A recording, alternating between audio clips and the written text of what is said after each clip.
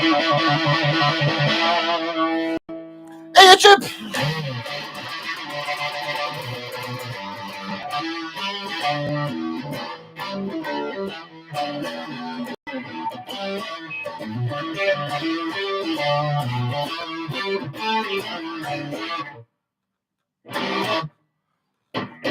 Black night, don't feel too bright. Can't be dark light. Maybe you'll find on the way down the line that it'll be me. Black night is a silver dream.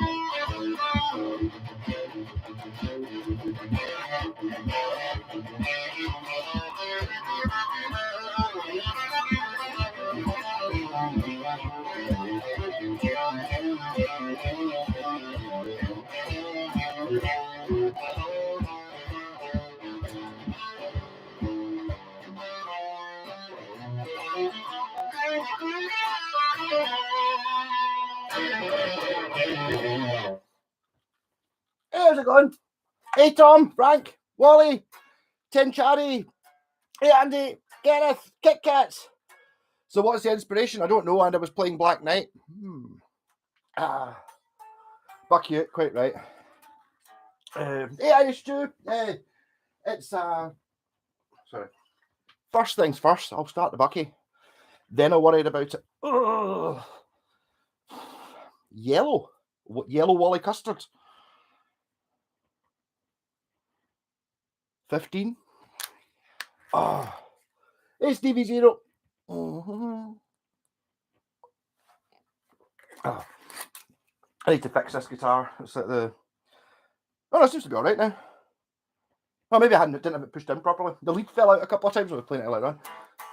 I think I just hadn't pushed it in until it clicked. Yeah, crappy weather here as well. It's cold. It was 1 degree last night. That's Celsius, not. I know, Kit Kats. I'm sorry. I was going to say it's like your bereavement due to the number 15 bottle. I knew that was happening. Yeah, sorry. What was someone said there? An Aria Explorer. Nearly. It's a ZZ, but actually it's a. I'm not holding that level enough, am I? It's a Blade Runner. Yeah. So yes, kind of an Aria Explorer, but a bit pointier. Very similar to a West Tone Raider, actually. You can tell they're the same family. Blade Runner, because it's got blade pickups, and it's also got a color. It's actually an American color as well. I thought it was a color flyer, it's called. Which I've not really got the hang of yet. This is a weird guitar. I love my bass version of it. Well, it's not a Blade Runner, but the fact it's called a Blade Runner, it's a cool name. Not that I'm a big fan of the film Blade Runner, to be honest. I'm not even 100% sure I've watched all of it. I did watch all of the remake, or the second one, or Blade Runner 2050, or whatever it was. Because I remember watching that come on the plane going over the Gobi Desert. looking out the window, and it was very, very deserty. I was in a window seat coming back from China, and it was very deserty with like sort of, you could watch roads and see wee like sort of, I suppose Americans would call them trailers, like static caravans dotted about the place, and like wee water plants and stuff like that. And it was all very yellowy, and Blade Runner was very yellowy as well, the modern version, for bits of it anyway. I actually quite enjoyed it, I think. Oh, well, I bought my first guitar in at least 6 weeks, a Hondo 715. I'm not sure if I remember what a 715 is. I don't. There is a quite a good Hondo website, which wasn't there when I was into Hondos. I'm trying to think. It was a 760. What did you say? A 715. A 760. I had. I think it was a. If I remember correctly, it was a white Strat with a humbucker in it. But I don't know what a 715 is. Always loved the XX and ZZ range, ZZ or ZZ. My first good bass, well, my second ever bass was a ZZB bass, and I loved it. Basically just a bass version of that. It's like a blue sunburst. But the XX, I can't do a flying V with a 6-a-side headstock. It's just no, a flying V. I mean, I even had a flying V with a Les Paul headstock, and I cut it down before it got JPaxed and sold. But I need a 3-a-side and pointy headstock on a flying V. I don't know why. I can't see. Although I would imagine there'll be amazing guitars. Although that one's a bit strange as well. It's a bit too much like a Strat. I had an Aria Urchin, which was a similar sort of thing. I mean, it looked like a BC Rich or something like that. It was an amazing looking thing. But you played it, the sound didn't play like a Strat, and so does that, which is kind of weird. It's like that this plays like an Explorer, like you would think it would. An Aria Pro 2 RS Wildcat. I know the Wildcat as well. I had one of them. I used to have one. Well, mine was called a Mega Metal, which was basically the same era as the Blade Runner when they had a year. I think it was 1985 or something like that, where they brought out facelift versions of all the guitars. So it's like they didn't bring out any new guitars as such. They just painted it black, put a color in it, called it a Blade Runner, and they did the same with the Wildcat, and it was called a Mega Metal. There's also one as a Night Warrior. There's some really cool names, all from 1985 or 1984, whatever year it is, when they were kind of doing facelifts. The desert is usually desert. Yeah, I've never seen a desert before. It's the only desert I've ever seen. But it was very deserty, very yellowy. Hey Daniel. Basically a Strat, but that sounds pretty cool with a single humbucker. That sounds awesome. Oh, is that the one? Is that one available with like a graphic on it? I'm sure I've seen there's a Hondo kicking about that's white, and it's got like a single bucket, and it's got like a cartoon graphic, like a purple and pink, like a dragon or something on it. Is that maybe it's the same one but without the graphic on it? I used to be right into Martin Ballo. Oh, I used to be able to play.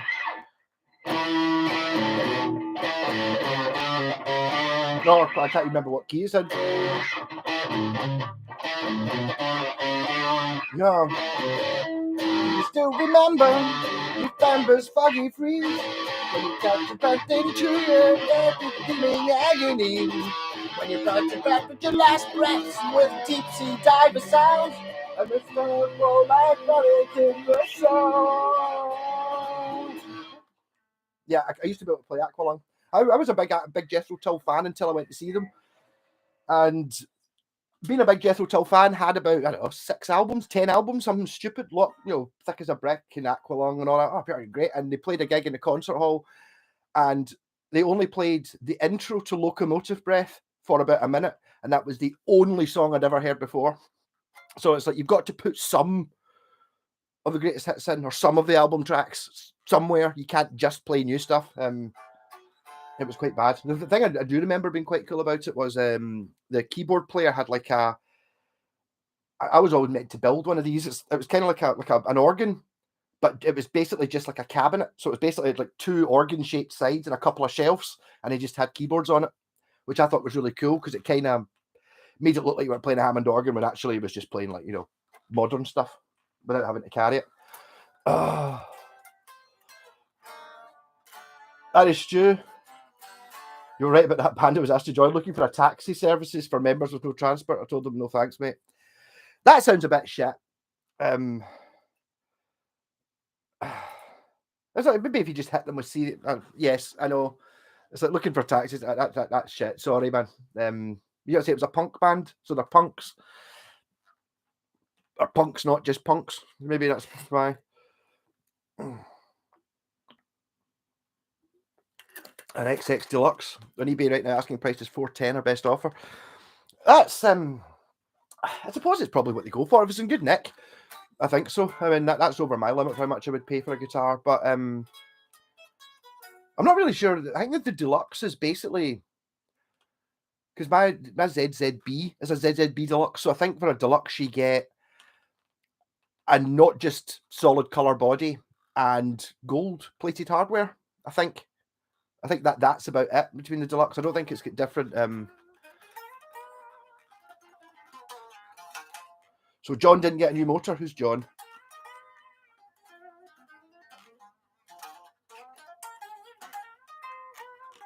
It really is ridiculous that I've got a Washburn A20 that I very rarely ever played.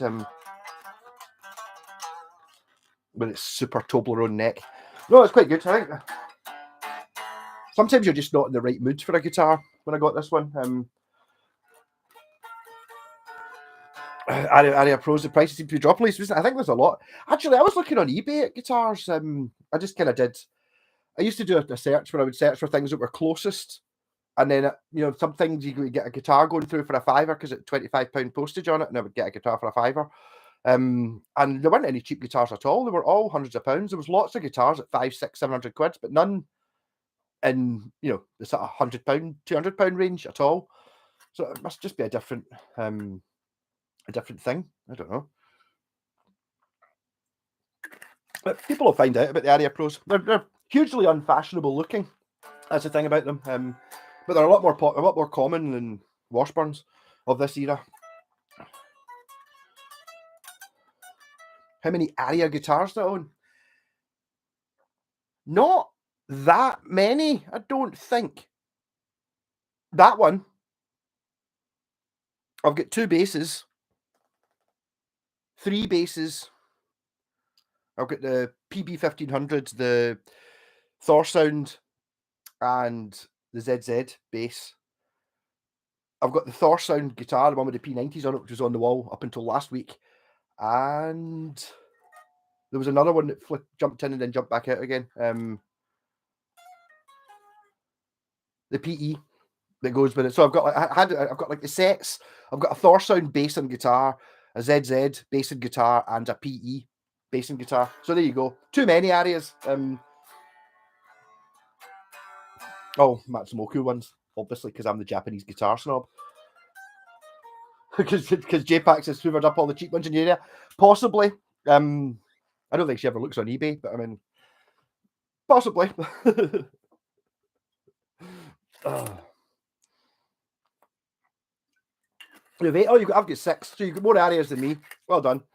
Have you seen Nandi Bushell? I have not, no. I don't know. It annoys me when I see kids playing guitar that are really flipping good, much better than me. Is that the wee bass playing girl? There's a wee bass playing girl who's totally unbelievable, like she's Chinese or Japanese or something like that. It's pure ridiculous. I don't know. I think she's much less than 12, though it might have been a couple of years ago I saw her. Hey, Yoakum, how's it going? I didn't have a black Ibanez blazer, so I'm not playing the blazer today. You can just see it in the corner there. You can see the headstock. There you go. It does exist. Hey, Ben. I hope everyone is well as well. I'm well. Wells as well can be expected. Got 8 guitars in this room. Hey, Mr. White. It doesn't surprise me. Actually, I didn't buy a guitar because of your review the other day. I wasn't going to buy it anyway. It was one of your Nighthawk ones that had the Odds Bill Lawrence pickup in it and all that. It was £200. I don't know how much they go for, but you didn't seem super impressed with your one, so it was like, and that is an Epiphone. I remember them being about. They were all. I seem to remember them being quite expensive.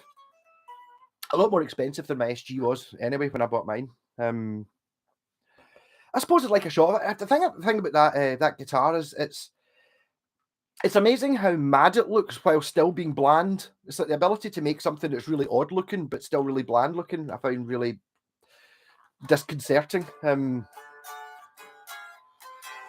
I love the principle of it, but maybe just the look just wasn't there.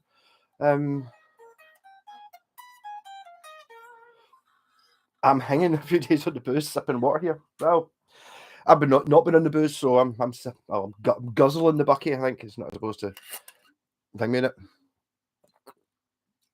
Mr. Whitestick, you're a bit due to do another video. I'm saving up some truly horrendous things to say that don't break YouTube's guidelines and therefore don't get wiped. Some horrible shit. Like as horrible as I could possibly think of being. Yes. Do a wee bit of trolling. Although it won't really be trolling because you'll know it's me. Although I could go into someone else's account, it'd be great.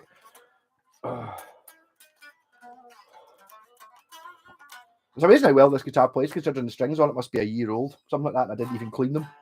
Didn't even clean the guitar. Actually, the fretboard on the ZZ, I had to take that to bits because the fretboard had gone mouldy. I was like, that's never happened to me with one of my guitars. I wonder if it was maybe something on it when I got it.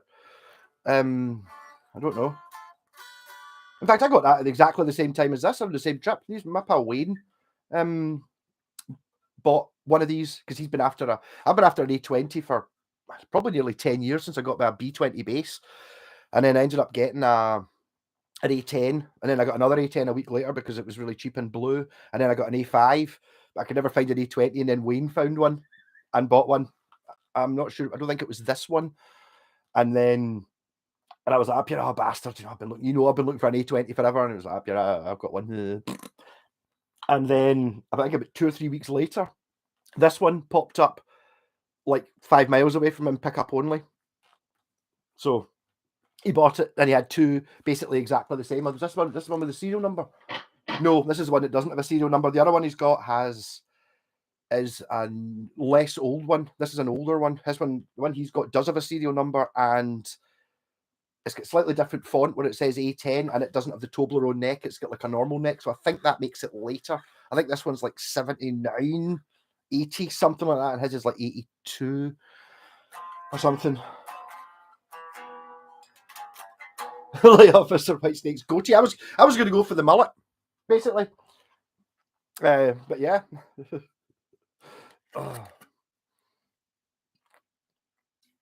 Actually played the Foo Fighters and the Arctic Monkeys. Oh, there you go. I'm not a huge Foo Fighters fan or an Arctic Monkeys fan. They're all right. I think I'm just too old to really appreciate the Arctic Monkeys. What was the band that I was talking about? It was the other day. The Ratings. Anyone ever heard of them? They're kind of like the Arctic Monkeys, I think. They've actually got a Bucky caster. I don't know if he plays it live, but they've got one. Hey, try. Oh, an actual guitar question. Woo! Before I get too sozzled myself. I have two Squire Strats, same string gauge and frets polished. One is much harder to bend strings on than the other. What can cause that?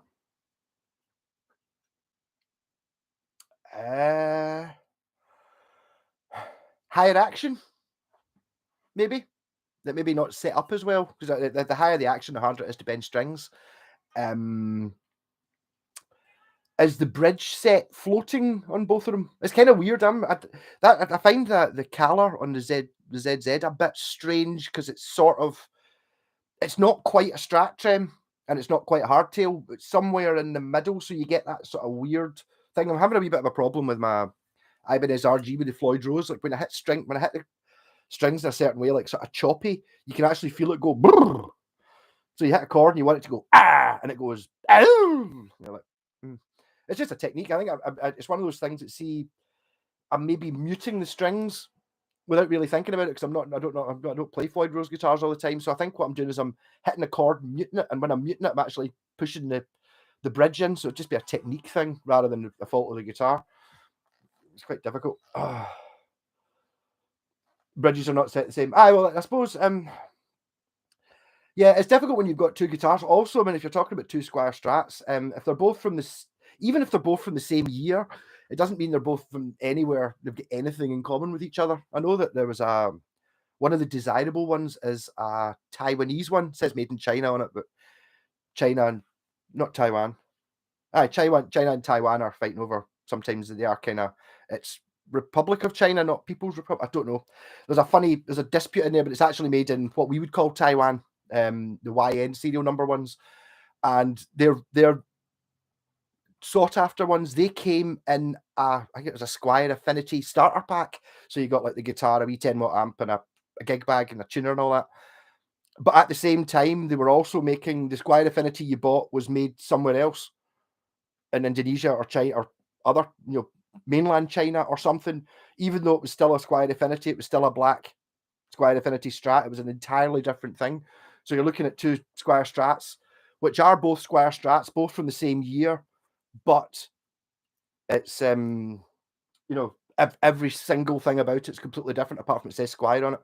So it's a different bridge, different tuners, different wood, different factory, different neck, every spec's just so they're quite different. Quite strange.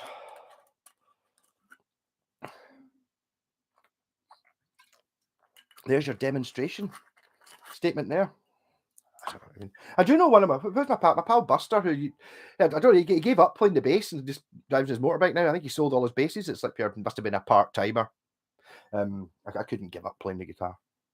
Not happening. Doesn't matter what else I'm doing. Still, I maybe stop doing the YouTube stuff and stop being in bands, but I'm never going to not have a guitar. That's not happening unless I lose a hand or something. You know what I mean? But he used to buy. This was a bit after those ones. But he used to buy a starter pack from Guitar in town, and he would convert it to a Duff McKagan bass. I can't remember exactly what that involved, but he used to convert it to a Duff McKagan bass, and he would sell it and make like £100 doing each one. I think he put a vinyl in the headstock, he had black vinyl shit, so he put that in the headstock, and I think did he upgrade the pickups? I can't remember. There was something you can do to whatever the P-bass starter pack.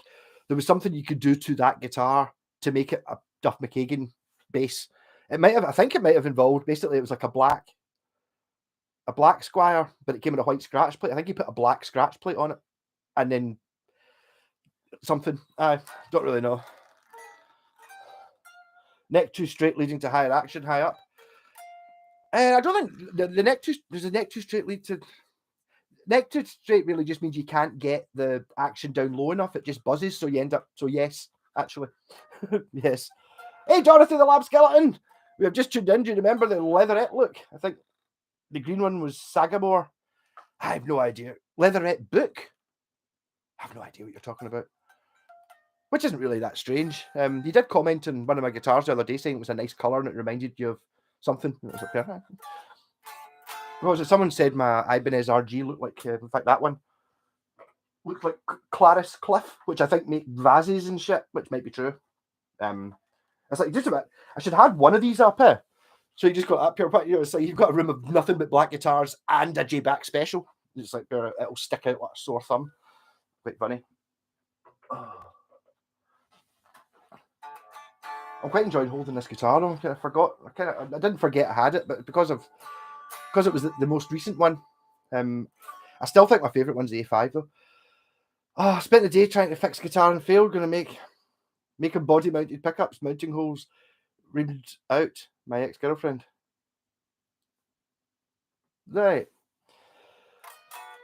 As Mr. White, don't worry about it. It happens to all of us fixing guitars. You just get to the point where the thing that's probably stopping you is something really pretty simple that you just didn't notice. So I mean, I've done it. You see that happen to me with quite a lot of guitars where I will work on a guitar all day and just get pure raging at it, stick it through in the cupboard, and then come back to it a couple of days later, pick it up and go, oh, it's not that bad. Oh, it's the bridge. It just becomes really obvious because you're coming out it with a different approach.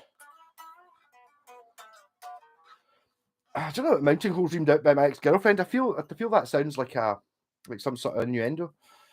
Reminds me of a memorial garden. Yes, okay. I knew it was a sort of backhanded compliment. It wasn't saying, "Oh, that's lovely." It's like, "Oh, that's lovely." It reminds me of a dead person. Yeah. Oh. But it's amazing the difference guitars can make. I mean, I think one of the reasons my favourite one of these is the cheapest one, the A5, just because it's got the maple neck. It's a bolt-on neck as well, which makes it a bit easier. And the hardtail, mind you, is the A10 a hardtail? Honestly, I can't even remember. No, the A10. The blue one is. I tend to overthink guitar problems and find it's a simple problem. Yes. Yeah. I mean, it happens to all of us. It happened to Scott, who's not in yet, but the other week we were doing a bass over at Jen's and he was setting it up. And then he's like, "Yeah, could you just check that?" And I was like, getting on with it. And I was like, looking at it. And basically, what had happened was I had very, very quickly wired it and stuck it together and handed it to Scott. Hadn't actually screwed in the bolts that were holding the neck on properly. So he handed it to me and I was like, up here tuning it up. And it was like, what the fuck's going on with the action? Basically, I just hadn't screwed the neck bolts in. But neither did he. But he didn't. He just assumed that I had and I didn't because I was in a rush. I was going to the next one. So I mean, sometimes it is something as simple as that, but that's not a common problem. To why is a guitar not staying in tune and all that because you didn't actually screw the neck on properly. I didn't have the screwdriver at the time, so I was like, just put them in and then handing him the guitar. So I mean, it must have been quite a good neck pocket for him to be able to actually tune it up at all, considering it wasn't the neck was just sitting in the pocket rather than actually being held in. Seeing guys pure shred with their feet. Oh. Yeah. I know Richie Blackmore used to play with his feet, but that was more of a sort of just going like that sort of thing. Who signed the Les Paul? Oh, that's not ready for public consumption yet. I will show you in a minute. The ones I've released. How the tuning stability in that Washburn with the splayed out strings at the headstock. It's a very expensive guitar. They're not really that splayed out. You look at them, they are a bit. It's got a brass nut, and it's a very, very not expensive to buy, but a very, very expensively built guitar, which gets round it, sort of thing. It's not bad. This one, I've got guitars. I've got much worse splay because I mean, all of them are less of a splay than what the middle two strings on a Gibson are. But yeah, it doesn't matter. It's fine. I saw Richard on the tarp. All right, on the tarp, not under the tarp. The tarp's never far away. Yeah, so I'll get this guitar. I'm going to use both hands though because it's delicate. This guitar here. Oh. My friend Andrew had a job down in, I don't know where, down in England somewhere, and basically there's another series of the Gladiators. Remember the Gladiators? The Gladiators Ready. That, I think it was called American Gladiators in America, but the British version had a Scottish guy introduced it, and he was working on the production team. And he's like, give me some. I feel down beating the Gladiators and all that. So all these are the new Gladiators. It's not on until after Christmas, I think. But this is, so it's signed by whoever the new Gladiators are, and they've got cool names like you see there. We've got Steel and Athena and Legend and Rock Walsh and Phantom, Fire, Comet, Bionic, Saber, Nitro, Fury, Electro, all signed by. So I'm not really sure, and that's just a Gladiator sticker there. So I'm not really sure what I'm going to do with this. I'm going to wait till it comes on TV. But I mean, he was just like, "Have you got a guitar that I can take to side down?" And I was like, "Up here, actually, I've got I can't even remember what this is. Is it an Avon? No, is it a Satellite? It's a Satellite. Black Les Paul. I was like, I'll give you a bit of Les Paul. So I gave him a Les Paul, and he got it signed. So much hilarity, and I think it's possibly because Dynamite, because this hasn't been on TV yet. I don't imagine these people have ever signed anything yet. So this might be one of the very first ever Steel.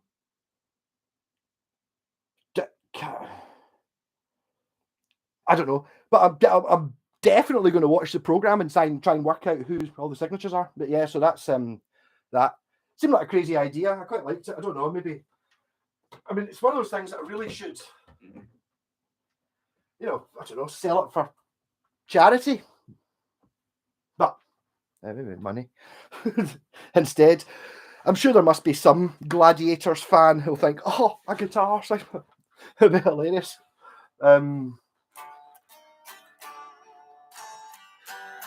Yeah, that was it was a really smelly guitar. That one. It wasn't very expensive at all. One of those ones that you just there's guitars that are kicking about. You see it's at 20 quid or something. You're like, and it's 10 minutes away. I just go and buy it. No plan for it.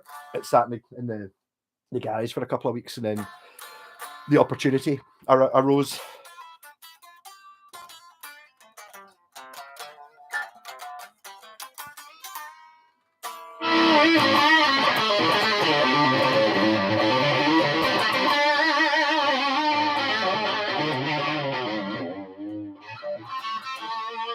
The interesting thing about this bridge on this guitar, those are not the original saddles, but they kind of look like the ones that go in the other guitars. So expensive ones. See the block?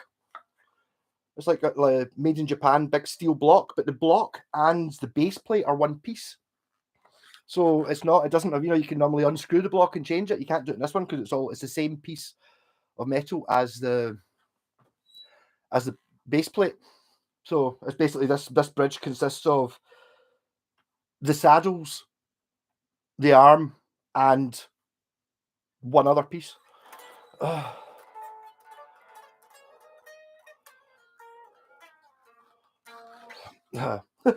what we talk about. I don't even know who Queen Camilla is. Dorothy adores Camilla. I don't know who Camilla is.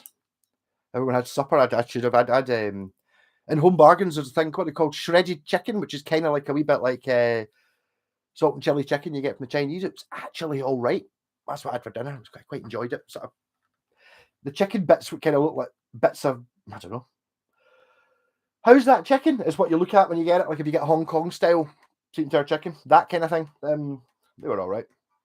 Oh, I don't know who Queen Camilla is. What's I was watching a thing earlier on about disco. I didn't know anything about disco. I like the music, but I didn't know. Apparently in America there was a huge disco sucks thing. Like disco was pure huge for a couple of years until 77 or 78 or something like that. And then there was big demonstrations for disco sucks. And it became a sort of racist, homophobic thing as well. And then people would turn up and burn disco records and all that. And then all the disco bands just kind of died. And you're like, oh, it's bizarre. I didn't know any of that. It's a matter of something just because of music. I mean, how can you not like disco music? I don't know. It's like boom, boom, boom. I absolutely I love it on the bass anyway. Can't listen to all of it, but some of it is fucking great. Disco, awesome. Visions of a chicken shredding. I've heard of chicken picking, never chicken shredding. Malcolm, can you clear something up for me? Since you've actually lived and didn't live in China, do you really eat cats? I was only in China for a month. That one is the longest time I was ever there. I never saw cats. No. I did see what looked like a kebab shop, which I asked Civet was on the other side of the road. I was like, what's that shop? It looks good. No, that's dog. I was like, can we go and look in the window? And she wouldn't let me, like physically.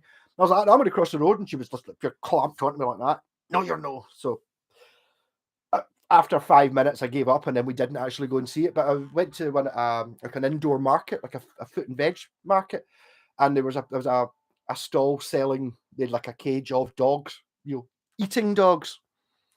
Quite surreal, and had like basins, like the ones you put in your sink for doing the washing up, with like a big turtle in it, like with a string over it, still alive, and stuff like that, and snakes and all these things, pure mental stuff. Never really never ate any of it. Ate some. What was it? Something like a pig's ear. I tried that because I think its dad was eating them, and it was like, my God, was that chewy? It's like jerky that never goes away. So there's lots of things you just don't bother eating, and lots of bits of chicken. You kind of go, what bit of a chicken is this? And a lot of waste in the food. I suppose it's not waste because we do the stuff that. I suppose it's the stuff that goes and gets mechanically recovered over here. You know what I mean? But you'd get like a chicken soup, and it would have like just a big vertebrae or something in it, and you're meant to sort of chew it and stuff. It's kind of bizarre. And fish heads as well. That was kind of bizarre. So you could buy like a salmon, which was like a fiver, or you could buy the salmon's head for a tenner, and it's like the bit that we throw away, but that's the best bit of a fish, apparently. But Civet's her dad's maid, yes, she was very rich, had a maid, and they were eating up here. It was like they had to. This was all translated to me. They were just having dinner with the family. Up here, do you not want any of the duck? And it's like, I'm not really sure what bits I could eat. Do you know what I mean? Because it was just like a duck, cooked obviously, but a duck. And it was like, oh, up here. Took a couple of the bits. I got bits picked out for me. I was like, but, it was quite nice and stuff like that. Like, you don't eat the head there, do you? And it was like it was the maid. She's like, up here, just the whole beak and all, just a duck's head in pure crunching away at it and then spitting out the beak bit. They were all just absolutely laughing because I went completely white and was just like, what the fuck? Really? Just eating a duck's head? There's a lot of things, there's a lot of food you get in China, like bits of animal that you just put in your mouth and you suck it and chew it for a bit until there's nothing left and then spit out. Like, like a shoulder joint or whatever. Kind of really bizarre. Oh. Queen Camilla, all right. Camilla Parker Bowles. Really? I think there's quite a lot of inbreeding going on there. Vietnamese spring rolls over here, straight out of Poontang. Any bats? Yes, Kenneth. No, it was Crow. There was a noodle bar, which wasn't far away from Civet's house. We kept walking past, and it was always busy, and it looked really cool. I was like, look, what about that noodle bar? Do you want to eat crow? And it was like, no, but why not? Why not eat crow? If you're willing to eat duck and chicken, what's the difference with a crow? Never tried it. Didn't really try anything super bizarre, really. I kind of saw it, but yeah, the chicken feet. Oh no, I had chicken feet, and it's not what. Well, I suppose it technically is what you think. Civet was over here one time. We went to Edinburgh, and it was like we're going on a sort of Chinese hot pot restaurant. She's like, "Really, we're going in there?" I was like, yeah, and it was fucking the chicken feet is just like. I was kind of expecting it to be like chicken, but in the shape of a foot. No, it's just bones with like skin on it. Really, no. And there's also folk you could get like kebabi things which look great, like from street vendors, and it was like pure. It's like bits of I don't know, lamb, beef, whatever. On a skewer, that pure like like chicken satay. We get on a skewer like that. That's really nice. But there were ones that were insects of various things. I would see a actually very pretty sort of office lady. Sort of like her very, very clean looking, tall with a the business suit on and stuff like that, sitting eating like crickets on a stick, and you're just like, mm-hmm. And then you're kind of watching. There's like a wee leg hanging out the corner of her mouth. You're just like, mm-hmm. Very Indiana Jones in the Temple of Doom, really bizarre. But I did see a thing. This is before COVID came about. So Civet did send me a picture going, I don't know how people eat bat soup, and then she sent me a picture, and basically it looked like if you imagine a bat having a bath in a bowl of soup, that's what it looked like. It was sitting with its elbows on the side, like it was like if you were sitting in a hot tub. That's what it was looked like, and it was just like, no. Oh, I would like to go frozen duck's tongues, possibly. Yes, I don't know, mental stuff. The thing is, most of the food you get in China is vegetables. It's nearly, and there's so many vegetables that it's just like so many things, and it's basically I was like, "What's that?" And so I would just say to translate it as it's a sort of turnip. What's that? That's a sort of turnip. What's that? It's a type of turnip, and it was just like these things were completely different. Some of them look like a tree, and some of them look like an orange, and you're just like, there's so many vegetables that we don't even know what they are that are somewhere between something between a carrot and a turnip, or some, and there's so many fruits that are sort of. It's not an orange, it's not a lemon, it's not a grapefruit, it's not a lime, but there's 50 things in that. If you imagine orange, grapefruit, lime, lemon, there's 50 things in the middle, which you get in China, which are none of them are as strong tasting as an orange, but I'd put plenty of oranges. I had oranges that were like the size of your head, and it was like an orange, like a watered down orange when you're eating it. It was like the amount of time it took to eat these things at the big inch thick leathery skin. You're peeling this off like an alien egg from film Alien. Mental. Oh, we share a bath with the man in the bed sat above us. He's called Digby. The bath is stained, but the water is very hot. As instrument players, you must like hot water as it keeps your joints loose. Yeah. Lovely. Yeah, totally. We really need to get a Dorothy the Lab Skeleton t-shirt.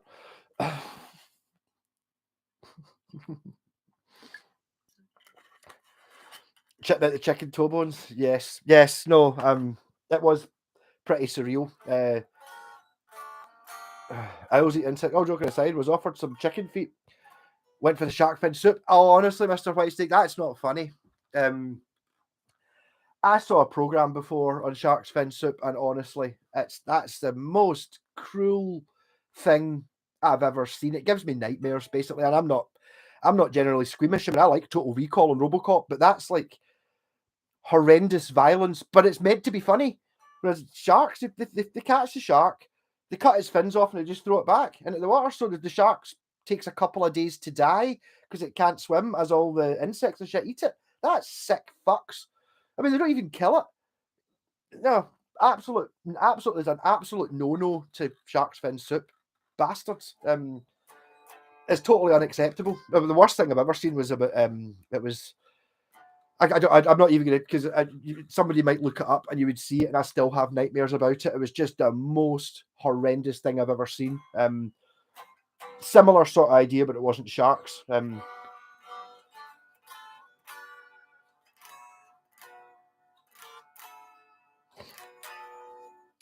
In a matter of no time, we're all going to be eating bugs. Well, if you're thinking about it, like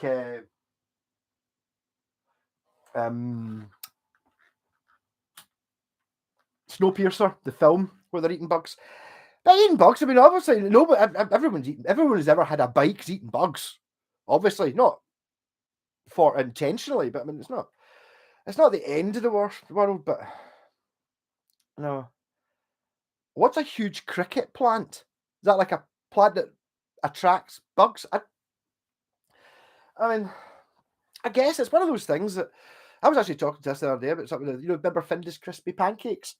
And they get taken off the market because they had horse meat in them, apparently. Like the beef was actually said about it wasn't 100% beef, it was 90% beef and 10% horse meat or something. You're going, well, yeah, and it's like, but really, what's so horrible about eating horse? Really? Why? How's that different from a cow? It's like, well, kind of, sort of. I don't know. I'm kind of in the middle. I don't really know what to do with these things. But yeah, some foods. Don't ever try squid. I actually tried squid in Turkey, and it was fucking rubbish, disgusting. The thing that really pisses me off with a lot of seafood is how, like, you kill a cow, right? Okay, you've killed one of God's creatures or whatever.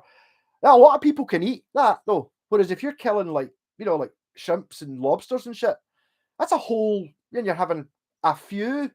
You're killing 10 things just to eat. It doesn't, and then you're throwing so much of it away. It doesn't seem right. Oh, the bugs are definitely going to eat us. Yeah, totally.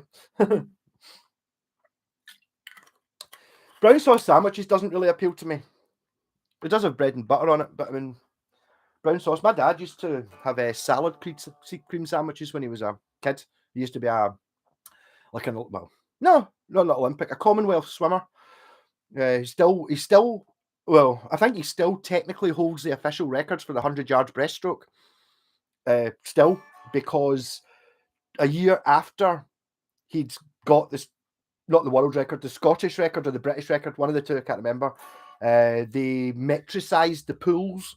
So all the swimming pools, any swimming pools from like the 60s, you get now have like an extra fiberglass put on it to change it from 25 yards to 25 meters or whatever it is. Something like that. Hey, boss hog!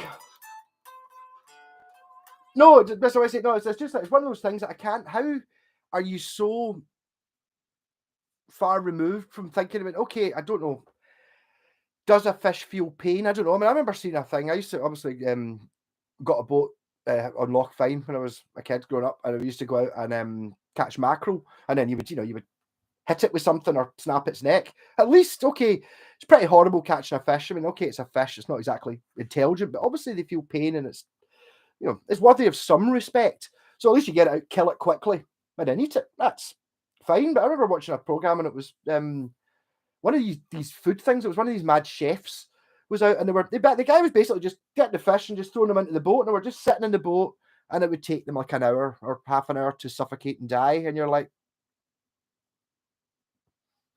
seems excessively cruel. You know, really, it's like just let it just sit there and die. Like, I can't bear that sort of stuff.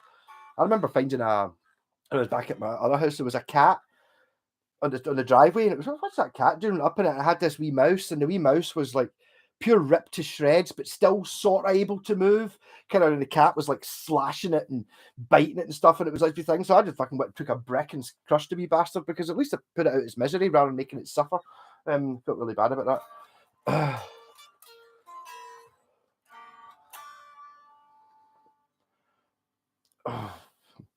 The cricket plant to break down the crickets into powder that they substitute with the flour and put it. I've never heard of that. Wow.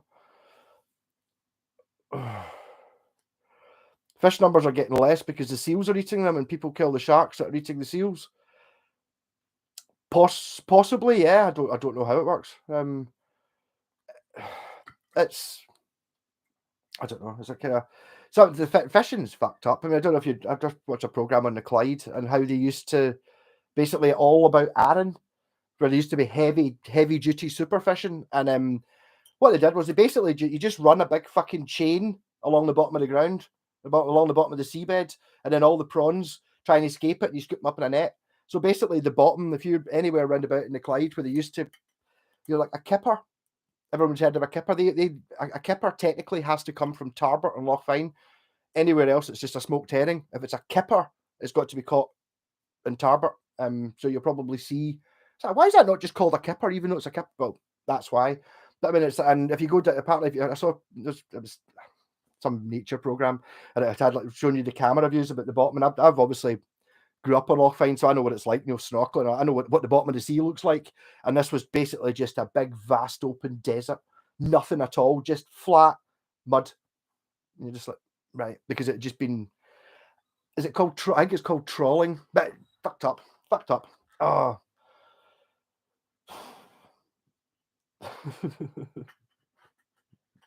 I'm getting confused, Dorothy. I don't understand what you're saying. Hey, Jeff, geez, welcome. I know I'm late, but that Bucky looks half downed already. I'm in a Bucky drinking mood. Yeah, that's been nearly an hour. I can drink a bottle of Bucky an hour. Oh. They cook fish alive. No, it's worse than that, Stevie. You get there's fish you can get in China China or Japan, and they basically, it's still alive when you get it on your plate and it's been cooked. I don't understand the sickness involved in morally being okay with that. I mean, okay, I eat meat. I know cows. I worked in Balfron and there was cows, and those cows, okay, they only get to live for 3 years, and then they get, they get an electric shock to the head, and then we eat them. Right, but those 3 years, it's fine. They're not maltreated. They're out in the fields and having a great time, and they're relatively good mood. You can go up and poke them and stuff like that. They're fine. Not the worst life I can imagine. It's not like they're just pure kept in a box and all that crap. They've got nice views and they're out in the rain, and they seem a relatively happy life. I'm kind of all right with that, but it's just when it comes down to,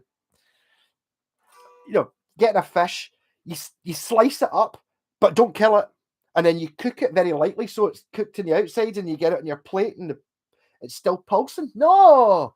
I do remember we just eat eggs and cheese, harm free. Yeah, I mean, eggs aren't vegan though, are they? Because it's still an animal product, and milk as well. I don't know. I suppose the point is to look at it like, if we didn't eat chickens, would there be any chickens? Yes, because we eat eggs. If we stopped eating eggs and chickens, there wouldn't be any. So it's kind of, I know it's a bit of a shit way of looking at it, but they wouldn't exist. Same with cows. If we didn't eat cows, they wouldn't exist. There wouldn't be any. So it's like, what's better? No life at all, or 3 years of pretty good being a cow, because you get plenty of food. Most animals that live in the wild are constantly starving and worried about getting eaten by something, whereas cows, they're not getting eaten by anything, and they've got plenty of food. So, I mean, Okay, it's only a 3-year lifespan, but I mean, I just don't think that's too bad. Oh, big egg fan. Yeah, okay. I only free range eggs. There's a difference. That whole thing about them being kept in, but no.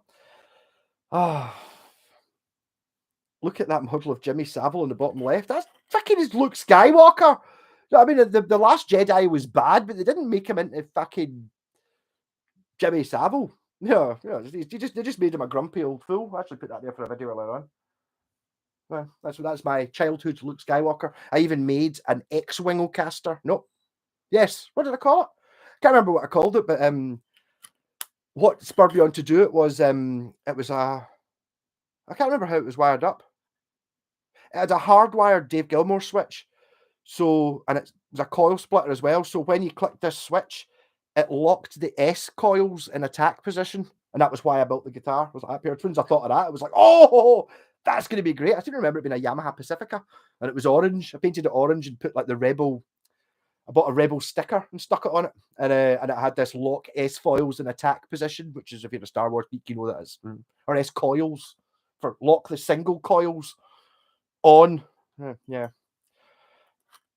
Oh.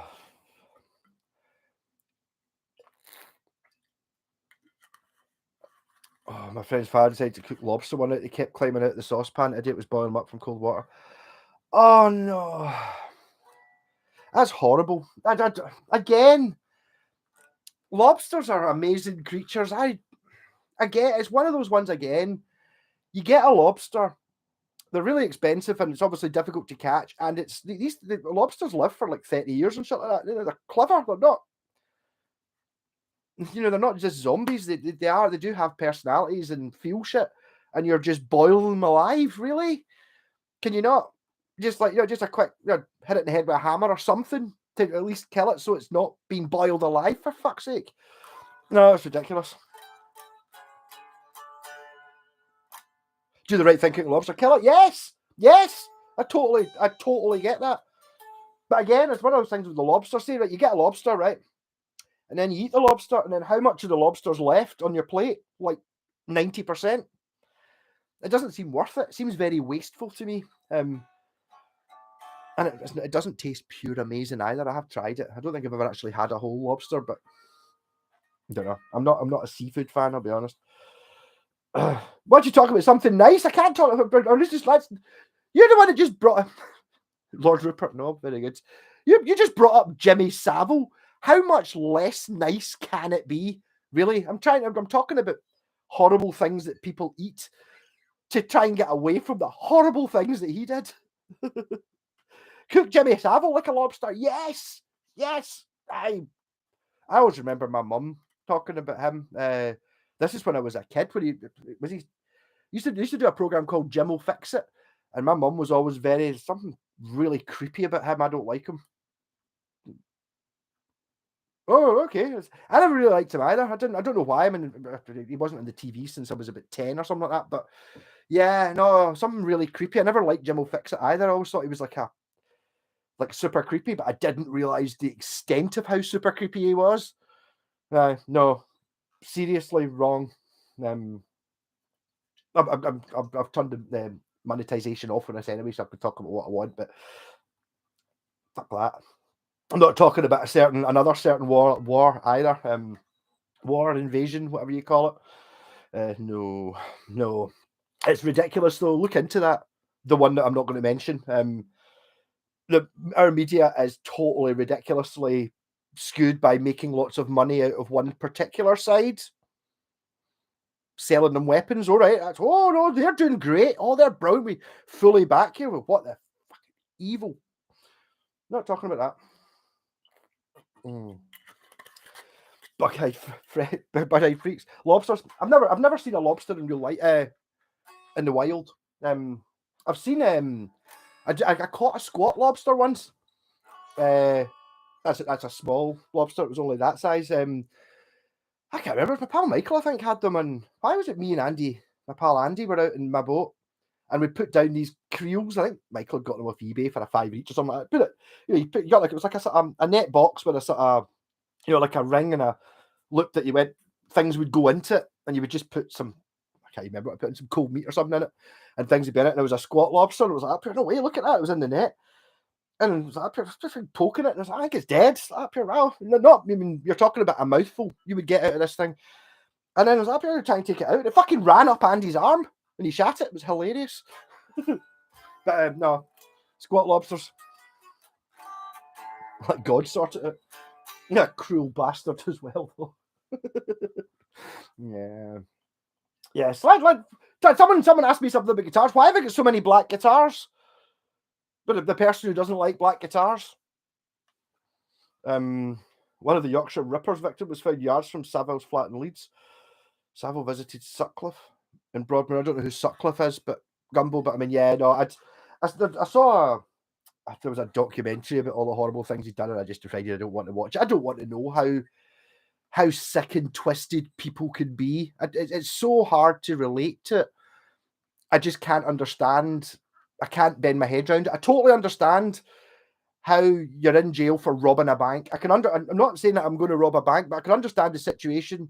Me being it's possible that I would be in a situation where robbing a bank seems like a good idea. I get that sort of, not that I would, but it kind of makes sense. Or, accidentally shooting somebody. These things are sort of understandable, but the whole pedophile shit is just fucked up. And I can't. Even if you did fancy kids, you don't do anything about it. I mean, it's like there's a different. I don't know. Oh. Pete Surface was the Ripper. What's your favourite black? Thanks, Daniel. Thanks. But it's a good question I've not thought about.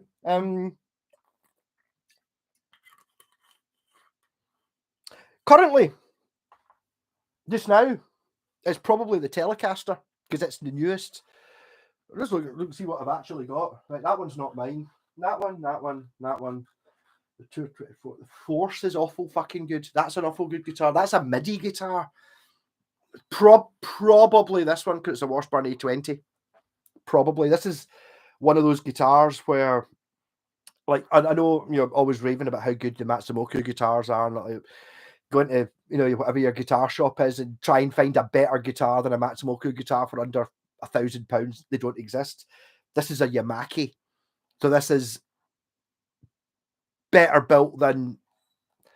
I mean, you're really looking at stupid hand built shit to get one that's built like this. Maybe not necessarily looks like this or anything like that, but just the build quality of these is pure insane. This is basically the same as the Washburn Falcon, apart from its thingy, and it's painted black. And actually, we got in the Washburn guitars, the Golden Era page, which me and my pal Wayne run. There's a sister page which is Daon guitars, because Daon made Yamaki made Daon at the same time. They were like their own brand, and Washburn were a contract for them. So you get ones that are very similar, and they're built by the same people. So one of these, I don't think it was my one. One of these had that. This is a wooden cover on the back, and a Japanese writing on it. And we got the guy whose dad, he was like the third in command. It was his dad and his uncle, and then he was like in the company of Yamaki, started it all off. He translated what it said on the back of that, and what it said was "shit wood paint black." So this one will have a tiger maple top. It'll have the most amazing figured ash in below the paint, but there will be a flaw in it. It'll have an ugly bit of the tiger maple or an ugly bit of the ash. Hence, on the truss rod cover, it says "shit wood paint black." So there you go. It's a 5-piece through deck as well, even though you can't see that because it's painted black. But yeah. Billy Connolly's story about fishes and jobby wheakers put me off seafood. I don't know what a jobby wheaker is, but yeah, no, I mean, I don't know the seafood. I just don't like the taste of seafood more than anything else. It just tastes like the sea. It's like the whole thing about not liking fish. I totally get not liking fish, but I mean, my pal G, I remember, I don't like fish. I was like, fair enough. So I'm not. I can handle. Like, I don't bother picking the prawns out my special fried rice. I mean, they're kind of all right, but I don't just want prawns. That's kind of okay. I was like, what? Not even a fish supper? I was like, no, I like a fish supper. I was like, I can eat a fish supper. That's great, but as soon as it becomes anything else, Oh, Billy Connolly tried to talk to you once. Oh, it's not built out of bricks. The hell are we talking about? You ever tried to get a foot switch for the wee Marshall, about £40, the same switch for my Marshall 50? Some actually, funnily enough, yes, it was given. Scott was looking at one yesterday for that wee Marshall. Yeah, it is. It just comes down to how much do you really need a foot switch? Really, I mean, it does have sort of 4 channels, but it's just a button on it, and I love the idea. I remember I can't remember what the first amp I had that had a foot switch was, and I was obviously playing for some reason, you know, oh well, stomp, stomp. But apart from that, I don't really need a foot switch to switch between things. You know, I mean, it's not like you're not going to be gigging with a 15-watt amp, probably. Did you really need it on your feet? What is it really that difficult to kind of go to change? Not really, especially maybe if it did something that wasn't on the front of the amp. It was the same. I even built. Can you see it? Yeah, I built that foot switch for the Carlton. See, there's 4 buttons on the front: gain, boost, preamp, 2, presence, and lead. I basically built it's got like a MIDI plug on it, and I worked out how to build a pedal for it. So I've got those 4 buttons on the floor. And to be totally honest, it's kind of easier just to solo than it is to actually bother stomping. But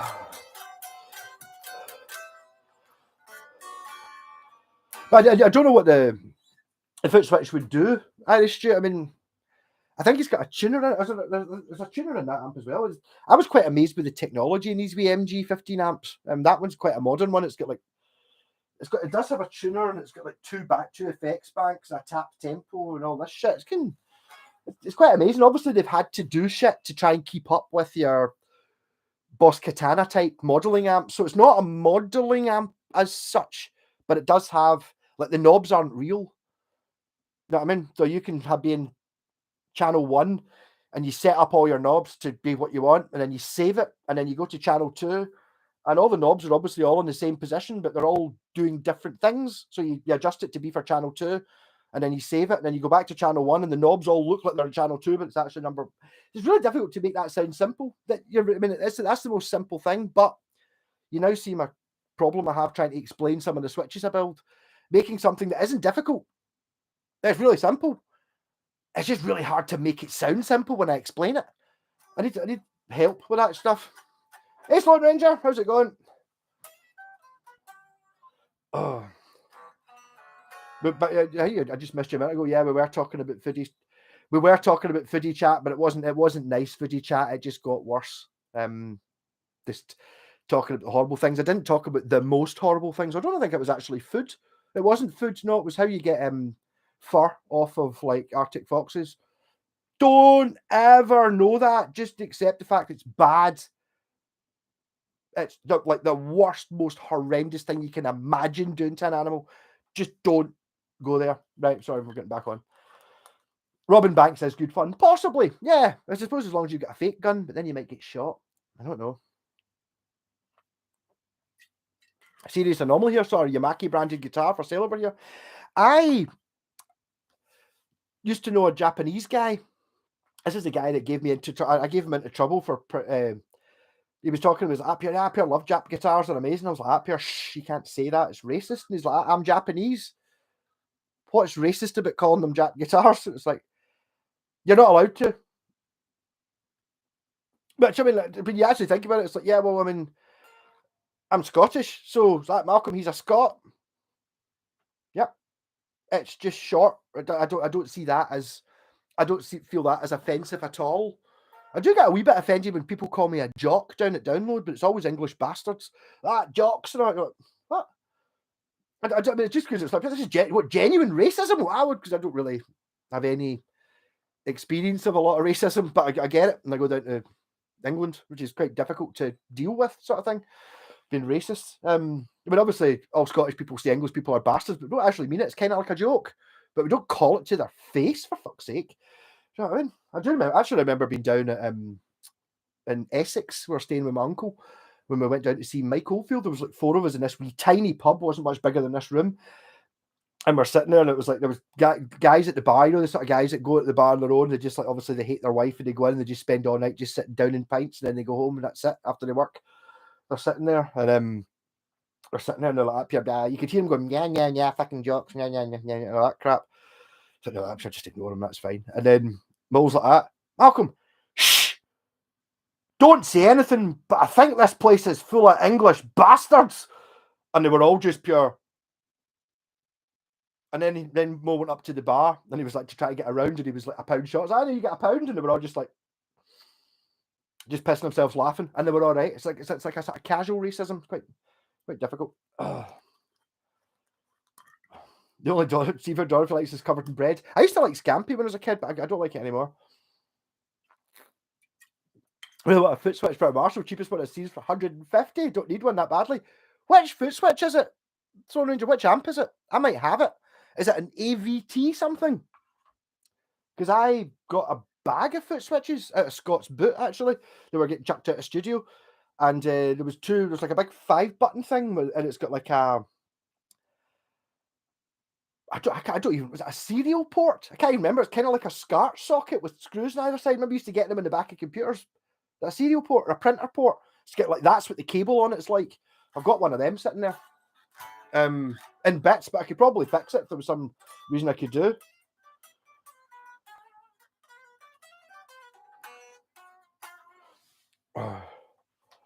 Use the line out into the big Marshall. It'll be totally different.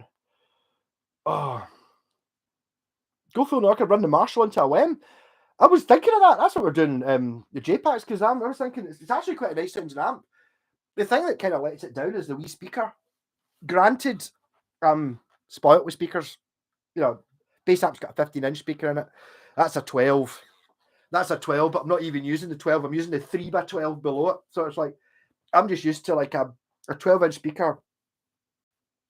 It's better than a smaller speaker. So it kind of doesn't really matter how good your amp is if you're playing through a wee fucking 6-inch speaker. It's never going to be brilliant. Although technology has moved these things on a bit, like the Blackstar ID Core, which is I think it's 2 3-inch speakers or something in it, but it sounds fucking great. That's technology. We didn't know Mike Oldfield was your uncle. Very good. Yes, at least you know who Mike Oldfield is, though. That was a fucking... I've seen Mike Oldfield, and he played Omadon. Played, at the time, his current album was Guitars, and it's got an amazing song. Bam, bam,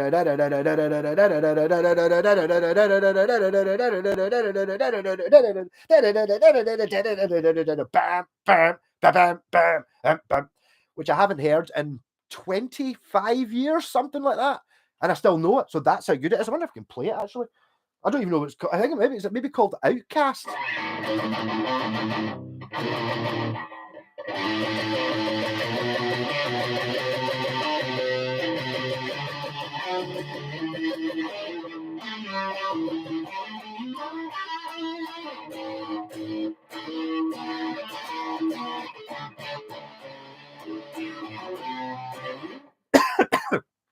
Obviously, it doesn't sound impressive there, but it's a great song. Oh. AVT 150 is a 6-button foot switch. I'll look it out, Stone Ranger. I mean, I don't know how fucked it is. What I do know is I had 2 of them, and I butchered the 2 of them together and sold one for like 50 quid, which now I realise it should have been 150 quid to my pal who just obviously stuck it in his amp, sold it. So I do have one. I might make it work again. AX Paps! Nice one. Nice. Are you talking about the wee MG15? Yeah. No, they're fine. I can't believe how much they were costing if you're buying one second hand, because I mean, I was looking at that. Scott got it free with a guitar he bought, so I'm thinking 15-watt Marshall. Maybe more like 40 quid because it's quite a new one, but like sort of 20, 30 quid for an older one.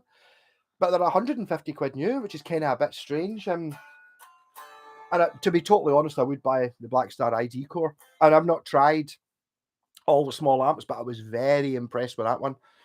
Hey Daniel, do you like LTD guitars? I don't like the looks of them. There's something funny. I don't mind the. There's one here actually. I can't play it because I've put the strings on, but I've not tuned it up yet. So this is an LTD Phoenix. It doesn't have the frets. Sometimes they've got really rounded fret ends. The only LTD I've got is a. Make sure that doesn't fall because it's not mine. An Alexei Leho one, who's a guy from Children of Bodom, but I chopped it up and made it into a baby metal guitar. I don't particularly like the look of it. It's like I sort of, I always said, I like a Flying V, but I don't like the offset ones, the sort of Randy Rhoads ones. My baby metal one's kind of like that. In fact, it was very nearly brought down when I realised that I'd actually filled the walls. So take away the Gretsch, which isn't mine, put up the baby metal one. That's another black guitar. I couldn't find the Music Master bass. I've definitely not lost it. So that's another one. So I've got enough black guitars to fill the room. In fact, I've managed to fill the walls and I'm holding one. So there you go.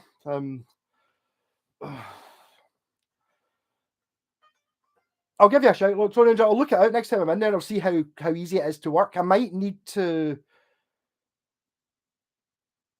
I think you're sort of local anyway. If I can find it, right, I might need to borrow your amp head so that I can work out what it is the foot switch actually does. I'm sure it's an AVT.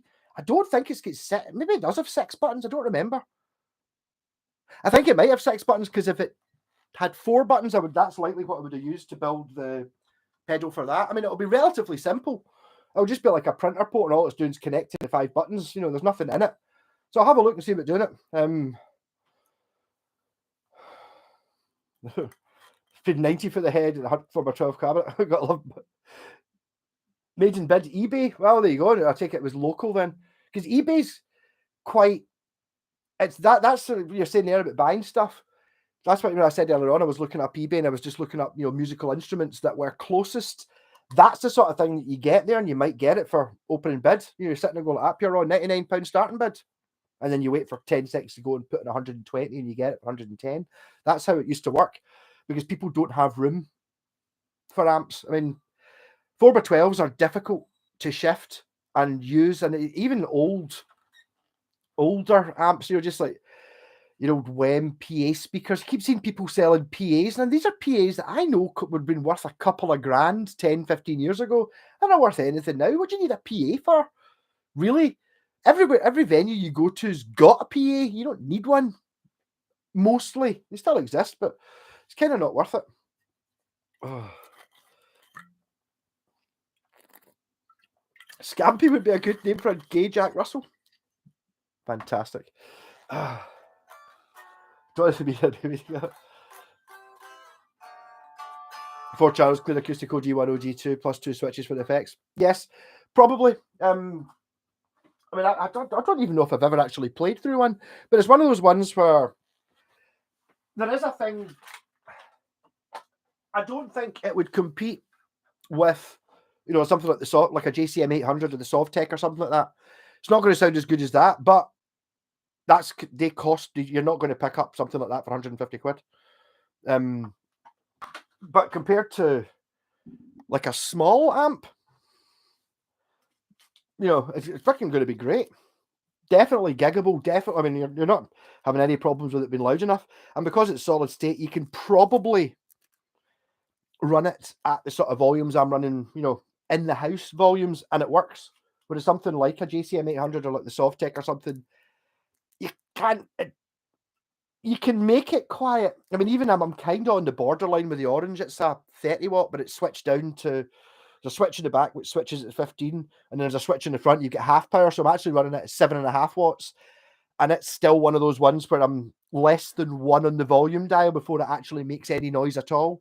So if you're running something, like a 50 watt, but that's I'm talking about 7.5. I'm running that at full power.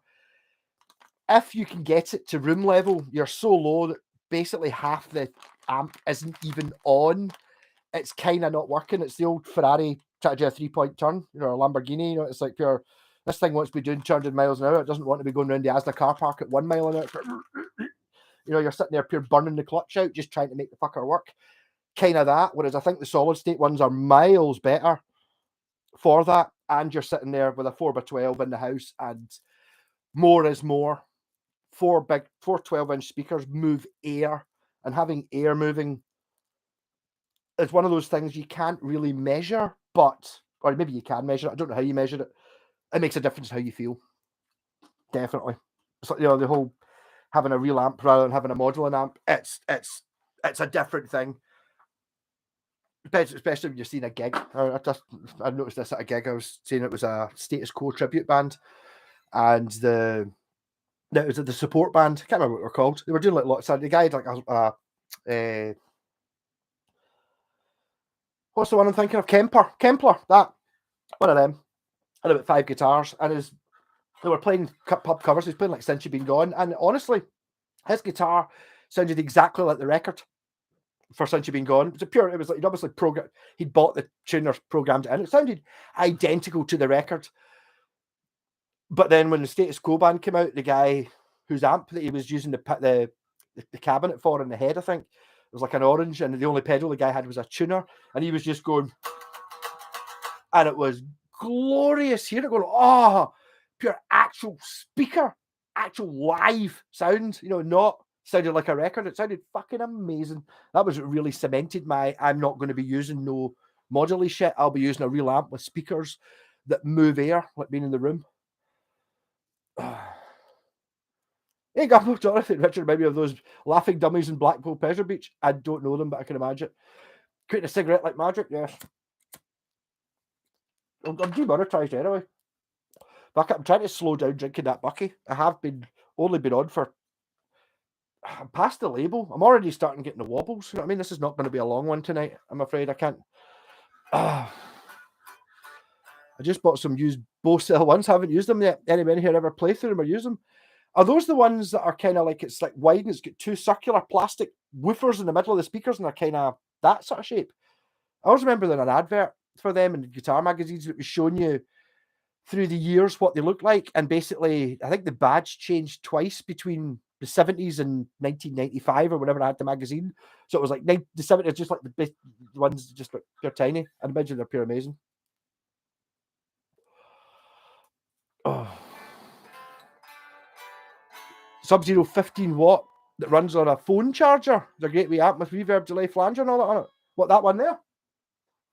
It runs on a phone charger. I assume it's plugged in on something. Is it not just a? I don't even know how it's plugged in. Yeah. Actually, a guy I know down in Newcastle he's a wee PV, like 10 or 15 watt amp. He was like, I use it for busking. I was is that one of those PV solos? I've heard of them. They might be good. He's like, no. And basically, he'd somehow rigged it to run on a drill, like a battery from a drill. And he's like, it's great. You get like about 8 hours out of it. And basically, it was just a standard mains amp. But it wasn't a huge wattage. It was like 15 or 20 watts. But he managed to just, as far as I'm aware, he wasn't an electrical engineer. So probably just fucking ask him himself, pals with friends. How did you fucking do that? And just basically had like a DeWalt drill battery. And it just fucking clipped into the back of it and it ran. Not a big pedal fan, but it's nice to have basic effects to play with. All my pedals are in the coal bunker. I've not looked at them in 10 years. I don't know. I have recently found my British sound, which I altered, modded. I used my wee label printer to change British to printed out SCO, stuck on it, so it's a Scottish sound one. Man, Scotland! But it's really good. I'm not a big fan of effects either. I have kind of been forced to like reverb a bit. I mean, it's probably even on just now.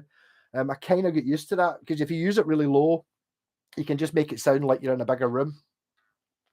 Because obviously, there's reverb in here, and you're altering that a little bit. But all the other ones, every other pedal, any sort of effect at all apart from distortion, I can fanny about with for 10, 15 minutes, turn it off, turn it on, turn it off, but then it never gets pressed again. So, I mean, I did end up buying most of the pedals, like, not expensive ones, like a chorus, a flanger, a compressor, all of them. And fun but it just the music I like doesn't have that shit in it. So, I mean, maybe if I was right into bands that used chorus pedals, all stuff I liked from the 70s, and Black Sabbath, never heard of that crap. You know what I mean? My 77 Marshall Master lead combo 2x12 was a better for £30. Yeah, I tell you what, I can't imagine. I was saying this to Scott the other night. I can't really imagine why you would need more than 30 watt as a guitar amp, really, or 50 watt. When you say 30 watt, but 30 watt's fine. I mean, that wee orange, okay, ideally, it sounds nicer through the 3x12 cabinet or 4x12, but it's got a plug to do that. But the 1x12 is fine. It's well loud enough. Unless you're the days of playing a massive venue where the singing it's only the singing that comes through the PA are gone. That doesn't really happen anymore. I can imagine in the the 1670s and 80s, that was the thing. You would basically everyone in the pub was listening to your amp. Not now. Basically, your amp's only for you to hear on stage. And the guy at the front controls what comes out the big speakers, and you're wired in or something like that. So it's kind of bizarre. My 100 watt and 50 watt both have 12-inch speakers, but the 50 sounds better full tilt than the 100 does at half tilt. Yeah, there's different ways of doing it. But I mean, that's the thing when you start looking at, if you ever watch, what's it called? Deep Purple Scandinavian Nights, the only proper Deep Purple video. I remember having it on VHS. It's a black and white film, but they put a purple tint on it. And you see them playing, and it's like they're playing, I don't know, some concert hall in, Scandinavia somewhere. I think it's got some Machine Head on it, so it's what, 72, something like that. And you see them, and they're playing like a massive hall, and it's just Marshall stacks. There's no PA as such. So Ian Gillan is playing through a Marshall stack, is singing through a Marshall stack. John Lord's got a Marshall stack. It's like Richie Blackmore's probably got two, but that's like the whole band is just the amps, including the singing, coming just through the amps. That doesn't happen now. You're not playing anyway. You don't need. I mean, a 1x12 combo, 30 watt, is big enough to play anywhere. There's no point in going any further. The L1s have a big bass bottom with a subwoofer, then a skinny tower with the speakers. They're almost like a PA system. I don't really know what that is. The tones. Yeah, I did a tone video the other day there, Mr. Whitesnake. Tone. Sounded like Las Vegas. I don't know Las Vegas, although they actually have a Buckycaster. The main guy in Las Vegas has a Buckycaster. I've got a photo of him playing it because the guy in the Blitzkrieg shop, Tony, was like, here's a photo of that's the guy from Las Vegas playing your Buckycaster. I was like, that. Google Las Vegas. They fucking had a #1 album that kept Metallica off the top spot at one point. Never heard of them. Recognize the name, but never heard of them. I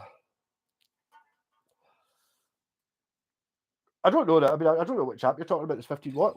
I'm kind of missed out. Who are you talking to?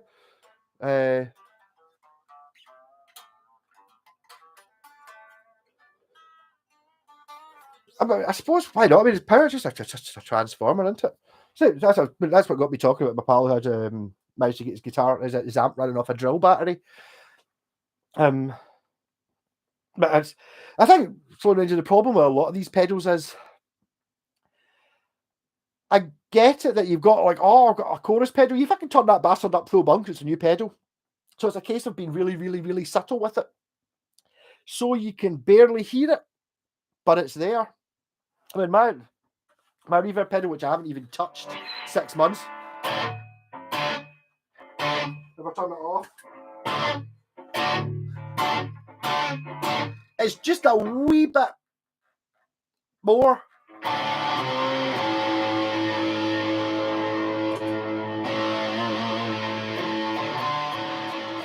This isn't in tune anymore. I'll pick up the arm.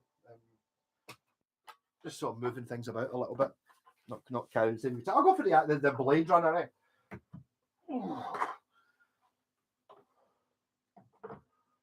That's a pretty guitar. Someone was talking about the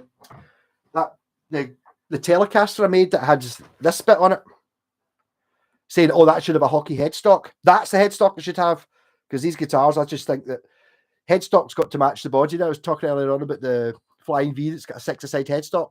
Headstock, matching body, that headstock and that bit here are just the same, which I think is awesome. It doesn't bother me as much in the Arias, the Explorers, whether it's that way around. ready for some Strat tones, because that's what these do, which is annoying. It's like, the thing is, it's a good Strat sound it's got, even though it's got blade humbuckers and it's very obviously an Explorer. It sounds like a Strat bastard.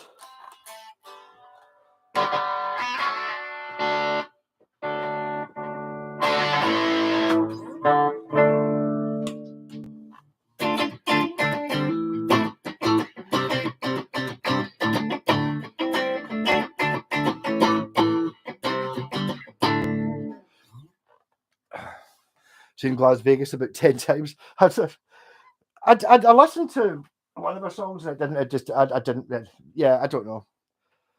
Oh.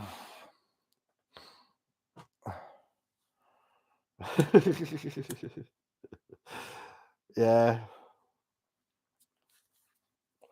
Tone's a funny thing. It's just because there's so many wanks online talking about tone. It's like, and you're one of them, Mr. White. It's like kind of. It's got a nice sound. It's like some guitar, and it just sounds nice. It's like, yeah, I mean, I kind of get it. It's like, I don't like the idea of being a tone hound though. When you're sitting there going, "Oh, tone," it's like if you like the sounds, and it's like, oh, wee bit of chorus for a 12 string, possibly. No, it depends on what guitar it is you're playing. I found myself hankering after a chorus pedal when I got that RG, because I see an Ibanez RG and think, oh, chorus, it kind of fits it. Do you know what I mean? I don't see a Telecaster and think, oh, let's hear that with some effects on it. No, I want a Telecaster to sound like a Telecaster. And you know, a Strat to sound like a Strat. And okay, it's fair enough playing metal and shit like that, but not. It's when you get to like your effectsy stuff, which doesn't really interest me that much. Yeah, was it useful? I knew someone had mentioned it. Just actually, when I looked at guitar earlier, I was like, somebody mentioned that, but that's what I did. So basically, for the horn, I drew around a Telecaster and I drew around one of the stage guitars to get that shape. I suppose I could have probably done this. Just that. Again, I want to point out that this guitar here, right? This one, right? So that is an Explorer, right? Pretty much, right? This fits in a gig bag, right? And also, look.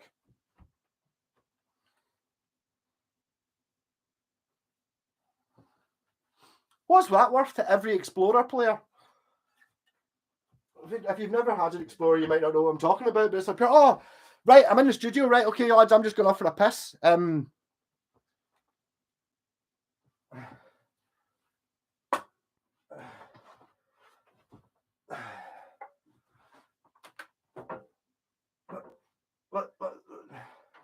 You can't put it down once you picked it up, and you can't get a fucking gig bag it fits in, bastards. So that it's like it's kind of got the aesthetic appeal of an Explorer, but without the stupid shape. That's it's like flat, so you can lean it against the wall. These bits not quite as pointy, so they fit in a gig bag. Oh, a chorus so bad, cover up fuck ups. See, that's why I hate multi effects. From when I was starting out playing the guitar, going in and trying it, after I'd been in a couple of bands, trying out for other bands, and you go in and there'd be so many guitarists, Oasis-y type, because Noel Gallagher made it acceptable to. Basically, they spent 5% of the time of their time playing the guitar, learning the chords, and they're 90% of the time getting the right effects. So this is here's this is the verse. No, this is the chorus. Click. And you're like, fucking no. Stop that. Learn to play without it. Play with an amp. I mean, okay, I could survive without distortion, without a distortion pedal if my amp was small enough or if I was playing loud enough. That's fine. I don't need any of that shit. A wah pedal? See, I don't even have a wah. Oh, I've got one. I don't have one wired in. Actually, the last time I played it, which was fucking a good while ago because it wasn't even in this house, I was surprisingly good at using it. This is working much better now. I've been playing the guitar for 10 years rather than I've been playing it for 6 months. But I don't know.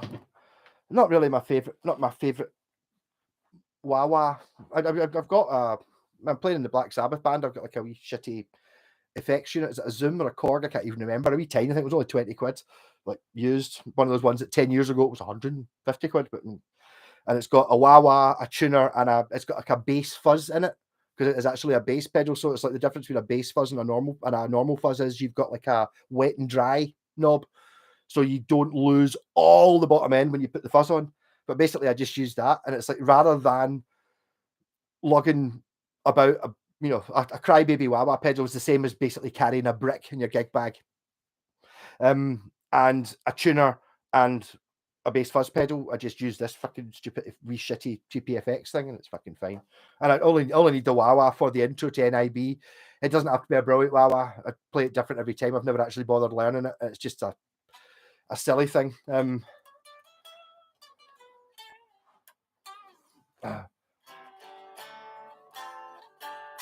Wet and dry knob. Okay, I laughed harder than I should have. Yes, I think you're just looking for things.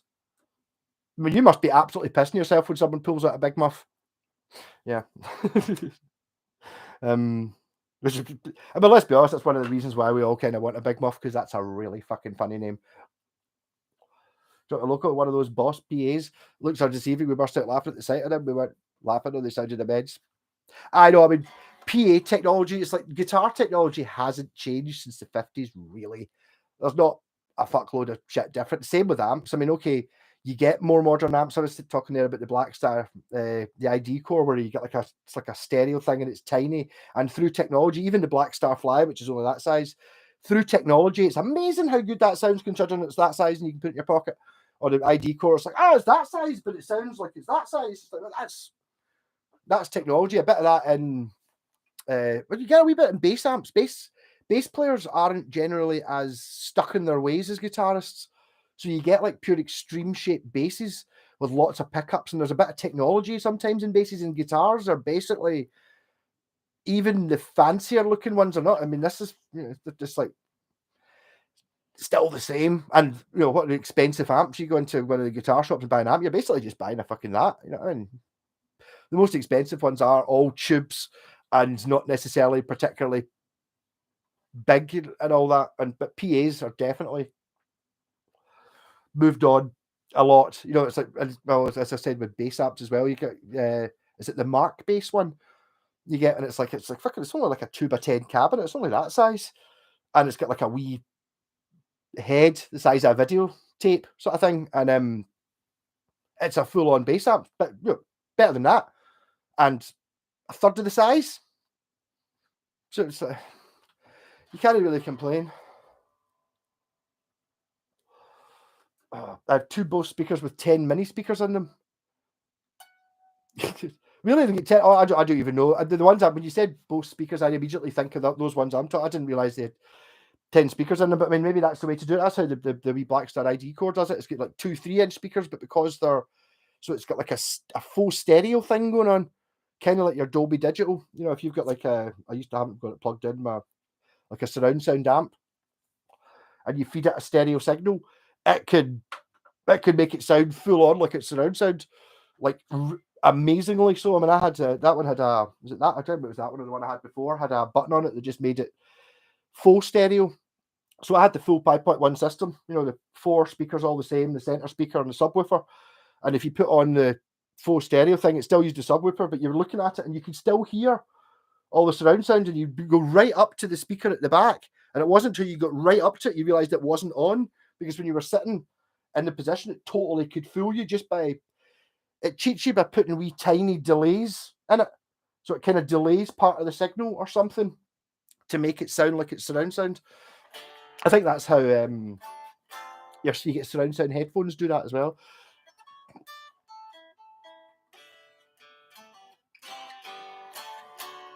A Randall, I don't really see much Randall here. Is that not Dimebag Darrell's amp company? Would you not use Randall's? Randall just sounds like some poor posh guy you don't like. What's your name? Randall, is it? The worst one a guy I ever met was a guy who had a massive tash, and he was Canadian. I was working with him in Caberboard, and he had he'd run a hard hat because we were on a building site, and it wedge written out in a Dymo label on the headstock, and he's like, up here, "Hi, I'm Randy." "Hi, I'm Malcolm." But his name was Randy Wedge. That's a name. But you need a wafer soloing. Yes. I was super not that impressed with Kurt Hammett, to be honest, when I saw him at Download during the summer there. Saw him twice. His guitar tone was not good. If the sound man listened to him, did what he wanted because he's Metallica, he was up here. Yeah, I don't want any effects or any sound. I just want to sound exactly like what you get. And it just sounded fucking pish. His guitar sound was atrocious for the whole gig. Even when he was playing Peter Green's guitar, it sounded. I don't consider myself a great guitarist. It's very rarely that I see like a proper amazing guitarist and I go, I could do that. Whereas with Kurt Hammett, it really was, I could do that better. So, not great. Oh. My Vox V847 was 37 years old on Friday. Very nice.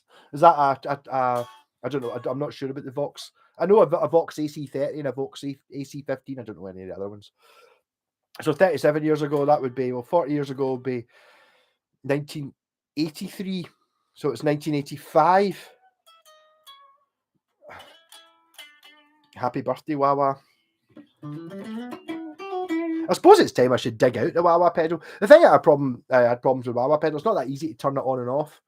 And to be honest, I think it was before I got a power supply.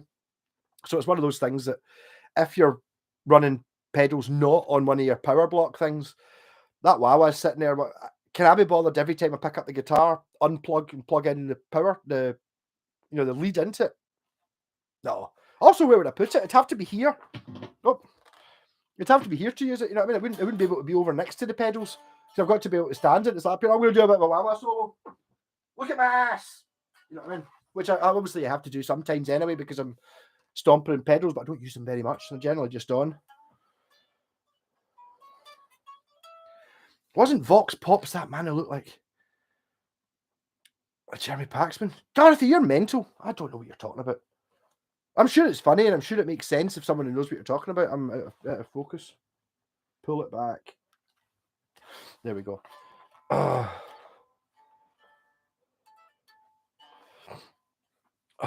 Tone rules the Tone Wars. Star Wars, the Tone Wars. Kirk Hammett just recently did an interview with Rick Beato and he was a mess. Hammered. I don't think he was doing well in that sense. What, you mean drunk? Maybe. I don't know. I have to say, my view of Metallica changed a bit when I saw them. I was kind of always a fan of Robert Trujillo. I thought he's really cool. I remember him. I saw him play with Ozzy, and I thought he's a really cool guy. And I always thought Lars was a wee fanny. Just he's got one of those faces you just want to punch. I thought James was a bit of a dick as well because I watched that.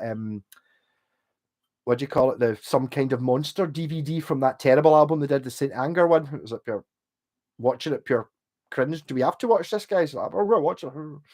Kind of don't want to be there. And he came across as a right cunt. But when I saw him at Downloads, it's his band. He's the man. Is not Kirk Hammett, the other guy, James Hetfield.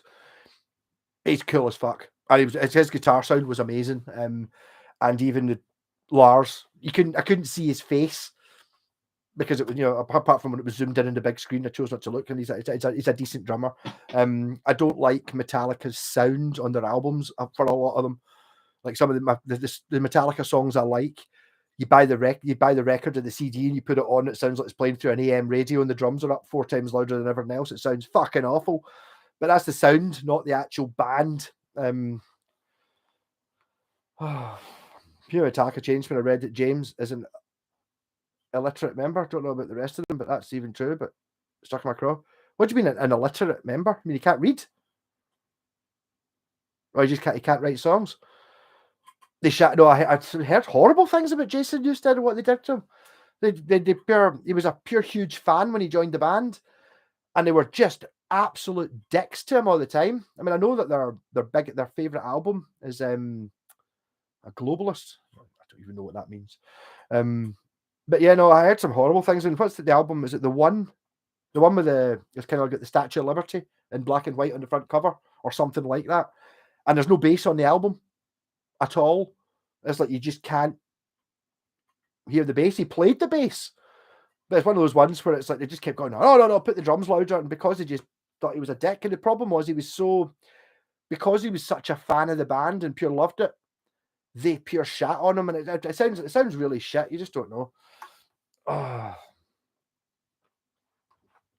I'm not a fan of Metallica at all. I think a lot of their success was down to being around at the right time, not because they were anything special. Sorry if you're a fan. I know, I get you, Sonia. I feel that basically their success was down to being around at the right time. Guns N' Roses are that to me. And I don't know, was it 1987? I suppose it's sort of same time as Metallica. That kind of just there's fuck all else to listen to. So here's the Stone Roses. Here's Guns N' Roses. Oh, and they're amazing. And it's like, if you're at the time, I was, I don't know what, 12 or whatever it was, I'd never really heard rock. If you'd not been me and I didn't have Rainbow Greatest Hits on cassette, which I didn't know was Rainbow Greatest Hits at the time, I would have probably liked it.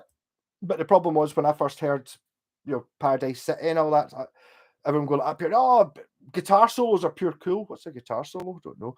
I'll listen to this and it'd be like, Slash solos, and it's like, what you mean, like the guitar bit? Aye, no, it's not really that good. I fucking listen to Rainbow, listen to Richie Blackmore and Hank Marvin. It's like they're not in the same league as that. Metallica kind of became the Bon Jovi of metal, possibly a bit. I mean, the thing is, it's like, I don't really get thrash metal. I don't like it. I do. There are some Megadeth stuff. I kind of rate Megadeth a bit. In fact, they were really fucking good at downloads this year or last year.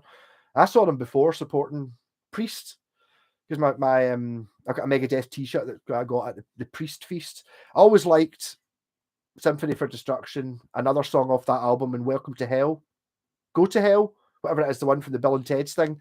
And I like the album Holy Wars and the Punishment Due, whatever that is. The first side or one of the sides of that record's fucking great. But not a fan of that thrashy thing. I mean, I saw Slayer a couple of times and I don't understand it. But that's a taste thing. I'm not saying they're shit. I'm saying I don't really get it. I've seen them back on the Black Album tour. It was great, but my feelings have changed. The Black Albums, did everyone not hate the Black Album? I don't know. I remember I used to go and a pal used to get weed off a guy in the South Side, and one of his pals would always be there, and he had like an undercut. Remember, you would get hair that looks like mine, but you lift it up and it's just shaved. He had that at about 2000 or something, and he would play. I play that, and he would play like Sad But True and all that shit on an acoustic, and it was fucking great on an acoustic. It wasn't as good when you listened to the album, but it was great on the. It was great on the thing, I'm a huge Guns N' Roses fan. Sorry, Lone Ranger. I don't. Guns N' Roses don't do anything for me. I actually saw them at Download a few years ago. They've never really done anything for me. It kind of killed me. But one of the first times I ever saw any live concert thing, it was on TV. I don't know when it was. It must have been in the 90s. At night when I had my first ever television in bed, and like, Guns N' Roses, they're heavy metal. I like heavy metal because I had my Rainbow Greatest Hits, even though I thought it was Iron Maiden at the time. I always liked the Iron Maiden t-shirts, which everyone wore at the time. Cool. The Eddie, the fucking skull with worms coming out. Cool t-shirts. Always wanted an Iron Maiden t-shirt. My dad's like, I don't think you should maybe listen to the band first. I don't think you'd like it, but I mean, you can buy you the t-shirt, but I think maybe make sure you like the band because it's a band. I listened to it, I don't like it. I like them now, but not then. But no, I just when I heard their Live and Let Die, it was on that it was a Guns N' Roses concert, and Axl Rose was dancing about wearing white lycra cycling shorts and like a big the odd fluffy hair, not these pair dancing about, and they're going dun dun dun dun dun dun dun dun dun, just like I was like, this is fucking awful. What the fuck? And then they played Live and Let Die, which before I knew anything about music, Live and Let Die was my favorite song. The singing is terrible. I just don't. I do like the bit. I like the way that they managed to arrange some of the sort of orchestrational parts. The bit where it goes dun dun dun dun dun da da da. That bit's good, but the singing is unacceptable. We get a chance. Fuck off. Terrible. Oh. Lars is a wee fanny. Yeah, well, I mean, he is. That didn't come across when you see the band live because he never got to speak. And you didn't really zoom in on his face, which you do when you see any concert, any videos. Bon Jovi, I've seen Bon Jovi. I had to stop wearing my Bon Jovi t-shirt because people used to complain about it. You fucking wearing a Bon Jovi. Bon Jovi are good. I don't know that much about them. I don't even know if I've got any albums. I've got the one with, I've got the Young Guns 2 soundtrack. I remember having a big argument with my pal. I can't remember, what's the song on Young Guns 2? It's not Bon Jovi, it's John Bon Jovi. It's a solo album with Jeff Beck on it. That one. I think it's Young Guns or Young Guns 2. That. Is that pure? That's Bon Jovi. Is that? No. It's actually John Bon Jovi, not Bon Jovi. And he's like, pure. No. It's not my greatest hits. Fuck you. Is that pure? Then he brought it up like a month later when I read it at his house. Like, fucking put on this, not Bon Jovi. And I was like, pure, right, here's the CD over. Look at it. Actually, there's a wee asterisk beside it. John Bon Jovi. Not actually. Even though it's on the John Bon Jovi greatest hits. But I like they've got a few songs I really like. One of them is Runaway, and they played that when I saw it. And I went to see Bon Jovi. Richie Sambora was going into rehab. This is in 2012, I think. So he wasn't on the tour, and they were playing Hampden. So what they did, unlike Paul McCartney just had lots of empty seats at the back of the stadium at Hampden. We were quite near the front though, but they had lots of empty seats because he was charging like, 70 quid a ticket or whatever it was. I can't remember. And Bon Jovi were like, pure right, well, tickets from £12.50. Like, really? The shittest seats right in the back of the but £12.50 to go and see a stadium gig. Aye. Why doesn't everyone do that? I wish there was more of that going on. Even if you're not a Bon Jovi fan, it's like pure. I remember telling my pal Peg, so I got you a Bon Jovi ticket. It's like, what? Fuck's sake. I don't want to go and see it. Like, it was £12. Really? All right, well, cool. It becomes very good. Oh. Megadeth beats Metallica. Of course it does. They're better. I'm not that I'm saying I'm a huge Metallica fan.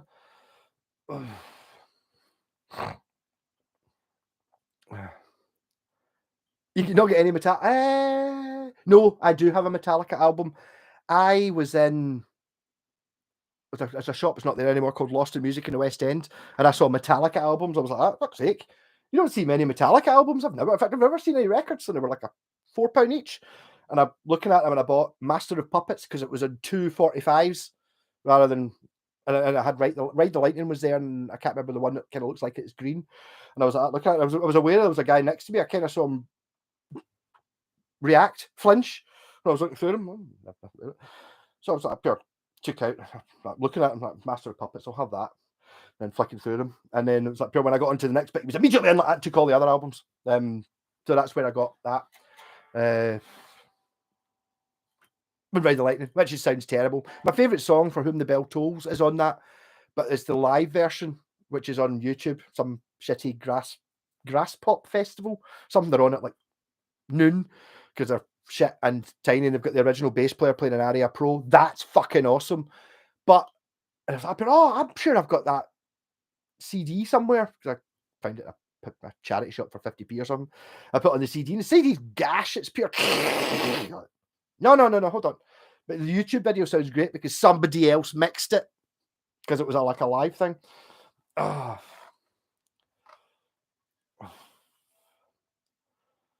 I can't remember the name of the John Bowley's thingy. Blaze of Glory.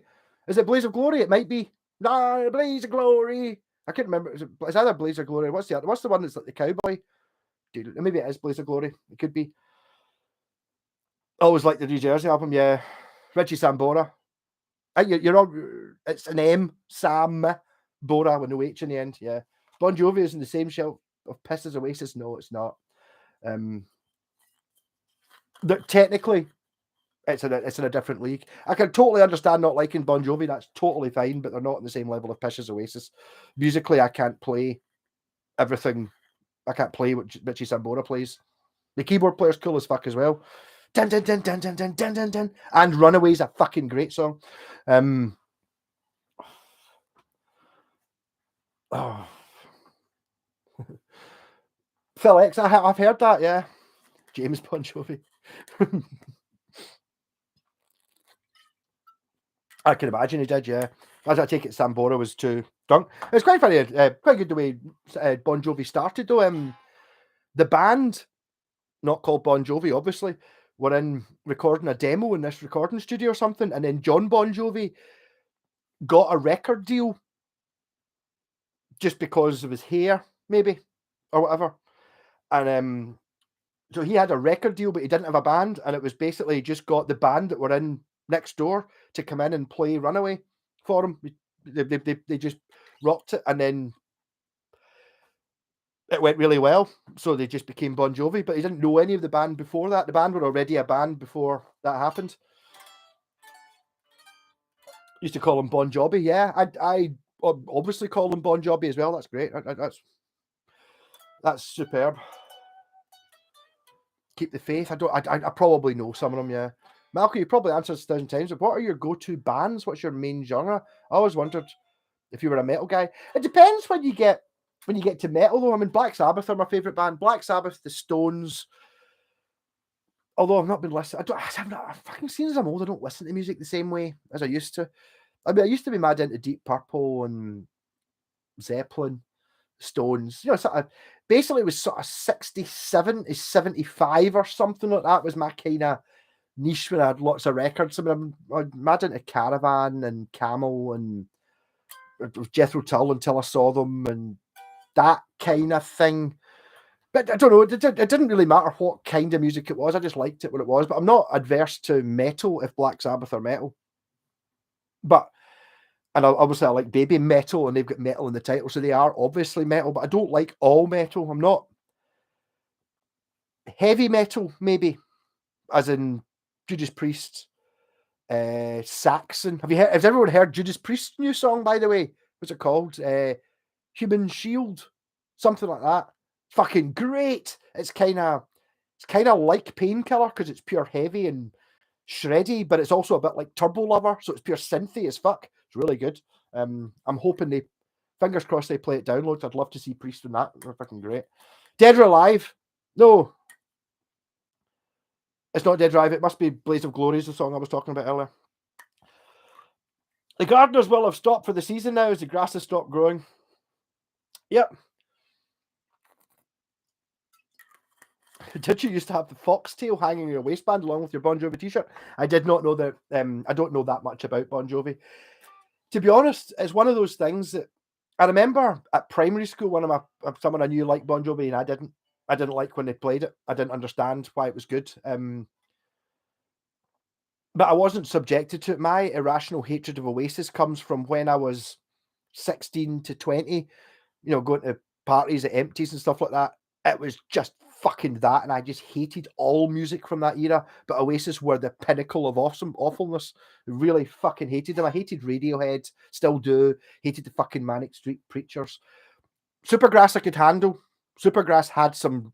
There was it was the kind of bland Oasis-y, but actually behind it, there was guitar riffs and time changes, and there was actual music hidden behind the Britpop thing. But there wasn't much music hidden behind quite a lot of Britpop shit. Even I remember Cast had a couple of songs I didn't hate as well, but that era it was just going to parties and it was just that fucking Oasis all the time, just pure subjected to it over and over and over again. So I never really garnered a hatred for other stuff. I mean, other people hate the Smiths. Don't know them. Other people pure hate Coldplay. I don't know any Coldplay. That was after my time. So by the time it got to when Coldplay were out, I'd managed to find other people that were willing to listen to the Stones and the Beatles and stuff like that instead. So we never actually ended up going that way.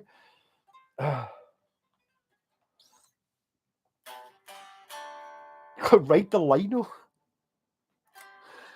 Yeah, it's great. It's almost worth it. Basically, if you're going to start up a tribute band, it's like having the right one. I was tempted to join the Kilt, who were the Cult band. And I thought the Kilt, that's fucking hilarious. Other funny and brilliant tribute band names are worth enough to make it worth it.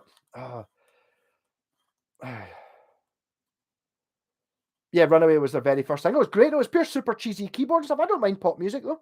That's fine. Master of Mullets. Yep, got you. We don't listen to music. We listen to Radio 4. I don't even know. I don't even have a radio. I've never listened to the radio, to be honest. Well, no, I did. I used to listen to rock radio, which went for a few years, 10 years ago or something like that. They were maybe pretty good. Ask you about genres because you seem to play whatever music services the guitar you're showcasing. Just always curious what your bag was. If you knew what you were if you knew the music I was trying to play, you would know that I don't. And that's like the other day when I was playing the 7-string, and I was playing what I think a 7-string's for, and it's like I don't really know what music that is. Maybe Limp Bizkit or something, you know, the sort of down tune stuff. I just don't know that kind of music. I found it really easy to write riffs, and it was like the 7-string was great because you get your power chord there. I'm sorry, more distortion than that. All the distortion. So you've got your standard power chord, like on the A and the D strings, and then you've got the E and the A strings. On the 7-string, you've got the B and the E strings. And it's fucking great. So you just go, you know, just.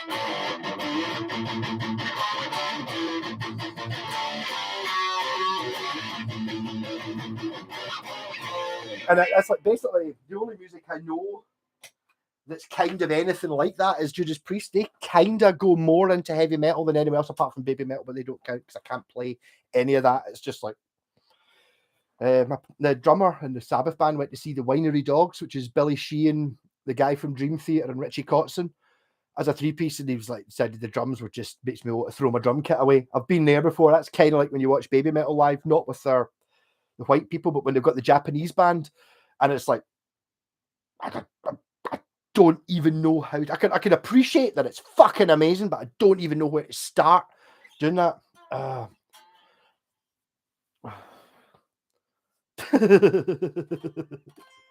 Oasis always felt like music for thick people to me, never clicked for me. I think Neil Fairbairn, I always thought of it as like it's like music for people who don't like music but like to think it's cool to be into music. Is what I always thought Oasis were. But as thick folk, or folk who just don't have a passion for it. You know what I mean? You want to see, or you went to see Glenn Hughes. I bet he was fucking brilliant. Did he do his amazing trick? I saw him and he was I had to go myself because my pal couldn't make the gig. And it was like he'd be playing with it was him, Doug Aldridge. I don't know who the drummer was, like some 20-year-old Norwegian guy or something like that. And they were fucking amazing. He was playing his bass. He was fucking brilliant. And then when he was playing with a pick in some songs when he wasn't, he would just stick it to his forehead like that, which only works if it's got sweat on it. But you just stick your pick to your forehead, and it's like pure.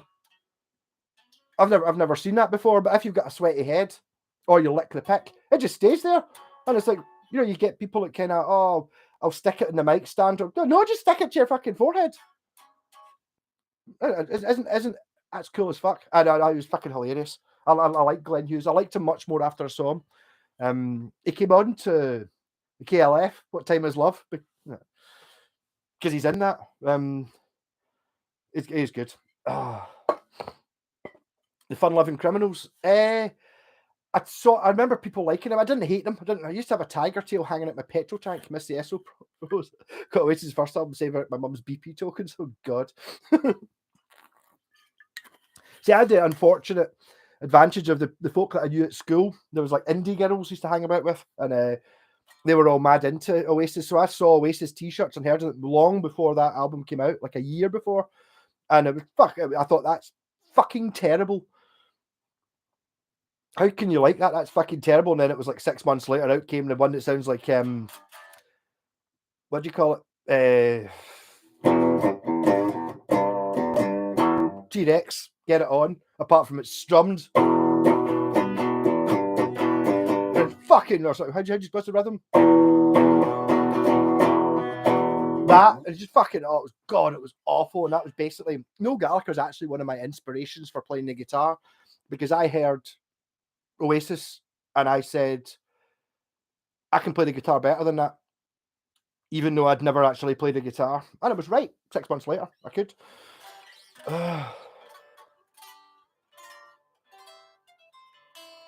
Man, I do love the Cult. I don't really know the Cult. I've never I've seen quite a lot of bands cover their songs, and I think I'm either too young or too old in the middle somewhere. They don't do anything for me. I know that one, na na na na na na na na na na na na na, which I always feel it should be. I want the world and I want it right now. Whatever that song is, or maybe the Queen. But no, I've not. I can't say I like the Cult. We had to play a song in Cranking House, and I found it really fucking difficult because there was so little going on, and I didn't like it. And I really struggle playing songs that I don't really get. I'm a really shit pro musician. If it's a song, it doesn't matter what kind of music it is, but if I kind of understand it and I can hear what's good in it, I can play it. If there's something in it I like, whereas if it's something I don't get, I can't do it. It's like pure, yeah, I know what the chords are, but there's no feeling in it because I don't understand. I don't. Why are they doing this? What's good? Where's the joy in playing this? I don't understand. It's like it fucking becomes just standing fucking playing chords. I don't get it. I don't get it. Oh.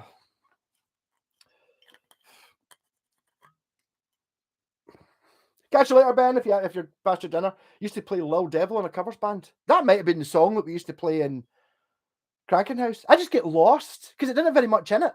It's one of the other songs we used to play was "Lick It Up" by Kiss, and it was like it just goes da na na da na na da da da da da for most of the song, but I'd no reference or tune or anything to when it did the other bit. And you're just kind of like going, I mean, I could play that riff fucking great, but I just didn't understand what the fucking point of the song was. It's like, why is this good? I get it. It doesn't make any sense. When a huge, I saw Ian Ashcroft. Something. His name's Ian something was the singer when I saw the Doors. And that is why you always see me screw the top on my bottle of Bucky. For when I put the ashtray down and knock it off my hanging, I'm going to run off that. That was my lighter, so at least I know where the lighter is now. I'm also worried if I'm going to run out of skins.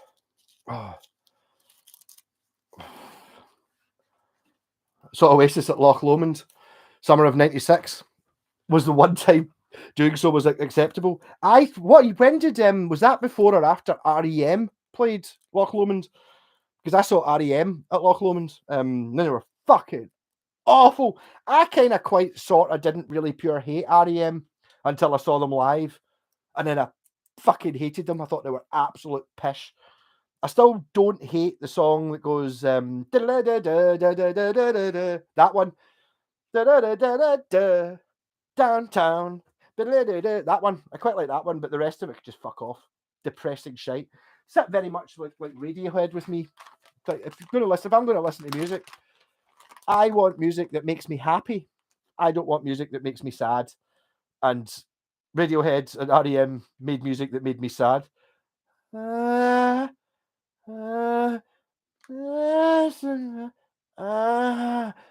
Fuck off! That music's shite. Don't like it.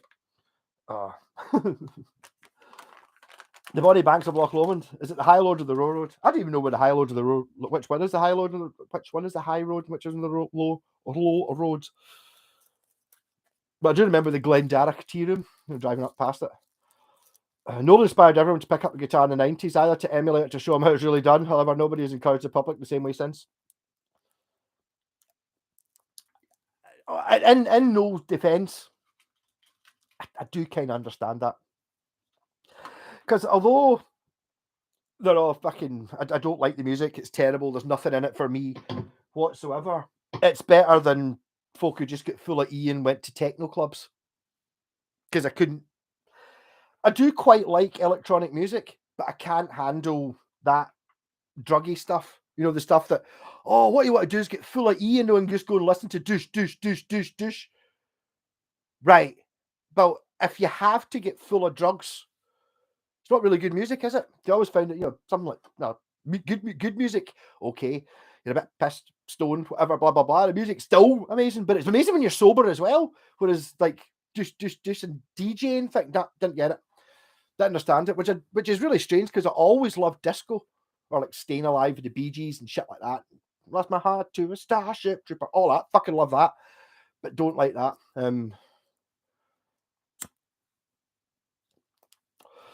I don't know. I mean, that REM gig, we had tickets for it. We didn't actually even go into the place until REM came on. I can't even remember who the bands that were supporting. Your standard Key in the Park numbers. It was fun. But I mean, yes, I suppose in that point sense, they did. No, they did. People would look up the songs that they stole. They basically not had a little hint to. They bought the guitar book to find out what the riff for "Get It On" was. Took the chords and then strummed it instead, and only played half the song. That's how they did it. But I mean, a lot of people go, "Oh, it's fucking T-Rex." So probably millions of people heard T-Rex for the first time because they'd heard that. And what's the one that's exactly the same as Bowie? And the ones that are just that Beatles song, and people listen to the Beatles and shit like that through that. So in that sense, and they made playing the guitar a thing. So for that, yes, I mean, not a complete waste of time, I suppose, but I just wish they'd done it in such a way that they see you could have done exactly what they'd done, but sneakily see if they were musicians. You know what I mean? If there was any feeling in it or any art, I know it's really dodgy saying the art word, but if there was any art in it, they would have snuck good music in behind it for people like me to listen to. Yeah, which there's lots of music like that. I mean, that's kind of like where, well, there's your John Squire, that kind of thing. Don't like Stone Roses, don't like the music, but it wasn't boring as fuck. There was a bass line to listen to and a slightly interesting drums and good guitar parts. So you end up with, oh, there's music behind that. I'll ignore the big, like the Stone Roses had the same, I suppose they're basically a precursor to Oasis, where the Stone Roses had the really terrible singing, which was designed so that anybody could sing it. La, la, la, la, la, la, la, la, la, la, la. Anyone can sing. You don't need to have any ability whatsoever to sing along with the Stone Roses. It was just the singing that was like that. Whereas the music actually had some interest in it. Whereas Oasis just went, well, no, we'll do the music like that as well. So it's just just fucking strum that distortion. Bastards. REM played Loch Lomond in the 2000s. Was it that? Was it the 2000s? Must have been early 2000s though. Yeah, it must have been early 2000s, but yeah, probably. Billy Duffy, the cult guitarist. Disco was fantastic, largely because the bass was so front and center. Yeah, no, totally. I mean, the bass is fucking great. REM's first two albums are brilliant. See, that's one of those ones I remember that as well, because I've got one of them. Is it Murmur and Rumours? I've got one of them on records, and I remember that being. People didn't buy them until they'd had their hit with. Before the Monster came out was the time that I knew about REM, and everyone was loving. What's the frequency? Kenneth, no, strummy, strum. Kind of alright, I suppose. But by the time I saw them, it was a couple of bits after. I don't remember any of the songs, and the guy had painted a blue line across his face, and he was mincing about. So I suppose someone like Liam Gallagher has at least got some attitude. There's maybe a bit different. For discotheque, visiting the French, not according to that thing I saw, but there you go. The Scottish variant with Sean Connery fronting Kish. Okay, yes, Kish, I can see that. Yeah, it's just like, I was made for loving you, baby. You were made for loving me. Hi, something like that, maybe. Hey, Brian, how's it going? Steve Jones was a way better guitar player than Noel Gallagher. Steve Jones, the guy from the Smiths, no, the Sex Pistols. I bought that album for 50 pence, the Nevermind the Bollocks one. I hate punk. I've always hated punk. And I bought that album because it was only 50p, just because I thought, you don't often see Nevermind the Bollocks for 50 pence, fuck's sake. So me and my pal listened, it's fucking really good. So this isn't punk, which is silly because obviously it's, I think if anything is punk, it's the Sex Pistols album, but it's fucking good. It's like just good rock and rolly, like the Who or the Stones or something, a bit more shouty. But fucking the energy's there. Nevermind the Bollocks is fine. I like it. It's an Aria Pro ZZ fucking Blade Runner. There's a name. It's not you know, I was playing a Gretsch guitar earlier on, a really fucking good Gretsch guitar, and it was like a 2652T. Oh, pure memorable name, not Blade Runner. But there you go. Yeah. Don't remember Aphex Twin. That was techno. I didn't take drugs, so I didn't listen to it. I know you didn't have to take drugs to listen to it, but however, yeah. Catch you later, Dorothy the Lab Skeleton. Lovely having you here. Although I've not read out all your lists, it's because I don't really understand what you're talking about. I think you're maybe just much cleverer to me. You're maybe on a different level of clever, but thank you. If you could own one guitar, what would it be? It's the best guitar in the world. Does everything. That's it. Best. It's not an expensive guitar. It's an Ibanez Roadster 1986 Alan Holdsworth type model. Bridge, brilliant. Super 70 pickup, Van Halen pickup. Super low output single coils.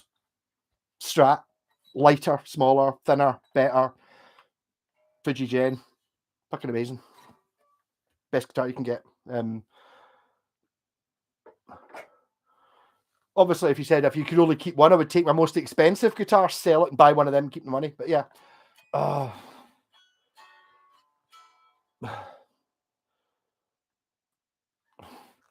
Disco started in the late 60s in USA black and gay clubs. I don't think it was the late 60s, it was early 70s, because I watched a documentary on it today. And it was all about the gays and stuff. I mean, I'm sorry, I don't. Yeah, I mean, it's fine. I mean, it's like, what's that song? Was it Father Ted? No, it was in Scrubs. So the gays are not really into it, but it looks like fun. It's like pure, yeah. The music's good. So totally, yeah. Disco's fucking great. I don't know if I really fancy being in a. Well, when I was watching that documentary, I don't know if I'd have been one of those folk that would go into that club where there's just tons of guys dancing wearing nothing but leather pants. Probably not that, but listening to it, yeah, up for it. But not. I don't really want to go to a sweaty man wearing pants club. But there you go. The 90s American music got so bad, and my rocking buddies went country. Again, I don't know country enough to hate it. From what I know, I like about country. For me, country is Waylon Jennings, Dolly Parton. So it's probably the biggest hits, the greatest. If you took the 20 greatest hits country songs for the classics, I like them. Yeah, Waylon Jennings and fucking George What's His Face and Johnny Cash and yeah, all that shit. I don't really know how to play any of it. I don't listen to it a lot, but I can dig it. I like it. I don't know modern country or anything, but I mean, me and my pal used to watch. When he first got MTV or Sky. I remember MTV, and the music that was on MTV was atrocious. This is before I get MTV, when MTV still had music videos on it. When it must be, it was around about the time that Pink Floyd had the Division bell out, because he used to play High Hopes on it.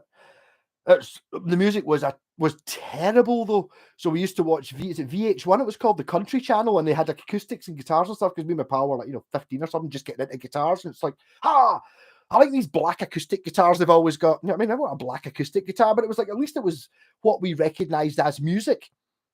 Maybe they hadn't heard hundreds of it, so maybe get a bit boring. But I don't know.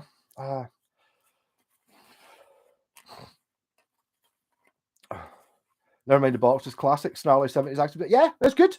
It's just I feel that all the punk music I heard before I actually heard that album was terrible. It was like that whole you don't need to be able to play. It's like, no, you do need to be able to play. You do need to learn how to play the guitar before you can be in a band. It's like you can't just go, no, it's just attitude. No, you need to be able to play. But the Sex Pistols could. They didn't. They may have, that may have been whoever it was that the spin was, like the publicity angle was, oh, you don't need to be able to play. The band were fucking good though. They weren't shit. Kind of different. Oh. Hey Ian, how's it going? I thought it like there's plenty to line up. Would it be daft to put a Seymour Duncan's into a Squire Telly Deluxe? Do I know what a deluxe? Mine's a custom.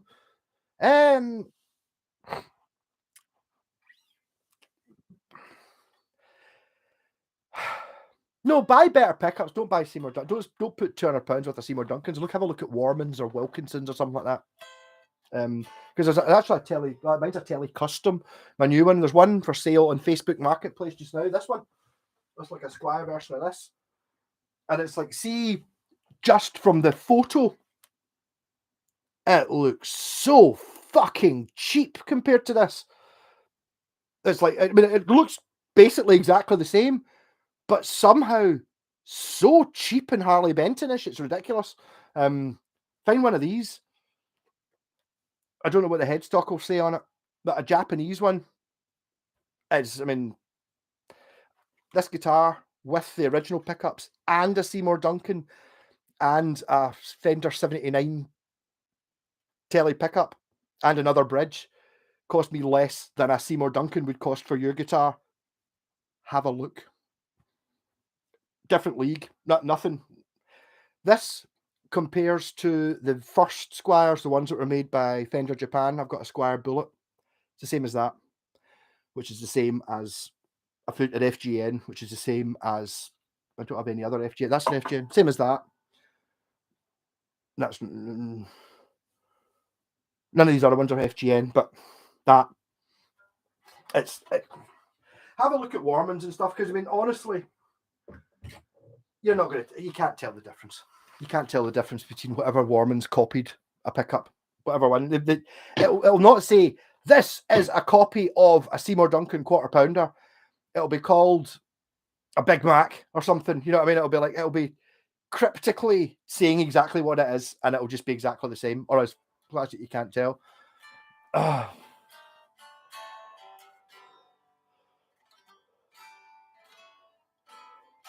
John Squires were up there with the very best. He's pure bluesy Jimmy Page as fuck. I saw him on the at the Barras on the Second Coming tour, and it was just lead guitar all the way through it. He's not a pure demon. I saw the Seahorses as well. That was kind of all right, but maybe just in a shit band.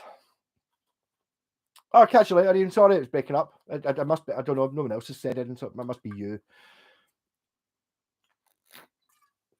Country music, it won't be long till someone talks about their self-driven truck. Like moving them. Yes.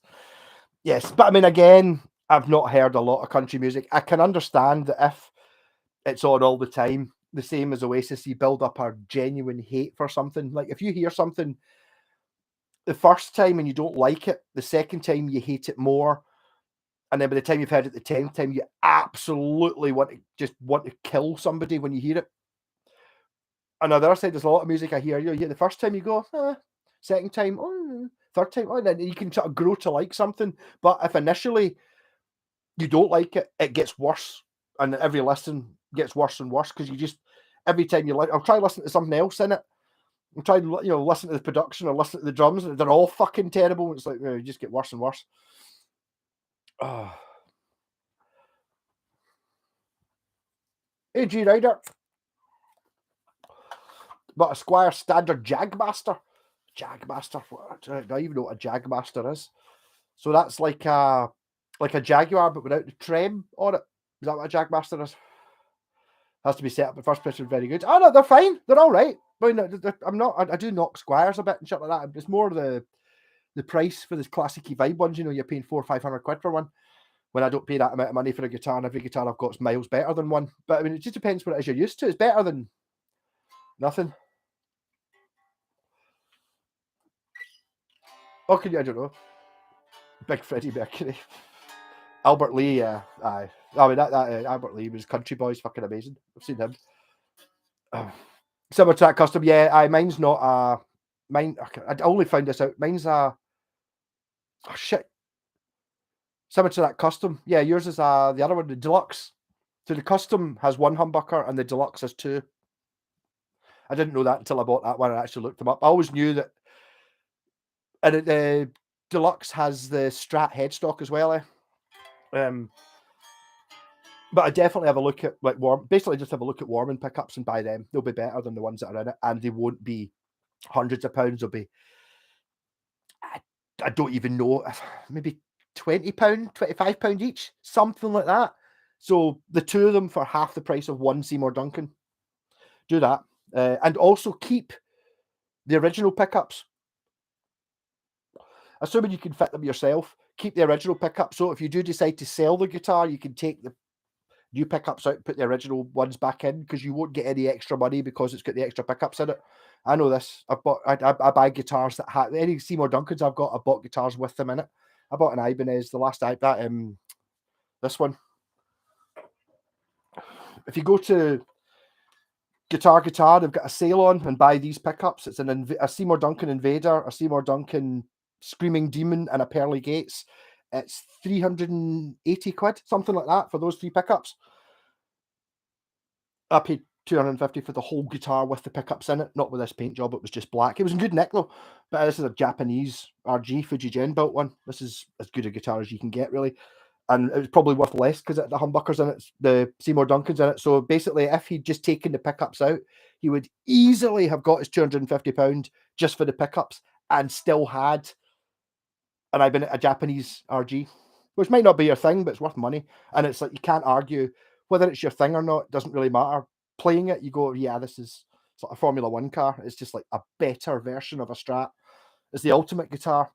Looks wise, unless you put this paint job on it, I don't like the look of them, but I mean, that. So just remember that if you're going to do something like that, basically keep the original pickup so you can put them back in it and sell the pickup separately, and you'll get much more money for it. I would rather listen to country music than Coldplay.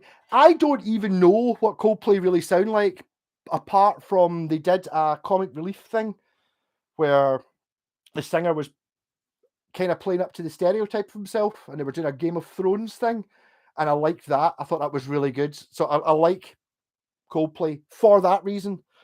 Don't know any of their music, but I liked it because they were doing like he was trying to plug a musical for, but it was like red wedding, lots of deaths and a big beheading, that kind of thing. It was really funny, and I thought it was really clever.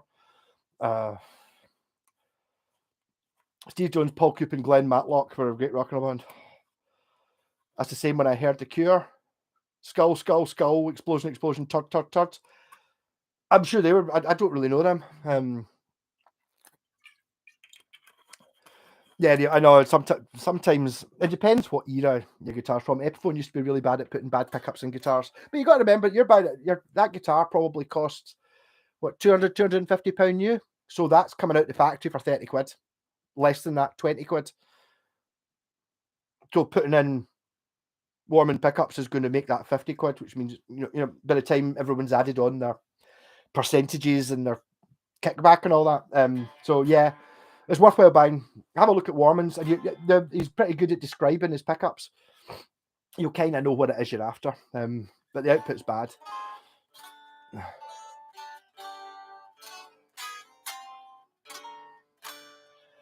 Is it wrong to screw the body for tone?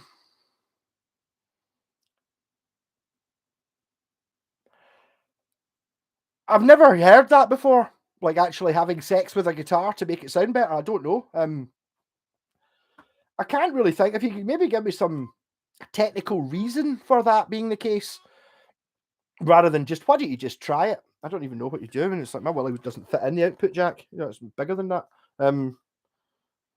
Yeah, maybe. I don't know. Coldplay sound like I do when I stub my toe on the coffee table. Yeah.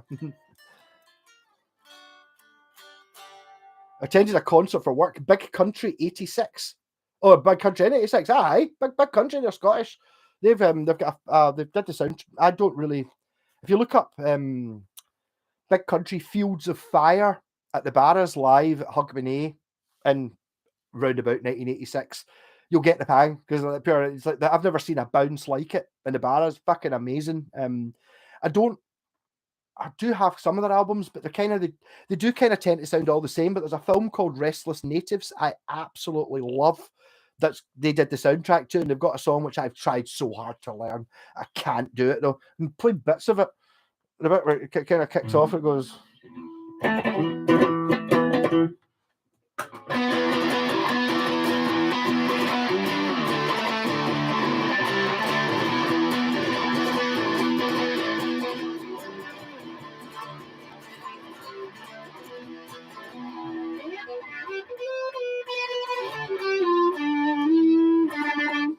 one of these days I'm going to just run into it and it's going to work. But he plays kind of the guitar a wee bit like a Yamaha SG, kind of like bagpipes. Amazing. Yeah, no, I like that.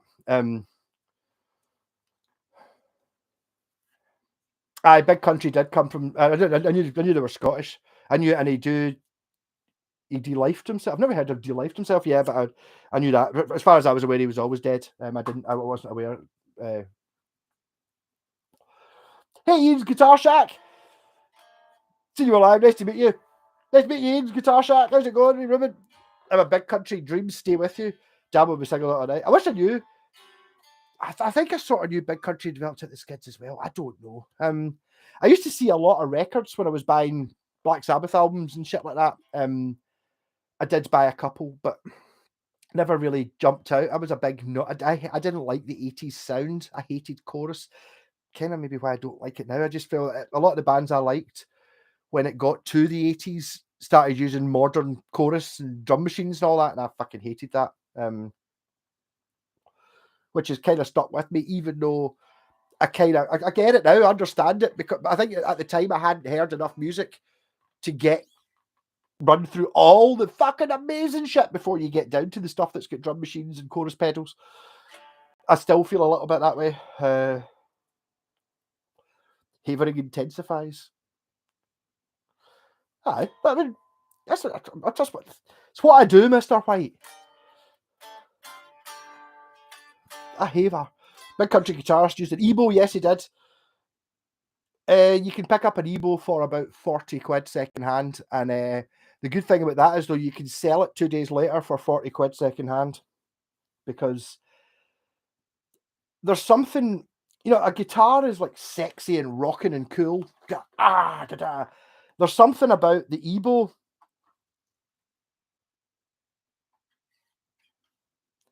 It doesn't feel cool playing it. It's like you hover a magnet over the strings, and it's like,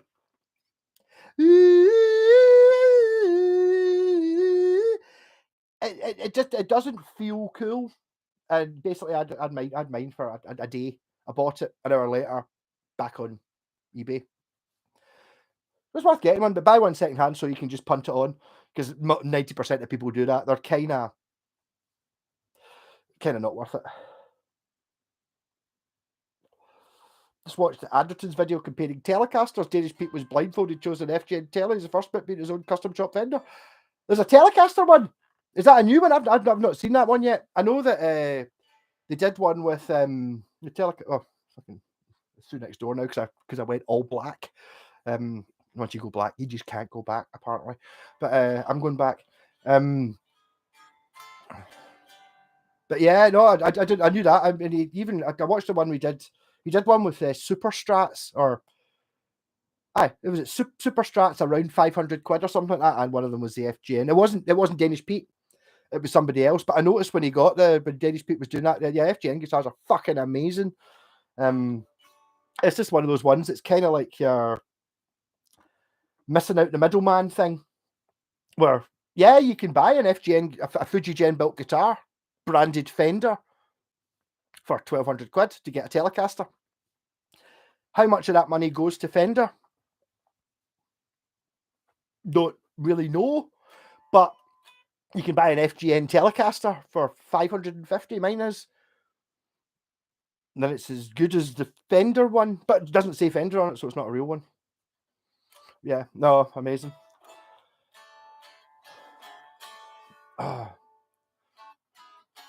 I think I'm only getting some of these things. I don't even know who Neil is, but yeah.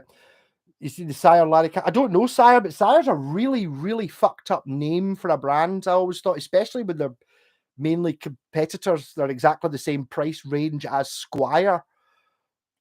It's like you could have a Glibson. I'll just make my own guitar company called Glibson, and we'll make Les Pauls. Do you know what I mean? It's kind of like it seems like a really strange name to put in a brand which is so similar to Squire that it has to happen all the time. I've got a Telecaster. Oh, what type? A Sire. Oh, a Squire. No, a Sire. That has to happen. Everyone who's got one. You know what I mean? Kind of bizarre. Oh. There's an Ebo work in the same fashion as Sustainiac pickups. It does the same thing, apart from you have to hold. Well, I was a wee bit inaccurate with that lighter. You have to hold the EBO over the strings, whereas a sustainer, which is much more expensive, does exactly the same thing. If you get one that works well, it means you can just play normally, but when you end and you end on a note, it just keeps sustaining. Whereas an EBO, you've got to hold it, and you can only vibrate one string at a time, and you have to kind of hold it like that. But I mean, it's basically it's worth getting one, and it's like you're not going to lose that much money. So if you buy one, whatever the going rate is on eBay, 40 quid or whatever it is an EBO costs, and then arse about with it for a week, and then just put it back on eBay and sell it for 40 quid, you've lost, the postage, so you lose a tenner or something. It's worth it. It's worth it for that, just so you know you don't like it, because it might pure open up avenues. I mean, it might just be me. Maybe you'll be sitting there like that, holding it on and going, "Oh, I feel pure sexy. This is great." Whereas I was just like, this is unnatural and horrible. I don't like it, and it didn't really sound that good. It's like the slide guitar. I had a go at it. I wasn't very good at it, so I just put it away and didn't bother doing it. Was it the Homer Simpson thing? Like everything else, I gave it a shot, tried it for 10 minutes, wasn't very good at it, gave it up. Oh, and in the semantics. $40, well, £40, so probably $50. But yeah, no, that's well, I don't know. I mean, it was probably 10 years ago I had one. I'm assuming they're the same price. Don't take an EBO to a rehearsal, be forced to use it. It will make its way into the tune. You're stuck with it for good. Yes, Kenneth. I can see that being a thing.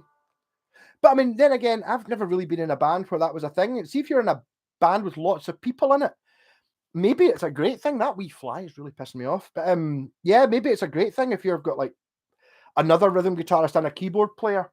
You know what I mean? And you just need something to do the intro, or you're doing a cover. If you're doing, Give Me Shelter or something. Yes, because that's what that. Ooh, ooh, ooh, that's an EBO.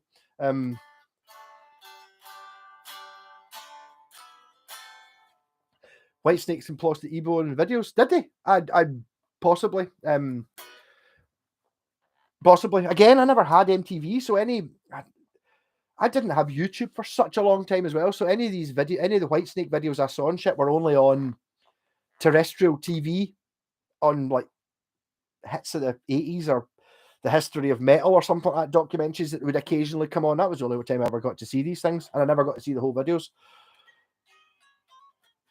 Are we allowed to plug our own music in these streams? Can I send up a band shitey demo? If you just put the link in there, I'm fucking on you go. I'll listen to it later.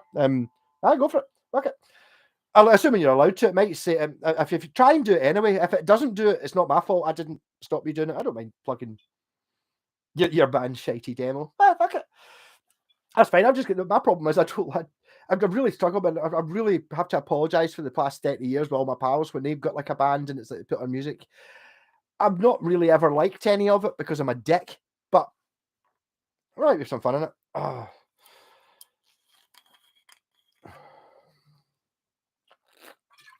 I got a Mel 9 last month and pure bored to death with it after 2 days, waste of 200 quid. I don't know what a Mel 9 is. What's a Mel 9? Yeah, slide guitar, much harder than it looks. Yeah, the problem with slide guitar is it fits very much into the same category as me with fretless bass.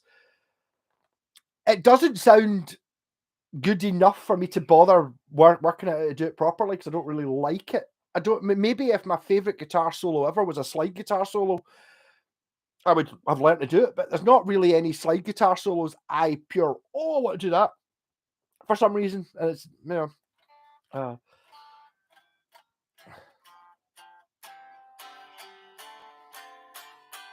Sarah sounds a bit more upmarket than Squire. Again, it's like that whole thing about kind of cutting out the middleman, although there obviously is a middleman, but it's not Fender, who obviously take a huge amount of money, and Gibson as well. They take a huge amount of money of the value of an Epiphone. Because, I mean, an Epiphone guitar, Epiphone Les Pauls are like 500 quid. That's not a £500 guitar. It's like, it's a £300 guitar with £200 going straight to Gibson kind of thing. To buy the license. Just get a Fernandez Sustainer. But the thing is, the thing about the Fernandez Sustainer is it's a cunt to fit. I've fitted a few of them. They're a bastard to fit. They're horrible. It's not easy. It's a bitch. And it's like 300 quid, 350, 400 quid for the sustainer. If you're going to fit it yourself, you've got a couple of days of swearing at it and shouting, which is what I did. Or you pay somebody like me £100 to fit it and they fucking hate you for it. Talking from experience here. So no, I would buy an Ebo, because then you can buy it for 40 or 50 quid or whatever the going rate is. If they're 60 quid now, whatever that second-hand one's worth, because they're basically the same. An Ebo's not changed much since the 70s, so you can buy anyone, and they'll if you look up completed listings, they'll all be going for the same price. Buy one at the lower end, whatever the price is, play it for a couple of weeks, see if you like it. If you really love the sound but don't like it, then sell it and just throw away the $10 or whatever it is you lose by buying it on eBay, paying the fees or the postage, and then paying the fees for selling it. You know what I mean? And then get one. I can just about play the slide guitar bit of Freebird. That's it. I think that's about the only thing I can play as well. There used to be a slide sitting there. No, the thing about it, you kind of need. I remember my pal used to when I started learning to play the guitar. My pal, like, this is pre-YouTube and all that shit, and he bought a slide and I think he'd a book, and it was like first thing you do is just like get a spare electric guitar you've got lying about, and then raise the action up so you can play the slide much easier.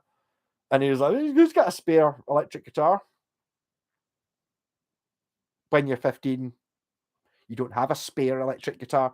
But basically, if you've got a higher action, it becomes a lot easier.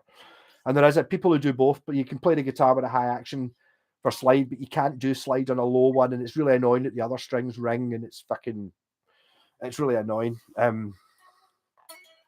Agreed, slide guitar is okay in small quantities. There's a guitar intro of a song that sounds like a motorbike revving up. Can't remember the name, but it's done with a brass slide and it's super cool. Saxon, no, the song you're thinking of is Bad Motor Scooter by Montrose, which I have the album, listened to it, quite liked Montrose. Montrose is Sammy Hagar, who's the Van Halen singer a few years later. But their version of Bad Motor Scooter on the Old Grey Whistle Test, check that out on YouTube. It's fucking amazing. Like, proper amazing. I much prefer that. Just forget anything else ever did. That song on the Old Grey Whistle Test, I like better than anything Van Halen ever did. I'm sorry, a lot of people will hate that, but I mean, it's got a thing to it. Another 2 songs to be done in January, then it'll get a proper release with artwork. Mellotron pedal electro harmonics. Everything sounds like Soviet Union death music. Nice. But I mean, the tracking on these things has gone up like fuck. Have you heard the Saxon's version of Faith Healer? Was that done a couple of years ago? Faith Healer's the Alex Harvey band. Everything sounded better than Ogre Whistle Test. Ogre Whistle Test, fuck. And I never got to. I'm not old enough to have seen it. Neither are you. But when you look up shit, yeah, totally. I remember when I got my first video recorder off my gran, because she bought a new one. It was so old that the remote control was on a cable, and I remember setting it to record something when I was at school, and it was the Sounds of the 70s. The program was on. It was on at like 2:00 in the afternoon or something. And I remember recording that, and I was like, just being pure. That was the music I loved. I just could. This was in the era of Oasis and Nirvana and REM and all that crap. And I was watching this, and there was one episode, and it was like a question by Moody Blues. Hendrix was on it. Deep Purple, Black Knight. And it was just like everyone. Freebird. Just like the fucking. How I could not understand how people would listen to Oasis and REM and all Britpop. Have you heard this stuff that pure floored me? 2 chords in, Hocus Pocus by Focus, or Sylvia by Focus. Everything amazing. Oh, you can play slide any guitar because you're from Texas. Great stuff. Yeah, totally. If you're from Texas, you've got the excuse. Oh. Focus playing Sylvia. The Whistle Test was half genius and half proof that drugs don't work. It was amazing. Sylvia, that was on that one episode that I remember having on VHS and watching all the time. Was fucking amazing. Oh, no, that's amazing. I remember in used to be a sort of hippie shop called Virginia Galleries. It was like an old, pure stank of incense because it was pure moldy. And I remember going in there, and there was a Focus single, and it didn't tell you on No Grey Whistle Test what the song was called. It was just Focus. And I remember going in there. I didn't realize that it was possible to go into a record shop and listen to hear something. I was like, I kind of want this. Is that? Can I maybe try putting this in that record player because it might be the song I want. It goes na na na na na na na na na na na na. The guy's like, up here. Yeah, of course. There you go. And I put it on. It was fucking great. So I've actually got the single for that. I didn't know it was called Sylvia at the time because it didn't tell you. Saxon are fucking brilliant. I love Saxon. They've signed my rock jacket. You can see hanging on the wall there. Met them after the ABC gig. I think I've seen them at least 2 or 3 times. The thing about Saxon is one of those bands that they've kind of got to the stage now, or for the last 10, 15 years, where they're able to do like a 20-date UK tour, and it'll sell well enough playing in relatively small venues, so they can just keep going, and that's enough to pay the 5 guys in the band or whatever, and for them to do okay. And then occasionally, yeah, no, I do like Saxon.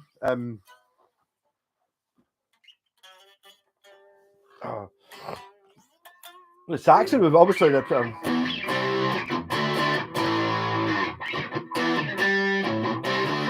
I got a 747 running down in the night. But no longer no running lights.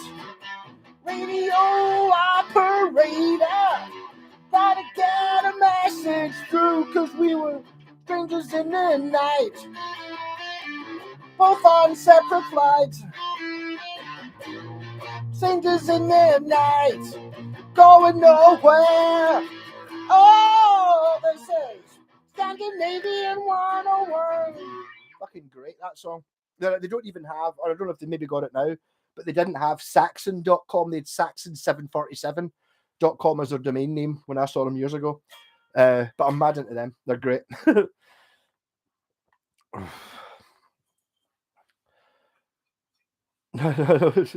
Your touch white. How did we know you were wearing a Dallas Cowboys t-shirt? TV remote control. My dad had one. Me and called Get Up and Change the Channel. I remember our TV when I was a kid. It was an old wooden 21-inch Philips thing, like a wooden case on it, and it had a remote control that had 2 buttons on it, and it was channel change and mute, I think, something like that. The 2 buttons, but my grand's dog used to go fucking mental when you pressed it. So it was obviously an audio thing, like a high frequency click that it emitted rather than an infrared remote control. I remember that. Yeah. Saxon supporting Judas Priest next year UK arena tour. Or I hope see if Judas Priest play Download. I've seen Priest a couple of times. They're fucking brilliant. Me and my pal G saw Priest with the Nostradamus tour when KK Downing was still there. Not really fans of Judas Priest. Breaking the Law's quite good. I had the album Screaming for Vengeance. That was kind of about it, but they were fucking brilliant. Priest are a proper pro band, especially they were playing at a place in Glasgow called the SCCC, which is a big shed, which they've obviously played every couple of years since the 70s. So they know, because the road crew will all have been in the band for 30 years, they know how to get a decent sound in a pure shit venue. A good few times I've been to the SCCC by Chemical Romance and other bands where they sounded fucking awful, echoey terribleness because they didn't have the road crew that's been doing it, the same guys doing it for 30 years. You know what I mean? Use the snooker clue for good plan. Freebird, everything I play in the guitar is basically just the Freebird solo. See, when I use the loop pedal, it's okay. It's not always the same chords as Freebird, but it's pretty much that. Had the frequency knob changing channels was miserable, especially when my area was made from a metal coat hanger and Kirby grips. Yes, I remember. No, mine was push button, but I know what you mean. I wish I'd fucking kept my wee black and white telly. I had a black and white telly for many years. I remember even having a DVD player plugged in. I managed to work out some way of making it fit into the back of my black and white telly, but it was an advanced. It was a Philips one, and it had buttons. But inside, so like next to the buttons, the physical clunk, clunk, clunk for the 8 channels, even though they're only worth 4. But next to, if you opened up a wee thing, there was like a wheel that you turned, one for each channel, so you could tune in the channel. You just remember. It's mad going back to the days of video and how even now, what was DVD compared to when you're watching me just now in 720, I think, or is it 10? I can't remember. I think it's 720 mine does, that camera, or my upload rate, fucking whatever it does. DVD was 480 which is the lower quality. And when DVDs first came out, it was like, fuck, I remember the first time I saw a DVD, it was like pure, oh my God, because the picture just used to be shit on the telly all the time. It's like, no way did you get a good picture on all 5 channels. No way. You know what I mean? It was like you'd constantly be sitting there. I remember my telly, if the washing machine was at the washing machine or the tumble dryer was downstairs in the kitchen, I just couldn't watch some channels. Like one of them or two of them, the TV reception was pish. And it was like the other end of the house. It was like, probably only 10, 12 yards away, but down a floor. And it was amazing just that was enough to totally screw up. I also used to get, I remember we shit, your wee Marshalls and stuff like that used to pick up radio stations and shit. Doesn't happen anymore. Oh. I'm hoping, I don't remember a shop called Stone Age in the Barras. Hey Andy, how's it going? Black and white Ferguson telly. Ferguson. I remember Ferguson tellies. I used to look at shit up in the like the Argos catalogue and all that, and I loved. I remember my first stereo. I don't know what year it was when I bought it. CD players were available. I mean, I remember my stereo was like, I wanted one that, do you know the frequent spectrum analyzer where you get like the 6 things that dance along with the music? I wanted that. I just liked looking at stereos. I didn't really listen to music at the time, but I just loved the buttons and switches and shit. And I got this stereo that didn't have a CD player, and it was like the spectrum analyzer wasn't really that. It was basically in below this thing. It was like you had like a 5-band graphic equalizer, and physically attached to the slider, there was like a white plastic thing that went up behind a window. So when you slid the treble up, there was a thing that came in this window which looked like one of those VU meter things, but it wasn't actually. It was just a white piece of plastic that went up the back. So if you put the treble at full, that would be at full. So, and it was that my first one. It was a Satchel. Terrible. Oh.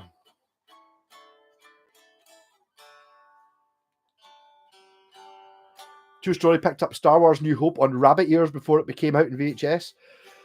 Audio only.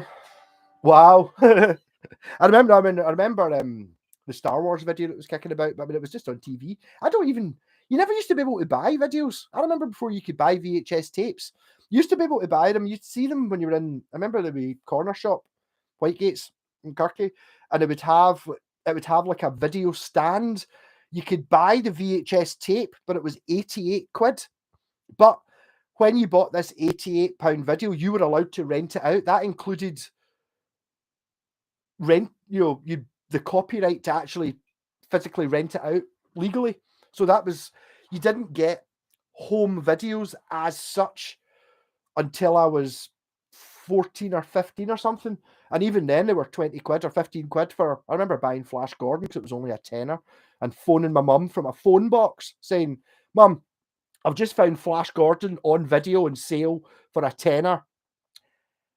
Will you give me the money for it? I've got a tenner, but I don't want to spend it on that. Would you buy it? And she said, okay, you buy it, and I'll give you the money when you get home. That's how videos used to be. And also the fact I went to a phone box and wasted 10 pence to phone my mum, for fuck's sake, you know what I mean? And that would probably be maybe the first time I ever went into town on my own. So I'd be, 12 or something. So that would be 1980, 1992, something like that. Yeah. Oh. I missed the wee white dot. I was watching the young ones a couple of weeks ago, and there was a wee bit. I remember the wee white dot, and I remember there used to be a thing called Evening Call, which Ricky Fulton used to take the piss out of on Scotch and Rye. But it was basically you would get it, and it would be like whatever it was. The film had finished. It's quarter to midnight or something, and then it would go play this music. It would go in, and it'd be like a minister sitting in an armchair with a wee lamp next to him, and it would just be a wee 2-minute story, something from the Bible or some pish, a wee nice story to end your evening, and good night. And then it would go, you would get the wee white dot. I remember that. That's how old I am. You should remember my first. You're more similar to me than I think either of us want to admit, but yes, having an actual spectrum analyzer was pure rock and listening to music in the dark. Yes. I mean, see what I would have said. See, I need to buy new belts. The tape deck I got off my uncle. My uncle died, or my mum's cousin. Was that second cousin or something, or second, whatever it is, whatever it was. He died about, I don't know, about 10 years ago, in his mum's house, which he still had in Polmont and Falkirk. There was a stereo system, and this thing was fucking amazing. That's where I got this record player, which has a speed dial on it, so you can tune it. It's like, what? It's a Pioneer, but the tape deck is a thing of beauty. It's got like a CD drawer, but it's so the tape goes in flat. You know, it's only that thick, and it's got two big, massive fucking VU meters. It's got the input volume control's like a concentric knob. It's got fucking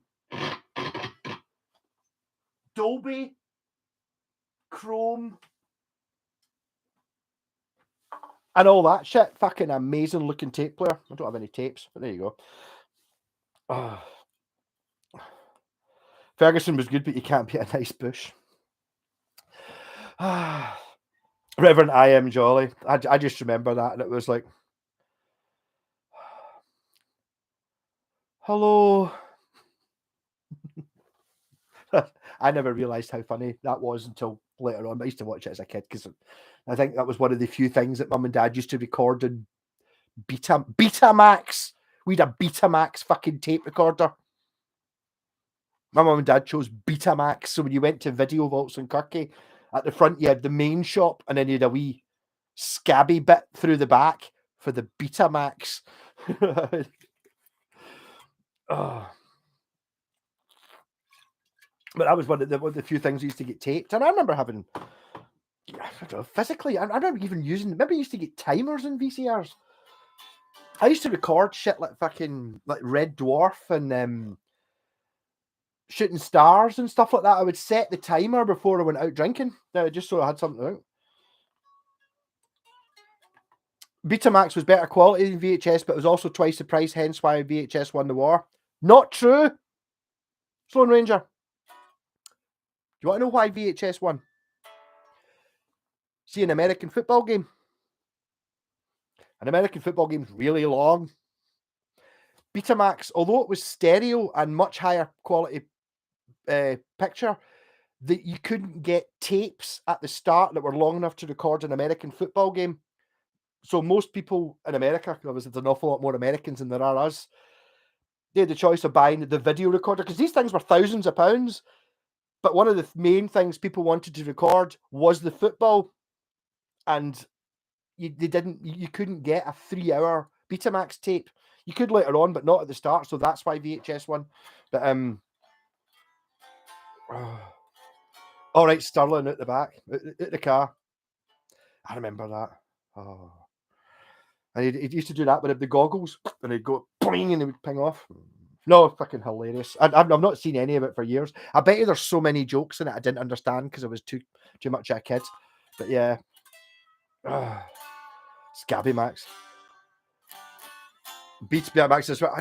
The problem with these things is it's like my pal's getting a bit retro these days. He's bought a video recorder and he bought the Blackadder box set on VHS and shit. The problem is it's just the quality is terrible of VHS. It's awful. Even maybe not so much with bought tapes, but used to the TV. The reason you couldn't have TVs that size, that's by no means a big TV by modern standards. But I mean, I remember fucking getting a colour TV, and it was a whole Christmas present for a whole year to get a TV, to get a 14-inch colour TV. I remember being pure amazed when they came out at £100. It's like, oh, only £100 for a TV? Wow! Only get 5 channels and shit. No anything. It was a 14-inch. I remember playing GoldenEye on the N64 with 3 of my pals on a 14-inch telly, and it's like that.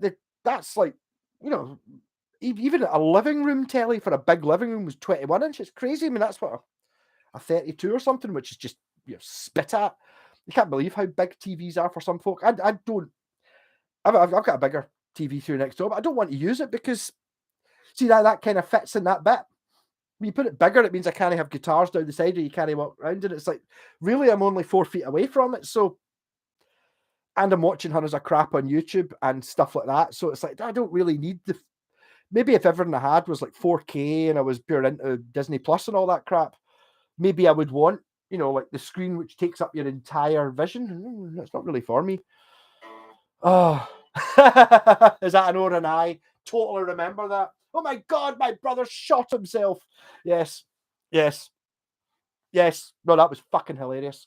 Fucking hilarious. Yes, I do that one. I said, as soon as I saw that an or an I wanted to quote it before I read it, so you knew that I knew what it was. Yeah.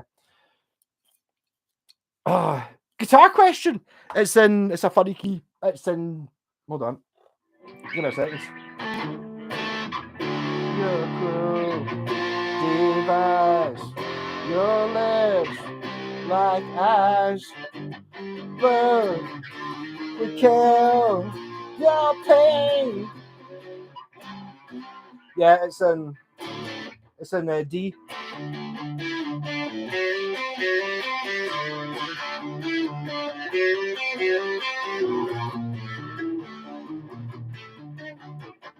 Your cruel device, your lips like ice. One. For some reason, I always remember that being G. One look could kill my pain, your thrill deep. I wanna.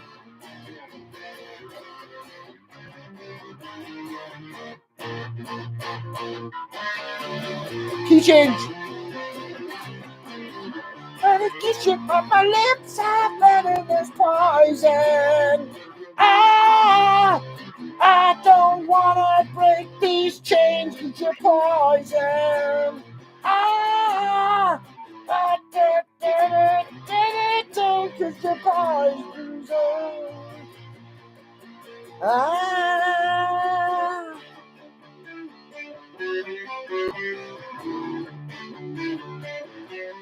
Difficult.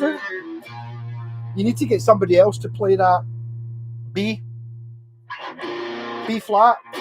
Because dead, you want to be going.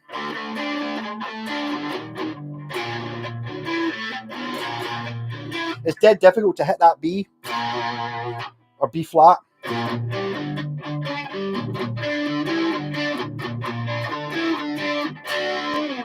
That was the first song I ever worked out driving home from Pitlochry without a guitar. And it pure blew my mind. I couldn't believe I'd done it. I was listening to it in the car, I was like, and I was thinking about it, going, "Hi," and I worked out what to play. As soon as I get in the house, I was like, "Pure, did fucking find the key, and it fucking I got it." Pure, amazing. Betamax was great quality. We all got music videos from Warner Music at US Rockefeller Plaza and had to convert them to VHS at Warner Music in Stockholm. Music videos were so important. Yeah, I kind of missed out on all that because we never had satellite TV, so we never had MTV. By the time digital TV switched over, obviously you had to buy the digital Freeview box, so we watched that. It's like, oh my God, I've got MTV. And I went to MTV and there was no music on it whatsoever. It was all reality programs because at that time, I didn't realize that that's not MTV. I thought was music videos all day. That must have been amazing. There you go. I made a 43-inch CRT. Me and his brother helped him move house. TV board with his washing machine. I can imagine. Wow. Super Cop name, Taggart, first name, Chief Inspector. Brilliant. Getting battered on the tarp. No, you're meant to batter other people. You're doing it wrong, Mr. White. You used to say your mouth's so hot your balls ain't dropped to be in for Yeah. I didn't really know Poison until later on. I didn't know it at the time. For me, it was after it was Schools Out and Poison were the two songs. It was on one of your fucking rock anthems tapes. I really liked it. Night, Mr. White. I'm nearly finished my bucket. It's after midnight. Am I going to smoke another fag? I'm going to fucking roll another fag. I don't care.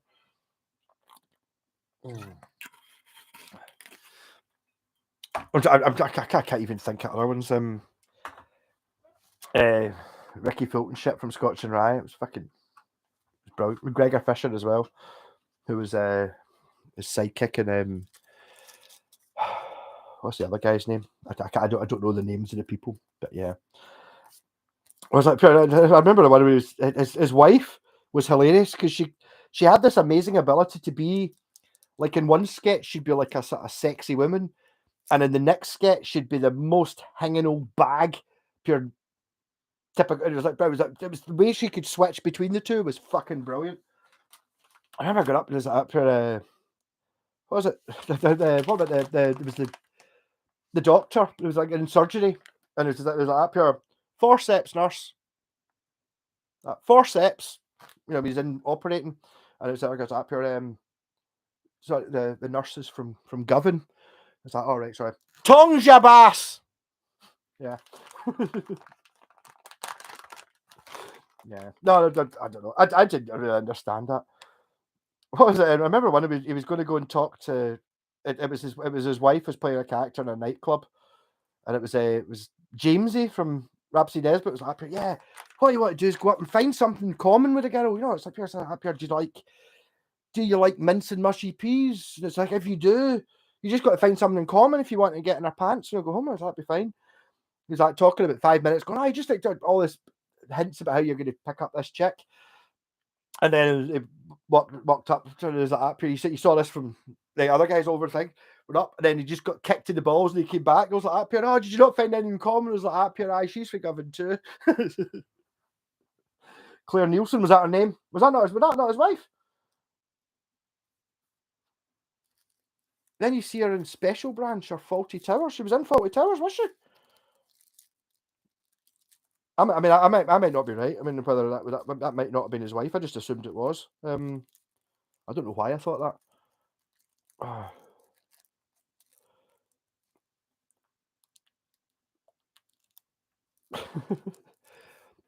SAHB's Intro to School's Out was great. Oh, so she did.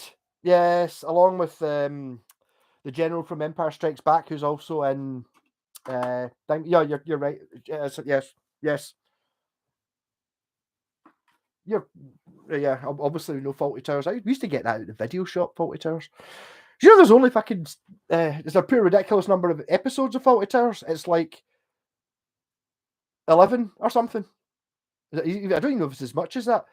There's fuck all episodes of Faulty Towers, which is amazing. 12 episodes. No, I do remember it, yes. And I don't know, not necessarily understanding most of the jokes, but when you were a kid, when I was a kid, you didn't have TV was pish. You'll know this if you're similar age to me. But TV was terrible. I didn't watch TV because it was awful. So having these things on video was something you could watch that wasn't fucking horse racing, or I didn't even know what else was on. The football results. Remember, an entire Saturday would just be Bolton 3, Ipswich 1. And it was just fucking, and now the second division. And it'd just be that all fucking day. Like, that's TV. I remember waiting for the TV to come on at 11 a.m. on a Sunday. I don't remember that, but I believe that happened. I remember Saturday morning telly. Used to watch cartoons like fuck. Songs of Praise. Oh God. I remember seeing Songs of Praise, but this must be relative. Well, not when I was a kid. It must have been, I don't know, 16, 17 in Songs of Praise, and it was Rick Wakeman who was doing it. And this is because there was nothing else on TV, and I'd been up all, I'd just come in or whatever, fucking steaming or whatever. I watched it. It was Rick Wakeman. He's going like, up here. Yes, it's like up here. What hymn do you want? Is like up here? Yes, I'll do. We'll Lord out their chariot. And up here, I was like, so what significance is that up here? Like, see the key change on bar 3 when it goes into the that arpeggio, and you're like, up here. This is really quite bizarre. So Rick Wakeman. I don't know if he's a Christian or not. He was on Songs of Praise, but he was like his song, the songs that he chose to get sung by the choir were ones that had interesting musical motifs. And I remember just going, yeah, Rick Wakeman. I don't like his music, but I mean, I like him. He's cool. And then it being bloody horse racing until 1 o'clock. When I remember Glenn Michael's cartoon Cavalcade, which was very cheap. But yes, I remember sitting in my PJs waiting for Going Live to start. Yes, it was called Rusty. I sort of remember that. Paladin, yeah, I remember Paladin. Saturday is Tiswas Day. That's before my time. I don't know. I vaguely remember Saturday morning Superstore before Going Live, but Going Live, I don't know. Yeah. I like Kevin McClare's take on TV. The whole family of 14 sitting around the TV, 7 of us looking at the back. Yes. See, I never had that either. From very early on, I always had to. I converted the loft when I was like 12 or something like that. So I didn't. I very rarely sat and watched films or anything with the family unless it was, like I don't know, Commando. I remember. No, I'm not going to tell you that. But watching Trading Places, and it was fucking hilarious, and just being on the floor laughing with Trading Places. Because sometimes you'd watch that, and if mum and dad weren't watching something I'd want to watch, I just didn't. I just fucking went to the room and played with Lego or whatever. Oh, Sally James. Tis was an ATV production filmed at the Birmingham Broad Street Studios, the same studio as Crossroads. I don't remember Crossroads. I remember, because did it not go dung, dung, dung, dung, or something like that at the start? That's all I remember about Crossroads. But it's all these things, it's like all the people my age used to have to sit and watch telly with their mum and dad. So they would remember watching like Old Fools and Horses and fucking the Sweeney and shit like that. I never watched any of that crap, ever. Sally James was my husband's spank bag. I don't even know who that is. Remember the late night Tiz was OTT? I don't know. The problem is I've said this before on these streams. It's like my mum used to buy I don't know, it was the Glasgow Herald or whatever it was, and used to circle shit in the thing where it told you what was on TV that day, or I assume it was what was on TV tomorrow. And basically, if I didn't know what it was, didn't watch it. Our telly wasn't on. The whole idea of having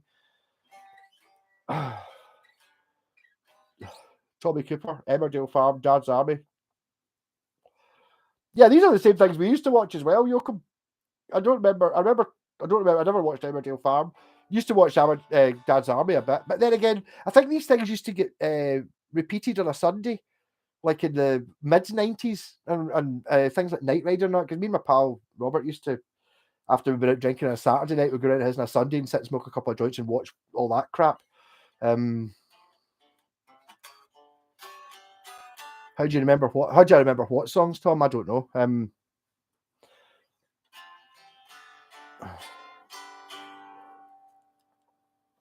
Dad's Army had its moments, sort of. It's a bit cringe. It's one of those ones where I didn't get all the jokes, but it was better than fucking horse racing.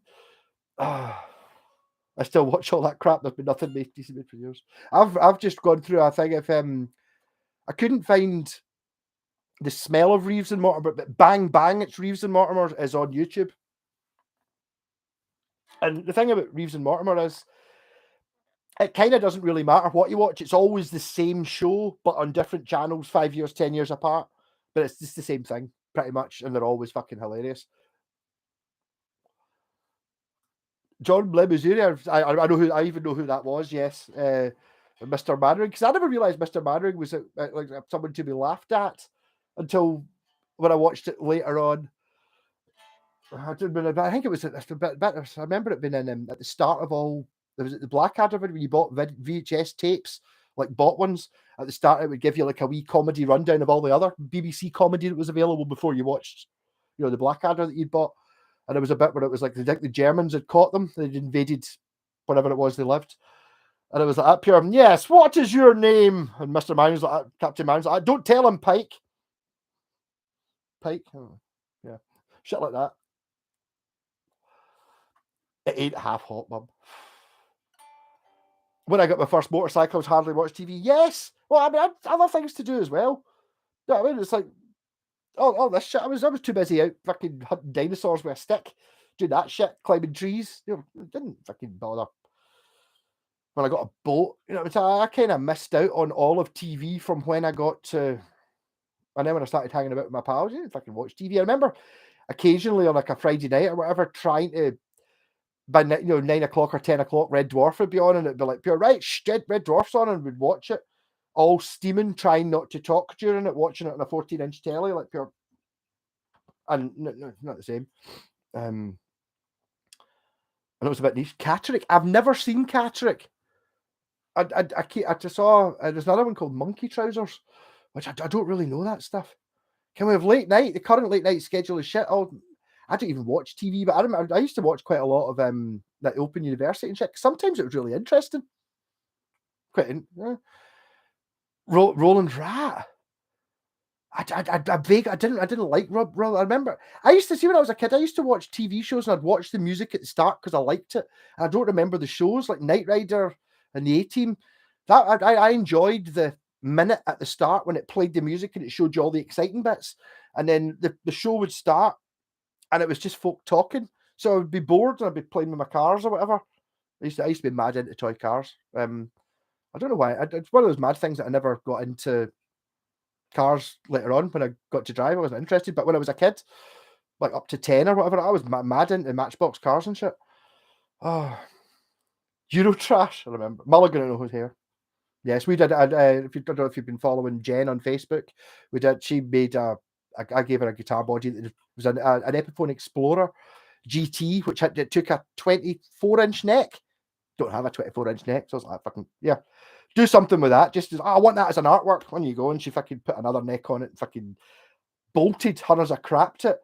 And it was I had pickups in it, so I wired one of the pickups. So I was trying to play shit, and it pure reminded me of Mulligan and O'Hare doing their instrumental classic of Brimful of Asher, where it's like Vic's in a puddle up to his waist, turning valves on a like copper valves with a pineapple making noise, kind of going, and then Bob's got like it standing in a barrel with like shoulder straps on, with like bike wheels on it, and it's like he's pushing. It's fucking sick. It's insane. But yes, no, they're I really rate Mulligan and O'Hare's instrumental stuff. And the bit where he gets like when Mick Reeves, he's like kind of sitting there, and he's got his valves, and then for the mid-8, a naan bread comes down and he smears it on his face, and it goes, that fucked up. It's fucked up. Oh.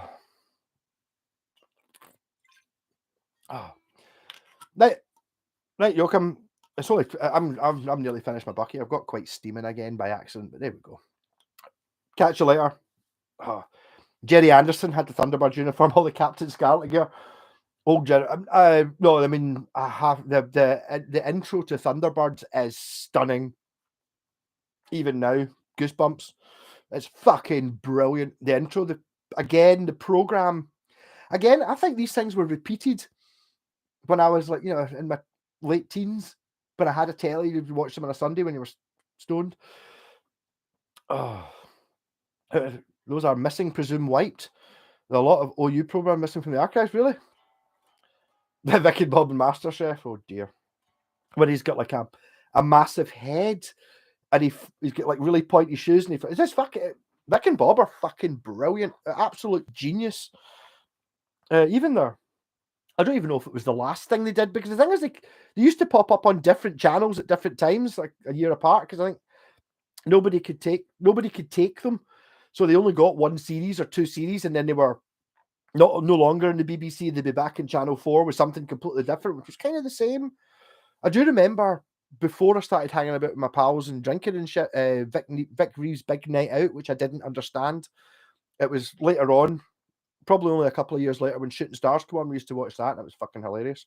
And I don't remember Bang Bang, It's Reeves and Mortimer, or the smell of Reeves and Mortimer until I bought it in VHS from a charity shop, and it was fucking brilliant. Just so ridiculously silly. But they did a program a couple of years ago, House of Fools, it was called. And there's an episode of that in the second series, which is one of the funniest things I've ever seen. And literally, even just almost pissing myself watching it. It was that funny. And then they've been really excited for like episode 3 or whatever it was, and it wasn't funny at all. It was a little bit hit and miss with Vic and Bob. Some of it didn't make sense, but some of it was fucking amazing. Absolutely fun. Spike the likes, please, if you haven't. It does help. I've not monetized tonight because I couldn't be bothered. They've changed it. I think that's why I get demonetized. They've changed it to putting in fucking mid-rolls, and I can choose when they come in and all that crap. So basically, you'd be watching me talking crap, and then suddenly you'd have to watch a minute adverts and miss out shit. You're just going to go away, aren't you? Fuck that. It's not worth it. You can super chat me if you feel guilty and give me 50 pence. That'd be great. But no, Vic and Bob. Geniuses, I tell you thee. But I haven't been able to find the smell of these. I think I've probably thrown away I remember having the VHS tapes of that. Always worth checking what junk you have recorded in old VHS tape. For over 1,000 episodes of The Big Breakfast are missing. I remember liking The Big Breakfast. It was fucking. I used to quite fancy Lisa Tarbuck actually. Whenever that was. I remember it being fucking hilarious. That was it was kind of like is it TFI Friday? It was called. No, The Big Breakfast was brilliant.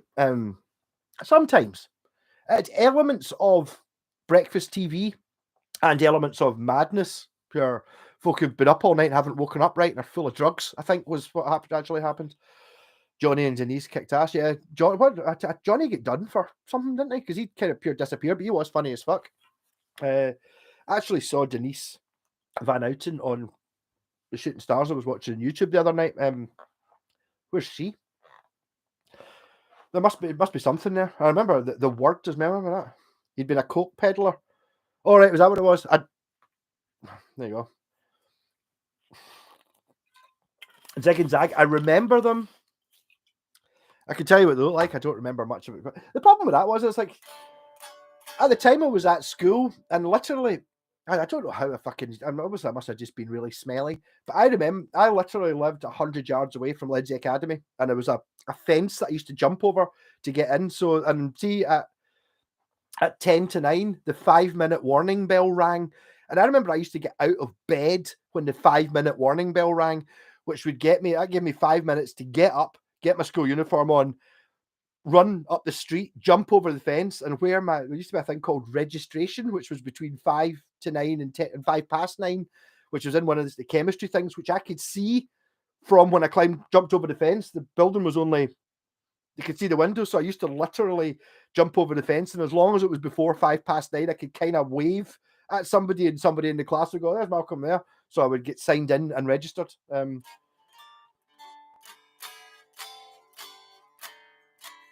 You went from doing time for coke to being in the telly. Who knew? I did like him. I liked Denise Van Outen. I don't know. It's just like I think it was maybe a bit more for someone who'd been up all night taking drugs, and then it was now 6 in the morning and you'd watch it rather than being actually for normal people. But I did. The thing is, I remember I don't know for a couple of weeks getting up, like an hour early so I could watch The Big Breakfast before I went to school because people used to have like breakfast and sit and get ready. And I didn't fucking never do any of that. I just got up and fucking went. Watch Rog and Podge. A Book at Bedtime was done by Zig and Zag, only different puppets. I don't remember that at all. Sounds ridiculous. There's plenty of room for adult humor as long as the kids don't understand it. It doesn't need to be. But I used to watch Carry On films as a kid. I didn't understand most of it.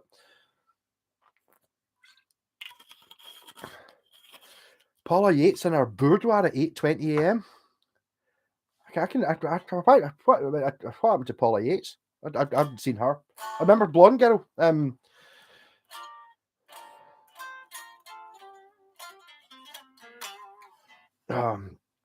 Bronx Bunny was even worse. I don't even. Yeah, we're into realms of TV that I don't remember the L7 on the Word. Yes, I remember. I was going to mention the Word. I remember seeing that, and it was like pure. Oh my god, that girl's just taking her pants off when they're playing a song. I remember the Word. I bet you it's fucking cringe as fuck watching it now though. See, I would have been watching the Word. That would have been. I must have been what 13 or 14 when the Word used to be on. And it was like just something to watch because it was 11 o'clock at night and I've got my own TV and I shouldn't be up at 11 o'clock at night. Kind of used to watch that, not really get it. I probably didn't understand most of what was going on. But it was like pure bad TV, pure nasty, pure edgy. Shouldn't watch this. I remember seeing Nirvana on that. And then it was L7 when they all took their pants off and you're like, what's that? Kind of bizarre. I don't know if I remember it. I mean, that's never been repeated. The Word was bad. The Girly Show was even worse. The Girly Show, I sort of remember that as well. I don't remember watching it though. They used to be pure lots of cringe things. It's like, I don't know. I mean, obviously not for yourself, Phone Ranger, but I remember watching things because there was a chance you'd see boobs in it. And there was fucking nothing else on TV anyway. So it was like that was your only choice. It was either that or don't watch TV. And you didn't have videos because videos were expensive. So yeah, I didn't have a video recorder. Yeah, I couldn't understand that. I remember being one with Graham Norton in it as well about sex, and it didn't make any sense either. Freaking there was a lot of crap, things that have completely disappeared and have never been brought back or mentioned since then.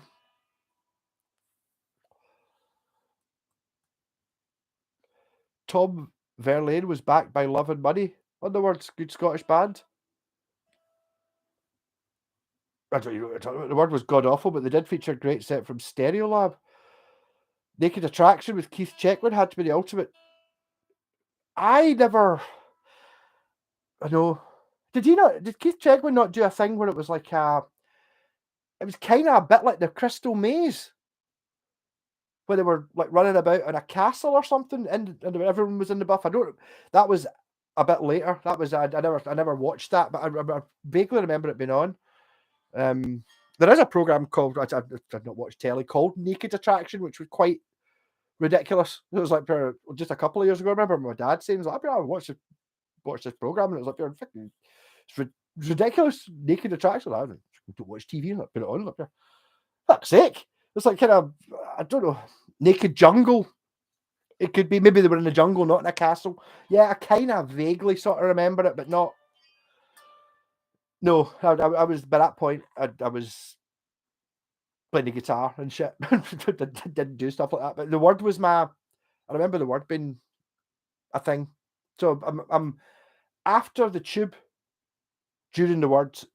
Remember a program called Noisy Mothers and Beavis and Butthead? I remember watching Beavis and Butthead used to be on at like 1 a.m, and I think it was probably 5 years old at the time. But I remember seeing and that would be almost, that's where my view of what MTV came from, watching Beavis and Butthead. And it would be, I remember hearing them. I can even remember, in fact, I don't think I've heard the song since I watched that. Alice in Chains, Man in a Box. Wah, wah, wah, wah, wah, wah, wah. I remember that riff from then. I don't remember what the video was, but it was in Beavis and Butthead. So they used to put on, it would be like two cartoon arseholes watching shit on MTV, slagging off whatever the bands were. And I remember just watching it going, I wish I had MTV so I could watch this. I quite like some of this music because I never heard any of this music before. The music we had was pish.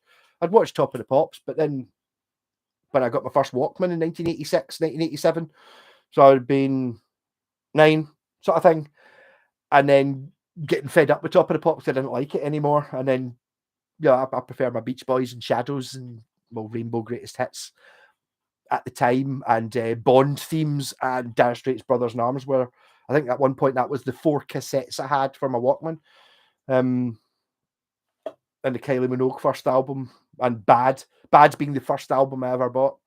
Sorry, on cassette, and Kylie Minogue being the second album I ever bought. And the third album I ever bought was Fleetwood Mac, The Collection, on vinyl, because I'd got that stereo system I was talking about, and it was like records. And it was Peter Green's Fleetwood Mac, and I didn't like it at all. That might be why I don't like the blues. If it had Oh Well on it, everything would have been, my life would have been completely different if Oh Well and the Green Maharishi and the Man of the World had been on that double album Fleetwood Mac, The Collection. If they'd been on it, they weren't on it. It was just blues, and it was all slow. All of it, just slow blues. Fucking, yeah. I suppose the first good album I bought was Rolling Stones' Hot Rocks. When it dawned on me, Beavis and Butthead Do America was hilarious, but the soundtrack was even better. But I remember that was when I first met my pal Michael. He had the VHS of that and watching it, and it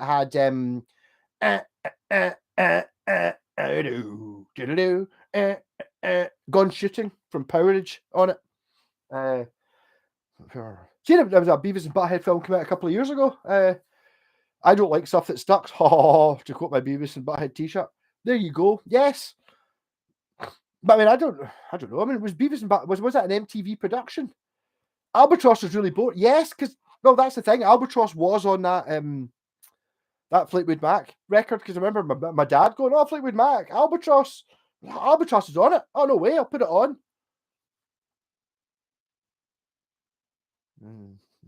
That's not very exciting, is it? We used to be able to play it. It can't be that hard. Dun, dun, dun, dun. Quite good, but I mean, Peter Green's Fleetwood Mac. I'm sorry, I'm still against it a little bit. I'm still not. I do think Man of the World's amazing. Oh Well's amazing. It says copyright 1993 on it. So I would have been 15. Yeah, that's about right. For Beavis and Butthead to America. Not Albatross, the T-shirt. Not the Albatross T-shirt you're talking about. Aye, you're talking about Beavis and Butthead's the film.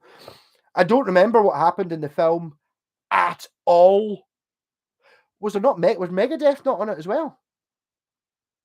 I don't know. I try to remember back to these things. Remember time used to take much longer to go past. I even saw Beavis and not Beavis and Butthead, Bill and Ted's Excellent Adventure 2, Bogus Journey, twice in the cinema because I really, really enjoyed it.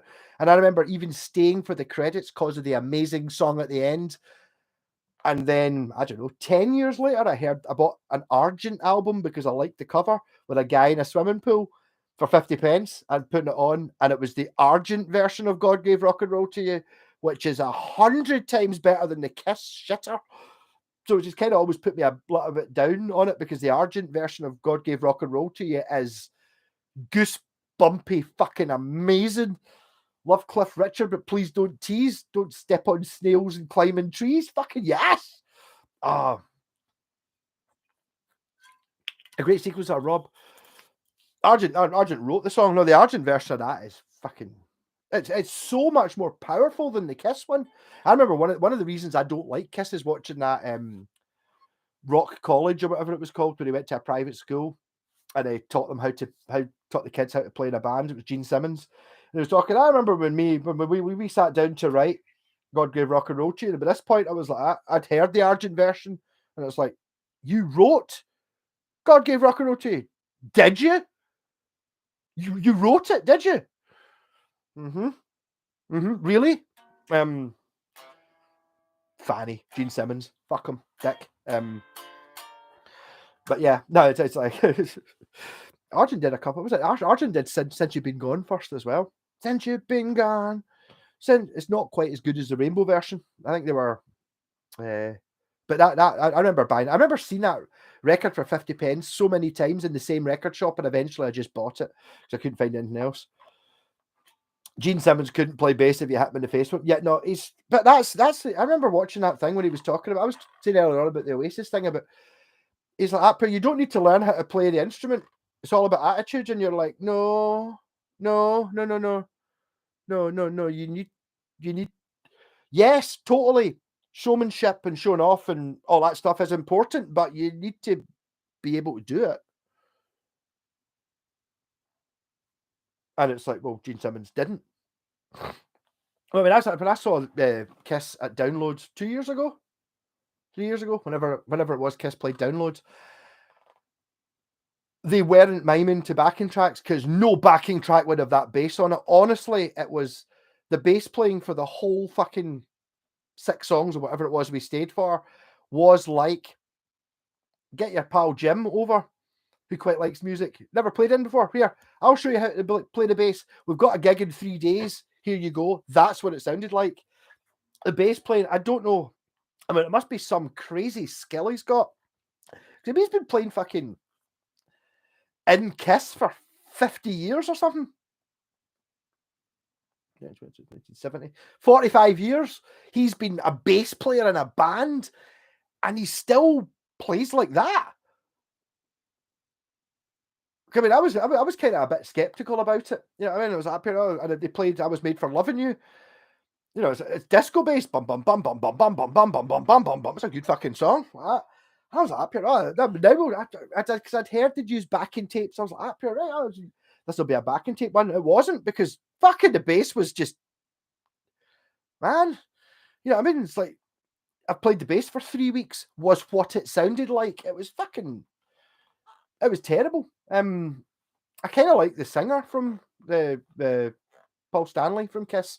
He's quite cool. Well, I don't know if cool's the right word. But I couldn't believe it when I saw Kiss as well and he did the voice. I did not know that people were taking the piss at him when they went, "Hey, we'd like to play a song for you. Are you ready to rock?" I didn't realise he talked like that. What? I was like, fucking, I thought he was taking the piss. I've heard other people taking the piss. I didn't realise they were taking the piss out of him. Fuck's sake. Oh. Do your favourite, listen to Ren. Absolutely brilliant. The Money Game Part 3. I don't know the Money Game Part 3, but Ren is fucking sick. Yeah, no.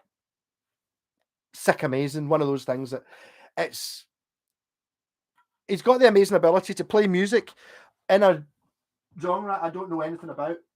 Because it's got hip hop and shit, but that doesn't matter. It doesn't matter what kind of music it is. It's thoroughly amazing. The guy's an absolute genius. Yes, Ren is fucking brilliant. Jim Lee plays better bass than Gene Simmons. Jim Lee playing left-handed when you're constantly punching him in the face and drilling screws into his wife's shins is better on the bass than Gene Simmons. When he's drunk, yeah, no, Jim Lee's an amazing bass player. Don't even mention them both in the same sentence. Jim Lee's fucking better. He's a god on bass. I think he wrote a lot of it.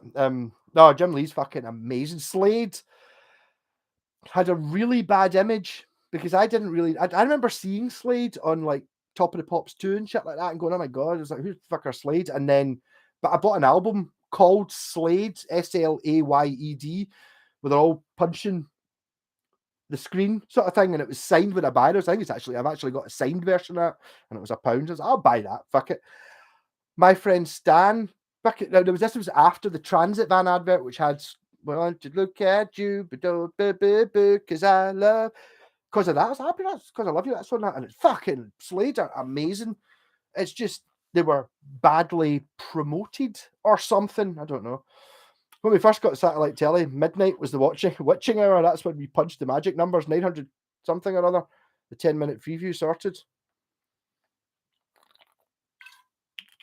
I don't know what you're talking about. And the magic number 9. All right. Oh, you're talking about fucking what's it called? Babe Station. Yeah. I remember not being very old when I first saw that, but being shocked that was allowed in TV. I wonder if it's still on. Actually, Blacktooth Fox actually told me, it was like, yeah, it was like, I don't know, he'd lost his internet and had to watch TV, and he's like, have you seen Babe Station? I was like, I kind of vaguely remember it. Pure, totally just some bird pure got a fanny like that. Yeah, okay. So I think it maybe got a little bit more crude than when I saw it before. But yeah, but the thing is, like, I always found that, I didn't have a great aerial and shit. So I couldn't maybe get, BBC 1, 2, 3, and, I couldn't get the 10 proper channels, all of them, using it. But you could always get fucking the adult TV, and you could always get QVC, the shopping channel. You could pick them up. I think they were broadcast at 5 times the power as the actual channels. Television X or the adult channel, they didn't even try to hide what they were showing. I don't know. Things are... Yeah, I suppose with the internet, I mean, I don't even know. I mean, do you even get, do you even find porno mags in the woods anymore? You go up here, what the fuck's that big hairy thing? Ah! You know what I mean? I don't even know. I mean, obviously now you've just got, Babe Station was a pimp channel.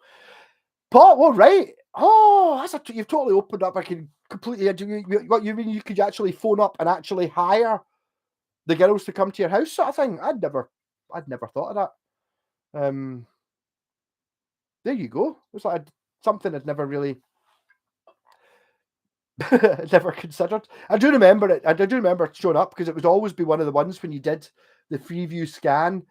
It would be the first 10 channels were the ones you sort of knew about, and then it would be like sort of 10 to 15 or something would be. There was always a crazy one. What was it? Movies for Men. was like, what, movies for men, I'll see what that is. And it was fucking great. It was like pure, yeah, movies for men, Arnie films. Right? But fucking movies for I don't know if that exists anymore, but it was like pure fucking movies for men, which you'd imagine is softcore porn or something. No. War films, fucking Top Gun, shit like that. Fucking great. The first ring teen hairstyle I looked for was the onion ring. Times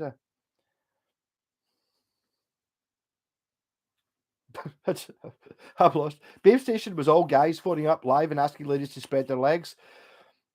At least with television, fuck's sake, I don't even know what you're talking about. I remember, I remember you used to get like lots of. It was always really annoying because as I said, when I used to have my black and white telly when I was a kid, and it was like you'd be watching whatever crap was on in the middle of the night, anything, oh, it's midnight and I should be in bed, but I'm in bed, but I'm watching TV, and you'd be watching some crap film, and then on would come on, and it was an advert for chattering teeth on it. It was like pure 898, and the volume would obviously be 4 times the volume of the film you were watching, so you'd be watching some fucking war film, like from the 60s or something, pure quiet like that, and they'd be like, pure, just go to sleep, and it'd be like, bam, bam, bam, bam, what the fuck? And it was these chattering teeth, and it would go pure chat box, and then I think that was maybe the same sort of thing, and it got replaced with Babe Station. I don't know. I mean, I don't even know if that's even still on. In fact, to be honest, I turned my TV on for the first time in 2 years the other night. Scott, I was on a video call with Scott and Jen, and we were talking. He's like, I'm watching. Wasn't a good and a bad luck. It was the what do you call it? It was the Fistful of Dollars or something. It was like that. It's on. I don't even know what the channel was called. I was like, I'll fucking turn it on and see if I did. That was one of the channels that my TV still tuned into. And I was watching it, and it was pure amazing watching it in proper, really low quality. Because obviously, any other time I've watched these things, it's been on HD. So you're looking at super digitally remastered versions, but obviously the ones that they broadcast in TV, obviously on the shit channels, like once you get up in the 30s and all that, was like 5 World or 5 at Last, or for fuck knows even what it was called. And it had adverts in it, and the adverts were a full 6 minutes. It's a pure bizarre. The last time I remember watching adverts was my internet went out one night a couple of years ago, and I was like, pure God, what am I going to do? I'll check Facebook on my phone. Oh, damn. You know what I mean? It was like, I'll look at my lap. Oh, shit. So I ended up having to watch a Jean-Claude Van Damme film called The Quest, which I thought it looked it was what a great idea. This could be great. It was like Indiana Jones, but it was terrible. And the adverts were a full 5 minutes, and it was really mind-blowing, that thing where you can't pause it if you need to go for a piss. Or when the adverts come on, you're like, you're all right, I've got to do something now. What have I got to do? I don't really need the toilet. I'll go and make a cup of tea or get some tea or something, because you get 5 minutes to sit and wait. I'd hate digital remasters. I hate I like all the cracks and pops you get with old prints. There's an element to that, but it's you kind of remember it. I remember getting the DVD. I remember buying the DVD. This is a few years ago. The DVDs of Star Wars, and it was like they were. It was a fun. I left the sticker. It was HMV, and they were $19.99 each, right? Or 3 for £12. So I got the 3 Star Wars: Return of the Jedi and Empire Strikes Back on DVD, but these were special editions, which had like the remastered one with all the CGI shit. But the second disc was the original version of Star Wars, and my God, it's amazing. See the end bit of Star Wars on the original film. I'd watching it just going, fucking, it's so fast cut and exciting. Whereas later on, when they did it, when they put in, oh no, but we really wanted CGI shots of lots of X-Wings going in, it slows it down like fuck. So basically watch that. It's like we listen to a song where your copy is a scratch and hearing without the skip. I 100% understand that, Slaughter Ranger. It's like my version of Symptom of the Universe, my favourite song ever, has very distinctive in it. And when they're not there, you're like, it doesn't sound, it's not my one. Also, my record player used to play fast, which I didn't realise, because I didn't know when I started playing the guitar that there was such a thing as concert pitch. I didn't know it. I thought everyone tuned to whatever they wanted to. So if you wanted to tune into a record, you could put the record on and tune your guitar to it. I used to tune to Pink Floyd Time about Dark Side of the Moon. Didn't like the album, but used to put it on, it went bong, ba bum bum. I used to tune to that to play, but I was only to play along with Dark Side of the Moon. I didn't know that you could actually there was a set standard. Also because my record player played slightly fast, so whenever I recorded anything from record onto tape and listened to it in the car, it would be probably only a couple of percent, 5% faster. Everyone was faster. I remember getting CDs of these things and putting them on and going, that's not as good as my record, because the record was playing faster, so it was more exciting. Oh, I reckon you could always find something to watch when there were only 4 channels. And now you could, I think maybe just our tastes have changed a little bit. I mean, I do remember struggling to find things to watch. I remember when I used to work in the co-op watching the X Games and getting right. I even know the names of some of the Dave Mira, like the BMXers and the skateboarders when they were doing the X Games, and it would play like instrumental rock music during it. So you'd be watching it, and there'd be folk doing on a half pipe doing shit, and it was really, but it was skateboarding and BMX, and skateboarding was kind of all right. BMXing was pretty exciting because you go like, oh my god, can you imagine being in the air with a bike? I remember fucking always being terrified about falling off my bike. Anyway, you've got a bike, so you're not just landing with a board next to you, lying with this fucking thing that's designed to hit you in the nuts. It was terrifying. And then you would get like the rollerblading, which was just shit. You couldn't watch it because it's just that's a trick, really pish. Whereas with a bike, it was like you're kicking the bike round. It was like I learned Led Zeppelin tune it and I jump in it, and I learned to jump too when I heard it properly. I had to learn it again. Yes, been there. Back in the days, I had to see if I could find some cassettes. Remember tapes when you used to get a tape of someone and someone would get a tape from a CD off somebody you didn't know. You'd be like, oh, that's taped off the CD. Fucking get that, get a good quality version. Oh, amazing.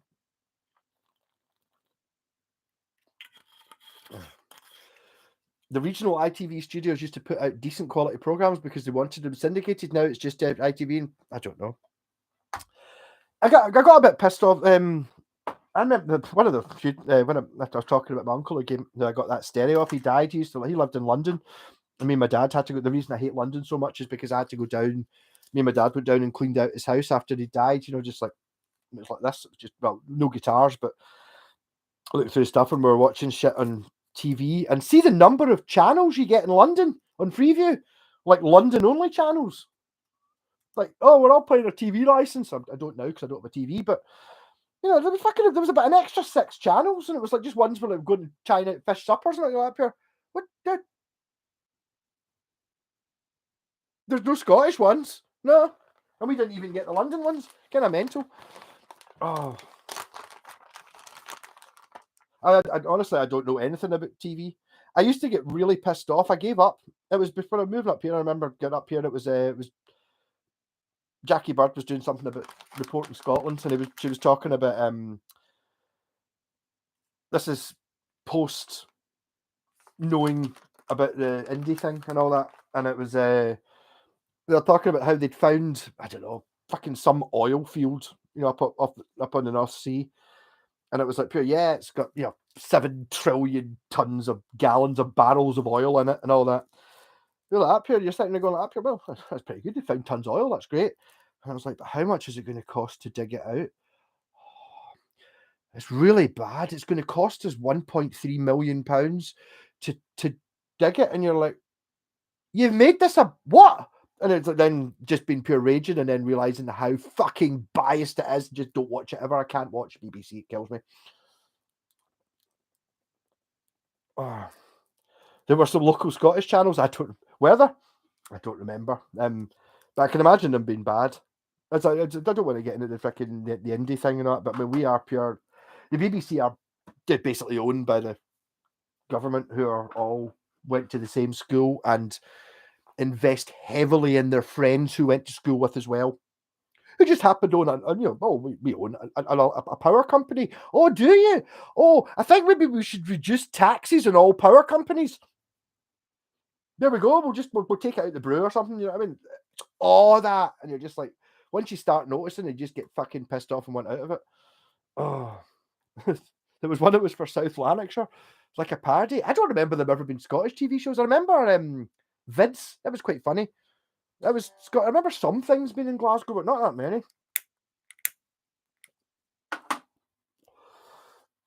Oh, I forgot. I might be going to New York next weekend. The fucking that. Where did that come from? Has anyone ever been? Is anyone from there? I was waiting for Pontiac to come on to say it. No, it's like, I might not be, but I was just like, Jen was saying, it's like, I'm meant to be in New York. It's like, but she was going to take her daughter with her, and she didn't want to go. I was like, I'd go to New York. I just don't have any money to go, so I'll pay for you. So I might be going to New York. That'd be fucking mental. I don't know. It might not happen. What's an ETSA visa? I don't know anything about an ETSA visa. What's an ETSA visa? I've got basically, I went as far as checking my passport wasn't out of date. Do I need other shit? Oh, maybe not then. I've never heard of an ETSA visa. Even just to go to America for a week, I need a visa. Bastard. The Hitman and Her. The name rings a bell. I don't remember seeing it.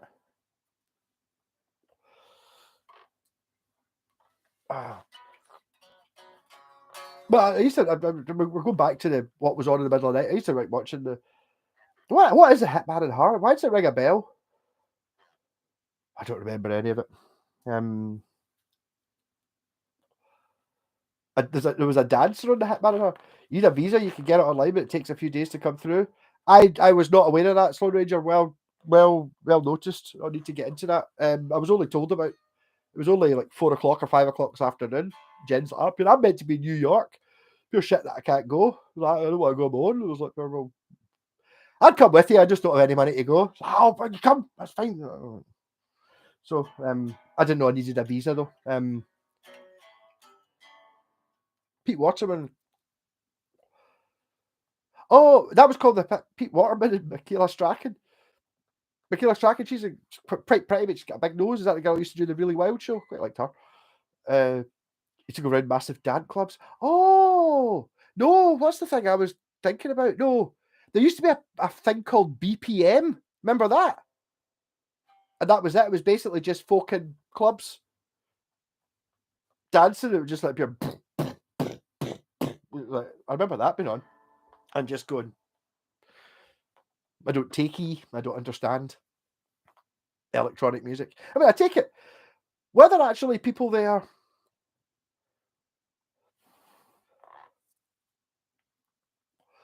I take it. I mean, was there anyone who ever went to raves and these dance clubs and like techno who wasn't full of E or coke or speed? And what I mean, this is a genuine question. Whether people actually went to these things and just enjoyed it for the music and stuff, or was it purely for folk taking drugs? Because when I was a kid, or when I was 20 or whatever, I just assumed I don't understand this. Don't want to take E speed and shit. I don't understand this. It's not for me. It's as a visa waiver. Basically, you have a British passport. You don't need a full visa, but they want to make sure you don't have a drug habit or criminal record. If you do, you need a full visa. All right, okay. I don't have a what do you say? A criminal record or a drug habit. So, got to record New York Shabby Road Studios. Visited the White House apartment, slept in a cage with my bass in bed with me. No, that should be fun. It's like Jen knows some artist person and who's half an hour by train from New York what's it called? What's the island? New Jersey. And she was meant to go, and she was going to take her daughter, and her daughter's like didn't want to go and went to Amsterdam last week instead. So Jen was like, I'm just not going then. And I was like, just mentioned that earlier on. I was like, I'd go. It'd be a laugh. I just don't have any money. Drink till 6 a.m. Get up at 8 a.m. Enjoy it. It'll be a strictly no drinky thing, but and staying in someone's house in New Jersey. I don't fucking know. Sounds like a laugh. If it's one of those opportunities, if it's actually helping someone out, it's just one. I don't know. I think I don't think the flights are that expensive if you're not really paying for anything else. I mean, I can probably handle food and, you know, like trains and shit, but not anything else. I can't be blown. I just don't have enough. That'd be interesting. So I might be going. I was actually wondering if any of you guys were in there. You know, go to an expensive guitar shop, possibly picking up guitars, and possibly I'm using the word smuggling, but basically taking guitars over because that's where she sells all her stuff. And it's just one of those things. I mean, I thoroughly enjoyed going to China. Just think shit's different. That kind of thing excites me. I'm not a well travelled man. I've been no, I mean I've been down England a few times, half a dozen times, 10 times. Been to Amsterdam a couple of times. Been to China 3 or 4 times. That's it. But China was a fucking was a mind blower. I couldn't believe I was doing that. So up here, what the furthest I've ever been is Amsterdam with my pals, which is like a 45-minute flight, and now I'm going on a 14-hour flight or something. I think it was 45 minutes to Amsterdam, and then 11 hours to get to Beijing, and then another 4 to get to Shenzhen. While I was in China, my girlfriend was there at the time, and but that was mental. It was like I still can't believe I did that. The thought of it, I mean, it's like they've never been anywhere really very. When I was saying I've never done it on my own. That was like pure on my own. So it was like a pure, you know, you're just walking about like that, and obviously being fucking getting looked at and stared at and shit. It was fucking mental. I remember every second of it. Were you able to get sick and sweet her chicken balls? No, never saw anything like that. I was kind of expecting it.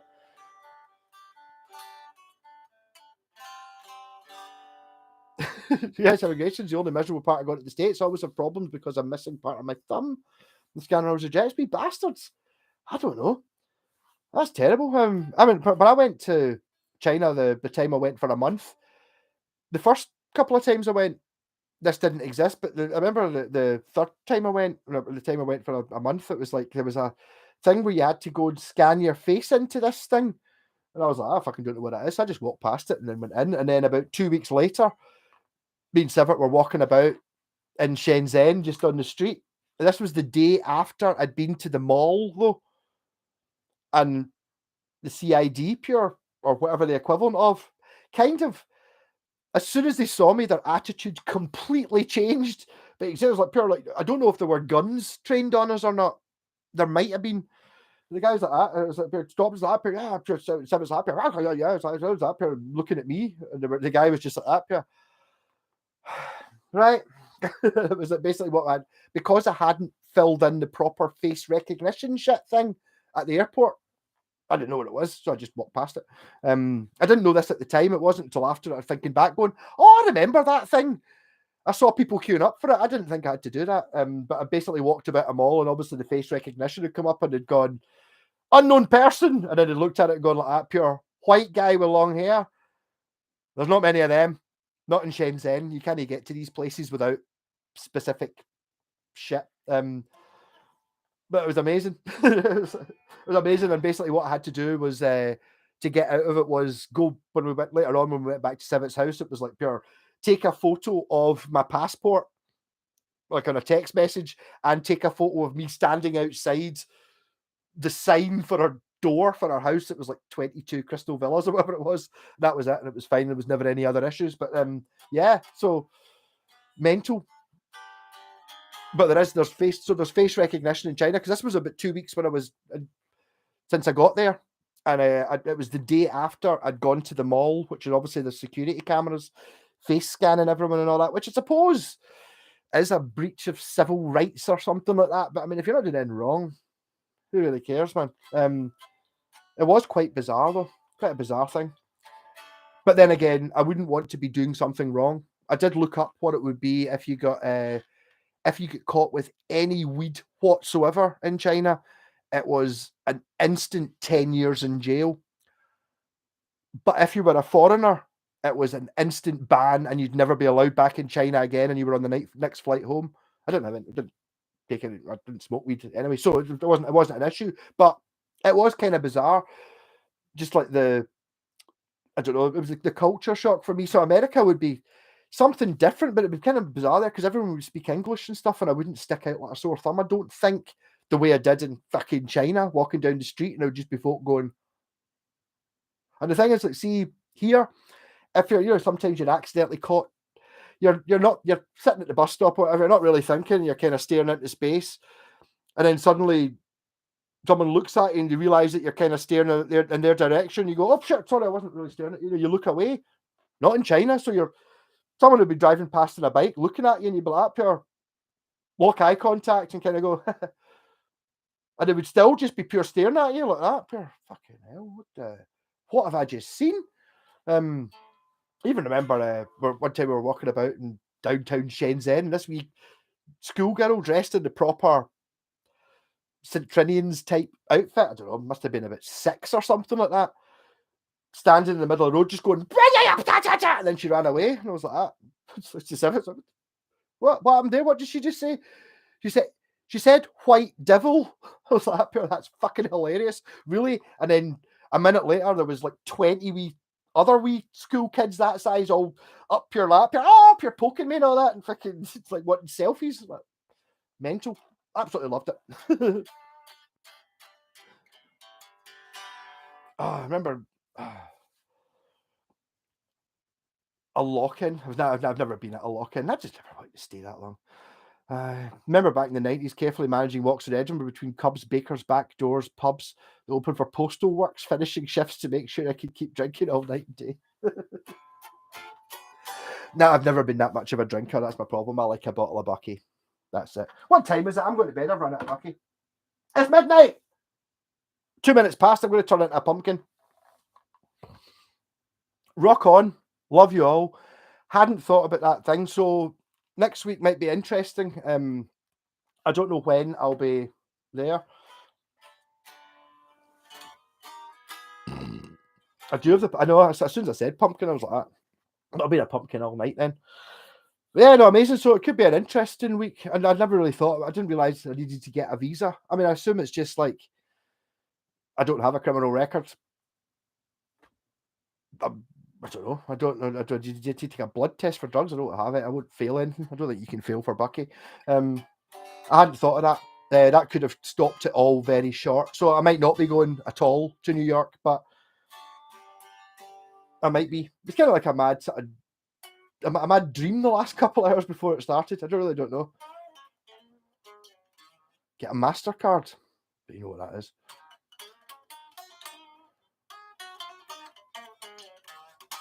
Yeah, I'll try that. Sloan Ranger, cheers. I mean, that's genuinely. I'm glad I know about that now. Not that when I'm at the airport and they go, "Where's your ETSA?" and I go, "I don't know what that is." They're obviously not going to let me go, are they? I think it was maybe I got a hell of a lot of leeway in China because they're like that pure. How the fuck are you here? Do you know what I mean? Because I'm not. I think in China you can kind of get to. You can get to Beijing. I think in China you can't get to Shenzhen though. No, there's no tourism. You know what I mean? The only tourism is there for other Chinese people visiting Shenzhen. So I mean, I literally was there for a whole month, and I saw one white person, a girl on the subway, not the subway, the metro, which had. I mean, this metro was. I'm not joking. It was 200 yards long, and there was one every 2.5 minutes. It was like, and I saw one white girl on the whole month I was there. No other people who went. There was a couple of black people, like 2 or 3 I saw in the whole month. Everyone else was Chinese. So it was like pure being white, and it was like just the pure being super exotic, especially seeing as it was in winter. So I was told to bring I bring some warm clothes and all that. It's winter, remember? I was like, so I'd fucking taken like long johns and jackets and shit like that. And it was like coming into Shenzhen airport, and it was like, the temperature's 24 degrees Celsius. Like that. What? So basically, everyone else was walking about in parkers and shit, and I'm walking about in t-shirts and shorts, sweating because it was 24 degrees, which is cold in China at that era. Mental. In China, the desk clerk probably knew we'd already been watched. Probably. I suppose it's one of those things. I wasn't hiding anything, so it would maybe be very different if I was trying to do some sort of subterfuge smuggling or something like that.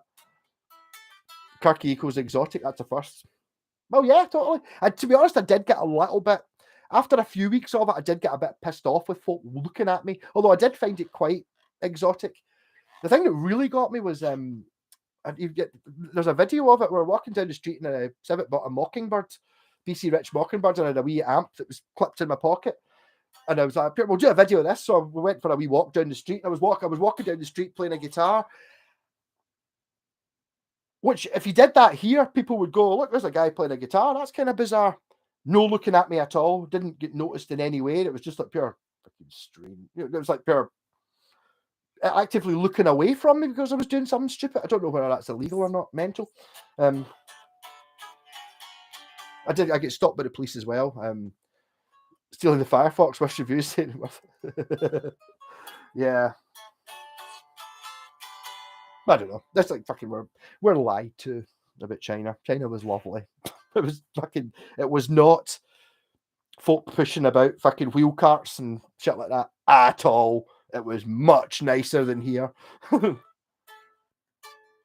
extra cost £17. I can pretty much handle that. I'm probably a bit steaming now. I might not do that tonight, but I'll look it up.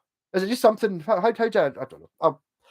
I'll look into it and get it sorted if it comes down to it. That doesn't seem that much money. I'd never really even considered anything.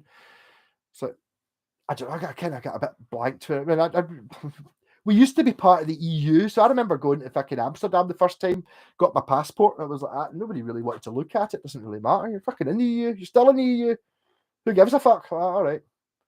And found it very remarkably the same as here. Even when I was, twice I went to Amsterdam, one for a stag weekend, went to see John Fogerty, and it was remarkably the same, everything. And then by the time it got to going to China a couple of times, by the time I got back to Schiphol Airport, it was like being home. Because after I've just done fucking 16 hours of flying, I'm back here. Look, all these people are white. It's like I don't stick out like a sore thumb anymore. Like I can talk to anybody because they all speak English. It's kind of mental. I just consider them home. Fuck it, then you start relaxing, going. It's like kind of waiting for a taxi home from town, sort of thing. It was like that kind of thing, almost mental. Anyhow, love you all. Rock on. Could be an interesting week. I've got a tendency I might be doing Black Guitar Week, where I'll do a very short video on all these black guitars, because I might be going to America. We'll see what happens. Catch you all later. Love you all. Cheers. Malcolm, Geenet Loudy running down Broadway in the buff with exclusive Japanese for the next chapter. Yeah, well, it's possible. I don't even know. I mean, it's one of those things. It's like Jen's talks because Jen's got the opportunity to go, and there's people who are into like all Jen, the JPAX guitars they all go to America. They're way much more into it than anyone here. I think she sold 2 or something to the UK, a couple in England. That's it. But in America, they go mental. So there's someone there, and I can't remember. It's a 4-hour train drive who's got a custom guitar shop, and they're fucking want us to go there. So it's like they put us up, and it's like, oh, you can stay, come down. We'll come and pick you up at the train station and all. And you can stay in the flat above the shop and all that shit. So I mean, fuck knows. See what happens. Might not happen. Might have been just gibbering pish, but if it happens, it'll be hilarious. Depends how much the flights are, that I suppose. But we don't have any accommodation to pay because there's fuck knows. See what happens. Malco and casino guitars would be great. I don't know what casino guitars are. I would really love looking through a guitar shop, and there'll be some guitars that'll be much more expensive over there.